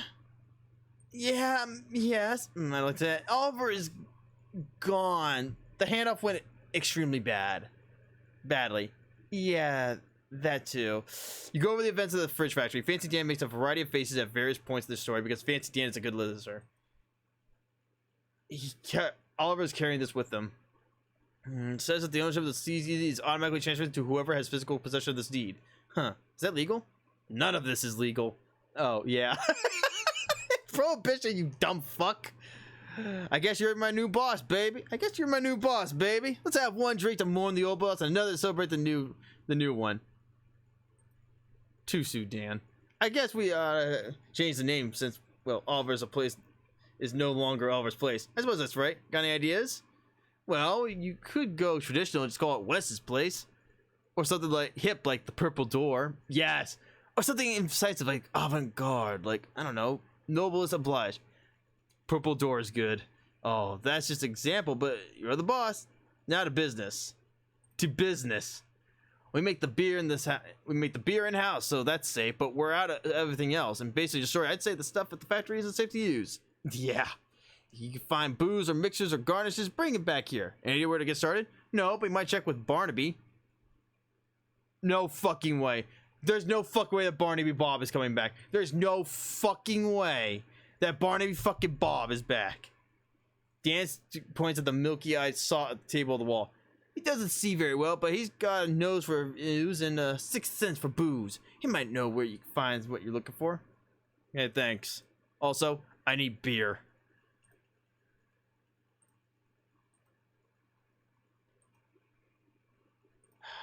Well, they try, but they'll never dam up the flow. Okay. The lake is deep enough to drown dreams, but not the sins of the grandfather. Okay. Distilled to its essence, a lake is just a valley abandoned. All right. The lake is deep enough to drown. Okay, you're not helping me, man.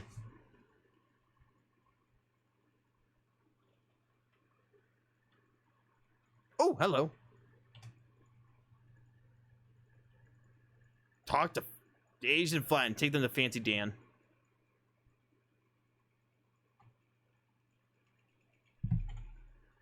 Hey there, baby. What's shaking? You are, Dan. Yes, I am. Found some floor grapes. Floor grapes, eh? Well, when life gives you floor grapes, make floor wine, baby. Sounds like a plan. No, I don't want anything.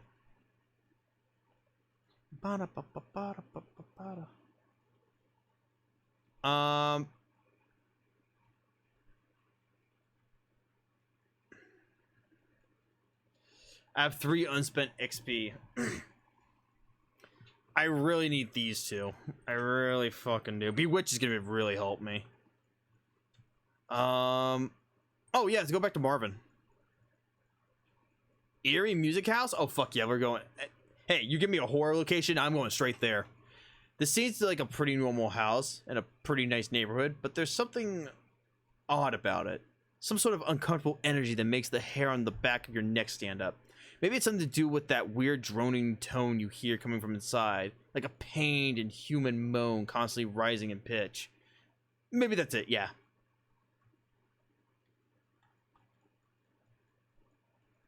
Let's go inside. You knock, but you hear no response, so you nose your way inside. That eerie sound is even louder in here. It seems to be coming from upstairs. Also, the owner's interior design sensibilities are a little strange.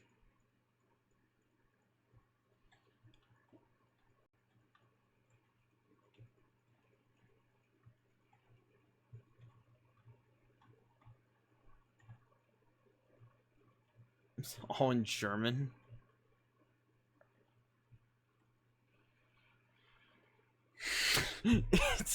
I'm sorry. The stupid walking is really it's actually fucking hilarious. My brother in fucking Christ. What? Who are you? What are you doing in my house? Sorry for the intrude, but I heard the music and I guess that you have a intrusive nature. I'm Wes Bell. Well, I'm Ernst Zimmer. Forgive me for not stopping, but it's vital I continue playing. What are you doing? There is a darkness beneath my house. Did you check the fuse box? No, it's probably that then. Listen to me. I had a dream, a premonition of a dark rift appearing in my basement and growing until it swallowed the entire house, then the neighborhood, and then the world. Wow, that's quite a dream. It was not just a dream. I went downstairs and checked the basement, and there is indeed a rift. As of now, it's still small, but I must keep playing this cello to prevent it from growing any louder. I'm sure there's a rational explanation. Probably just a trick of the light, plus your anxiety over the nightmare. You're probably right. Just an old man jumping in shadows of it. Happens to the best of us. Don't worry. Everything's fine. Hey, Ernest. Hey, hello. Uh-oh. Maybe convincing Zimmer to stop the pill wasn't such a good idea. Oops. Oh, no. Sir? I have bad news. What do you mean? Remember I said everything was fine? I do remember that. Yes. Are you telling me you were wrong, correct? Let's say your house is incredibly haunted now. Oh, I should have not trusted you. We are both fools. Did the rift open? I'll go check. Yay, Kavana. Oh, jeez. That sure is a dark rift in space over there. It looks like Zimmer was afraid. Just like Zimmer was afraid of. Is that Ermias Mora? Yes. You find yourself in an infinite black void. Or, well, it looks like an infinite black void, but you have an uneasy feeling in the back of your mind that it's only showing you an infinite black void because it doesn't want you, because it doesn't want to try and process what this feeling actually looks like. It's a weird feeling.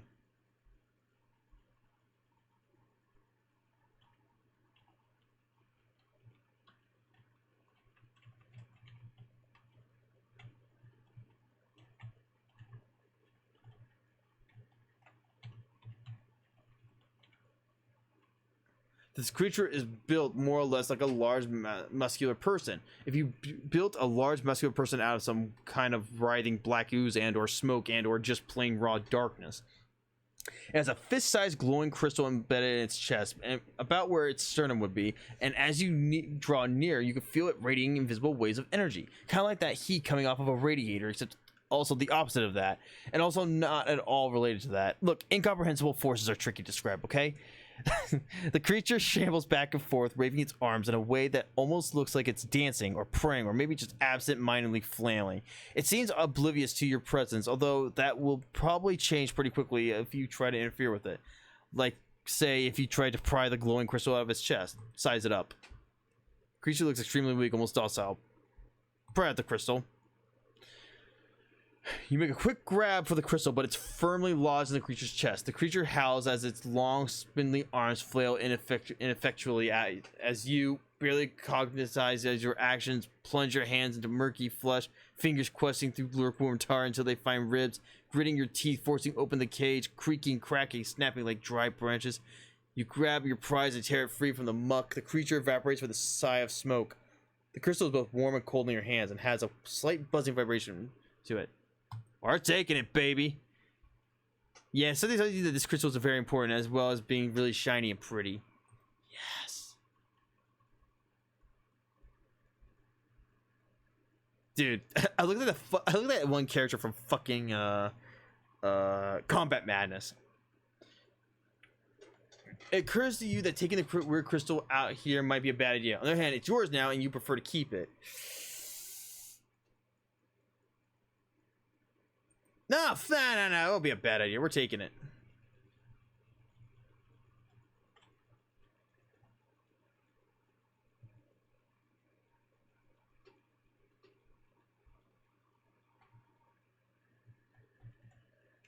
Alright, Ernest. Oh, I checked the basement. And? Yeah, there was definitely something swirly in there, in the darkness down there. No, what are we gonna do? Don't worry, I'll think of something. Check out this neat crystal I found. What is that? Where'd you get that? It was inside the rift. It makes me uncomfortable to look at. Can I have it? No, it's mine. You found it inside my house. It was in another dimension. Another dimension inside my house. Forget it.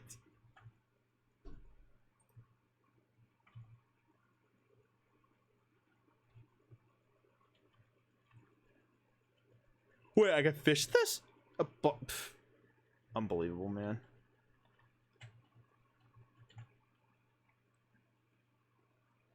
sit in me. You sit in the chair for a few minutes and nothing bad happens. Apparently, it was all bark and no bite.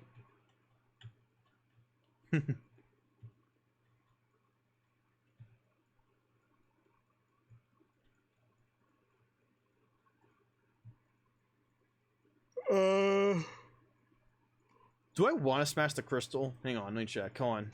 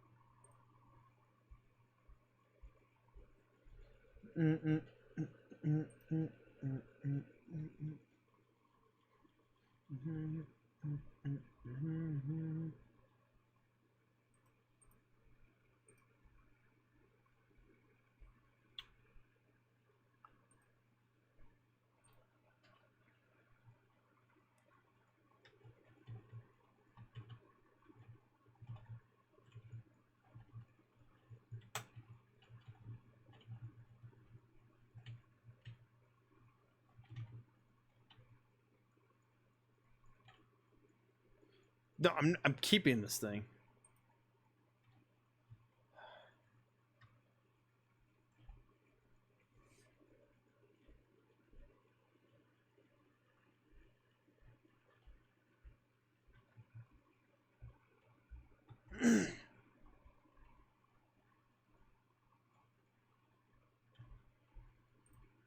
Hmm.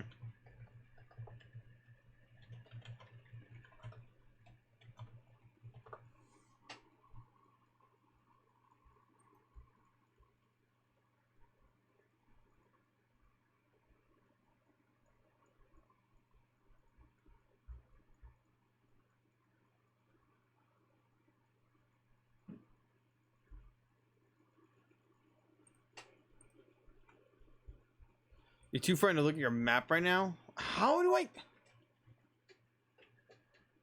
Wait, I can fish in it again?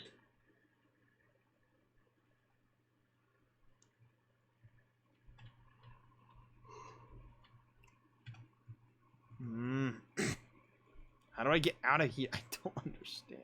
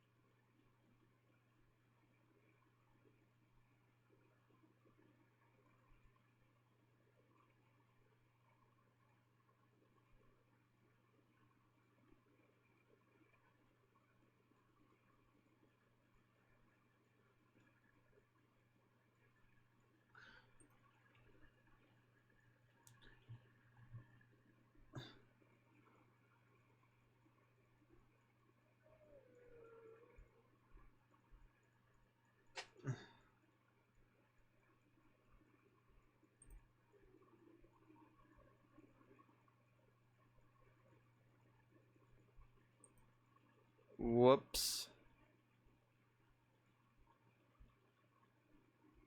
I'll speak this to no one. Well, anyway, I got this awesome crystal.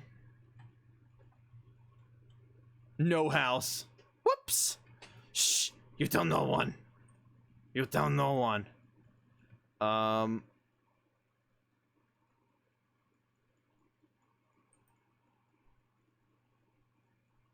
I got another one. Nice.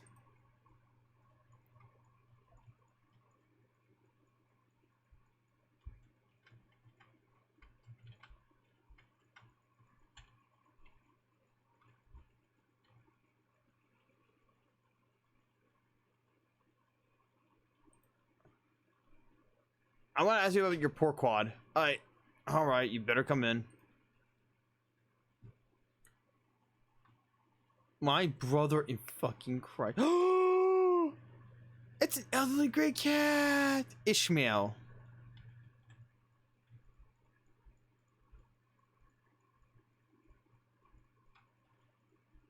It's a fishing rod caked in salt. Ain't you think I take this? That ain't mine. I think the cat dragged it in here. That's a yes. Salty fishing rod. Aw, yeah.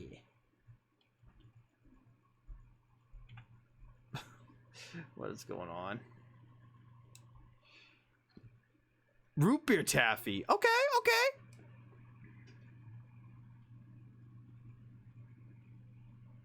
Barnacle face. Fifth sailor. Less handsome Jeff. Handsome Jeff. And peg leg Johnny. What do you want? Well, I'm from Ocean City Watchful Eye, you know, the newspaper. Don't trust newspapers, nor newspaper reporting neither. Well, nor otters. Fortunately, I'm only one of those three things. Can I ask you about Porquad? Nothing to say. Storm blew up unexpected. We hit a funny rock. All hands lost. That was decades ago. Why are you bothering me now? Well, it's a slow news day. What was funny about the rock? You ever seen a 30-foot black basalt obelisk sticking straight out of the ocean? Can't say I have. Me neither, and I've been sailing that route for years. So I guess when you say funny, you didn't mean as in ha-ha. What's with the rocks in your front yard? I ain't know nothing about those except for the date mark I put. Did they just come with the house? New ones pop up every once in a while? What's that got to do with anything? Well, nothing, I guess. How many men were in your crew? There was Peg Leg, Handsome Jeff, and Less Handsome Jeff, Old Barnacle Face, and the other one, so 5. What was the fifth sailor's name? I recall. He was new, just signed on for that last voyage.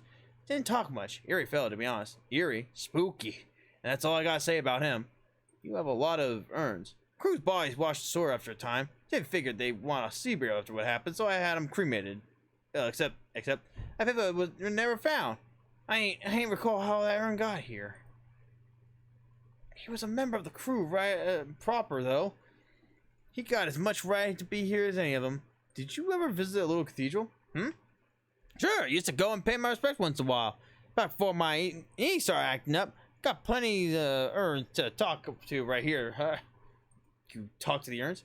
Yep. We shoot the breeze, relive old glories and such. You say that like they're back. They do. And I can see from your face that you don't believe me. So you can ask him yourself, landlubber. Well, I guess I'll have a chat with your urns then. Fine. But if you got any more questions for me, ask him now. I'm tired of all this shit chatting.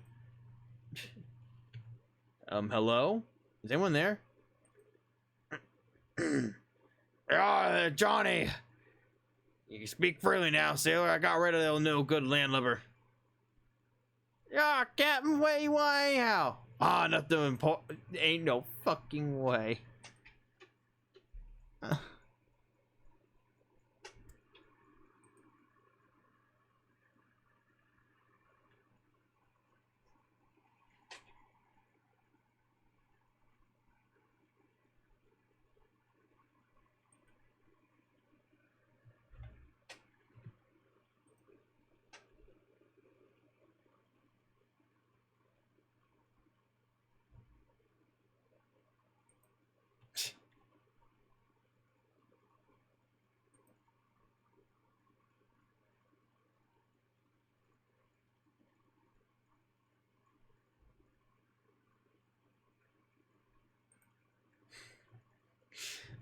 My voice is getting tired. I'm actually gonna end stream pretty soon.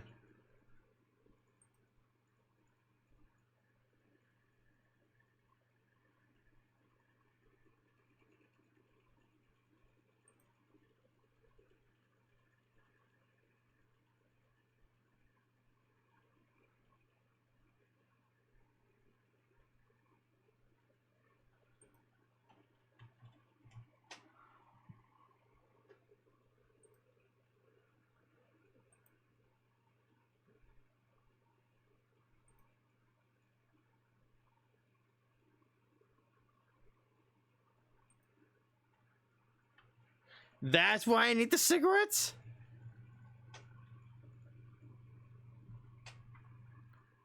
Ugh.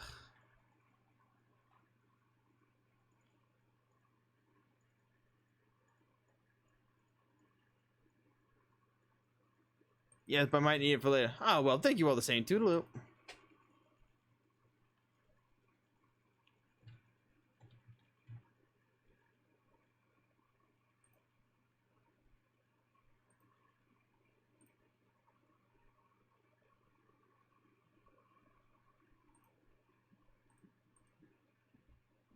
Oh, this does count as a hat. Nice.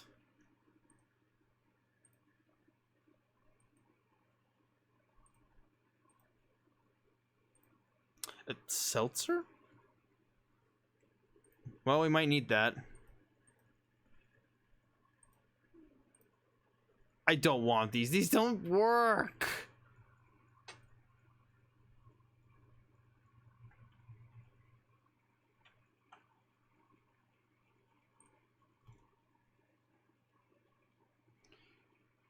You turn a street corner and duck behind a mailbox just in time to avoid being spotted by 3 tin Lizzies who are either squatting on a stoop or stooping on a squat. What the fuck does that even mean? I'm bored. When's the last time we had a good rumble? Ages. But we got a non-aggressive pack with the Doughboys. Big Liz wouldn't like it if we messed that up. What about the Glocklins? Want to fight some of them? They're too weird. You can't understand what she's saying. What? I can't hear you with the helmet on.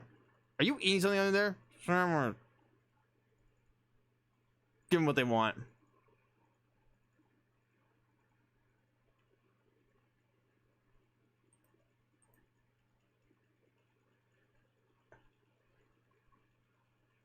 I made a horrible error.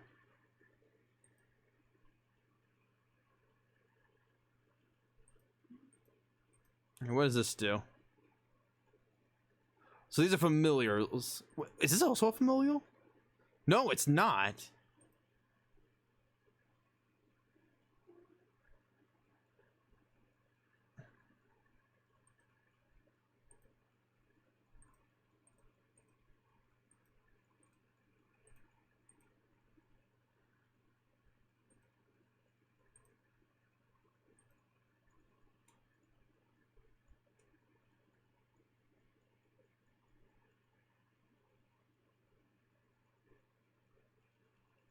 Leave my poor turtle alone.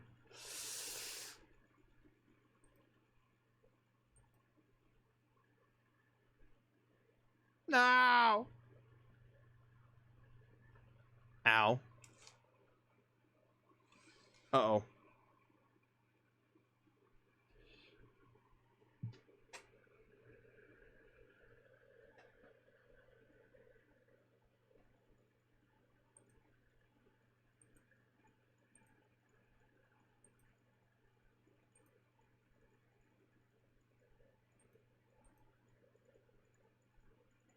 Wait, so these things don't... Shit.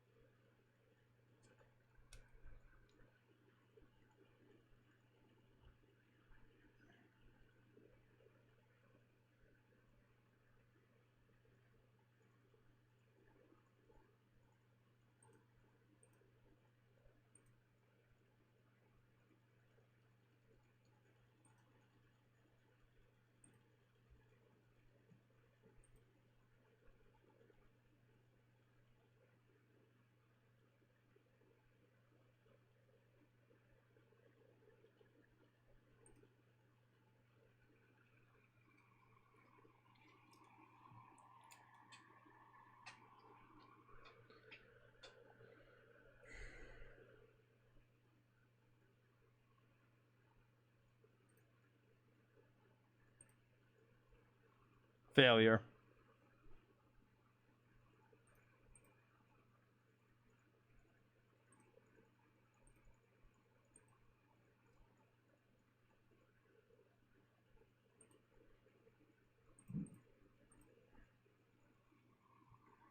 Nice.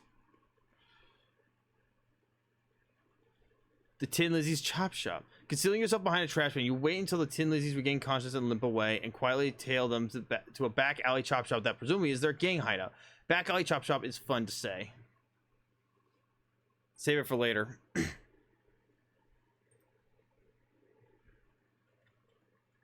Put the cigarettes on the tray. Alright, matey. Okay. Alright. You put the cigarettes on the tray and quickly hatch a plan. Approaching the fifth urn, you put on Captain Dirch's voice again. You then hide behind the captain, who is snoring in his chair. At the time, the bookcase slides aside, and an unshaven, shifty-looking guy pokes his head out and glances around surreptitiously. He then tiptoes over to the table, picks up a pack of cigarettes, and returns to the secret door. Bookcase slides behind him. Well, what do you know?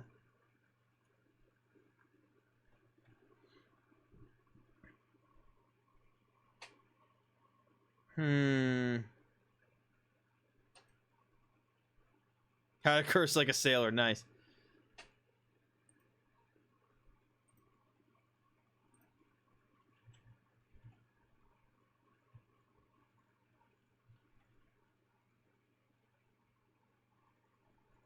All these dead soldiers. Nice. And were you seriously about to ask me what I'm doing in here? Yeah, even as I was saying it, it sounded stupid. How did you find me? I hid and watched you come out for your smokes. Oh, that was you, huh? The captain's voice didn't sound quite right. So what's the deal? Well, it's basically just what it looks like. It looks like you're hiding in this old man's house to rob him while he sleeps. In that case, it's not at all what it looks like. I'm listening. I'll admit, at first I was planning on robbing him. I figured an old sea guy must have a secret treasure, right? He wasn't a pirate, you fucking dumbass. No, it turned out he's just a lonely old man with nobody to talk to, except, well, his old sailing buddies. So I started hanging out back here and chatting with him through the wall. He didn't find it strange? He was a little spooked at first, but once I'd gotten a handle of how the different voices should sound and learned enough to keep up with the anecdotes, he relaxed. It's nice to have someone to talk to, even if the situation is kind of weird, right? So that's all? You do this just because you feel sorry for him? Yeah, well, I won't pretend I don't like having somewhere to stay rent-free, and his pension from the shipping company is pretty good, and his short-term memory is kind of bad, so he doesn't pay much attention to the fact that he's buying food for 2 people. He's a good guy, and it's an easy life. Don't screw it up for us, okay? Wait, what's it to you anyways? I'm here about the stolen urn. Oh, yeah, that was probably a mistake. He mentioned the 5th sailor a few times, and I thought he might like to have the whole crew together, you know?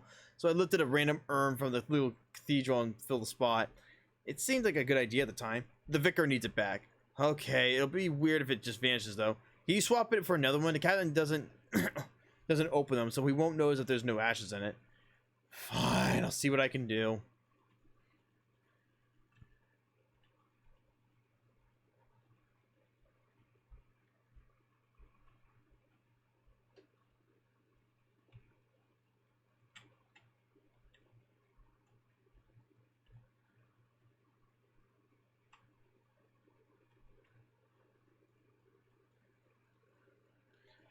A simple device, a glass vessel filled with the whale blubber with a wick stuck to it. Blubber lamp. Blubber lamp. Really rolls off the tongue, though. It's a really delightful phrase. Say it.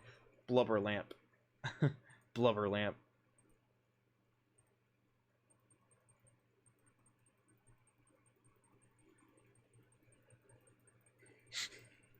What is this? No. Oh, you're fun.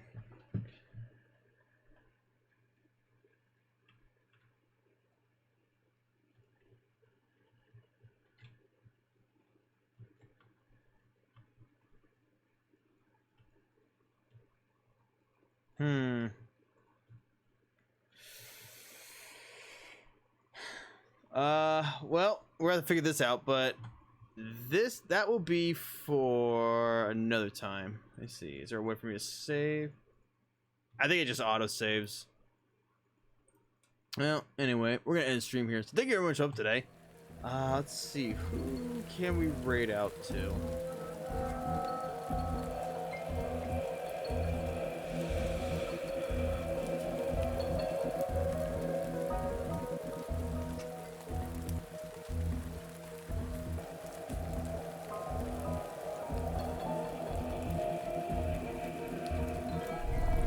right after we go. He's doing some crash plane.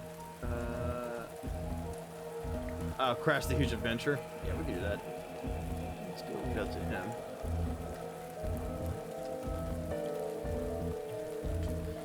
Thank you very much update. I'll be back tomorrow. We're gonna play more of this. I might also start learning the Sonic Adventure 2 speedrun tomorrow at the same later. I don't know yet. Depends on how I feel. If not this weekend, then next weekend for sure I'll learn it. So thank you very much update. I'll see you all next time. Peace.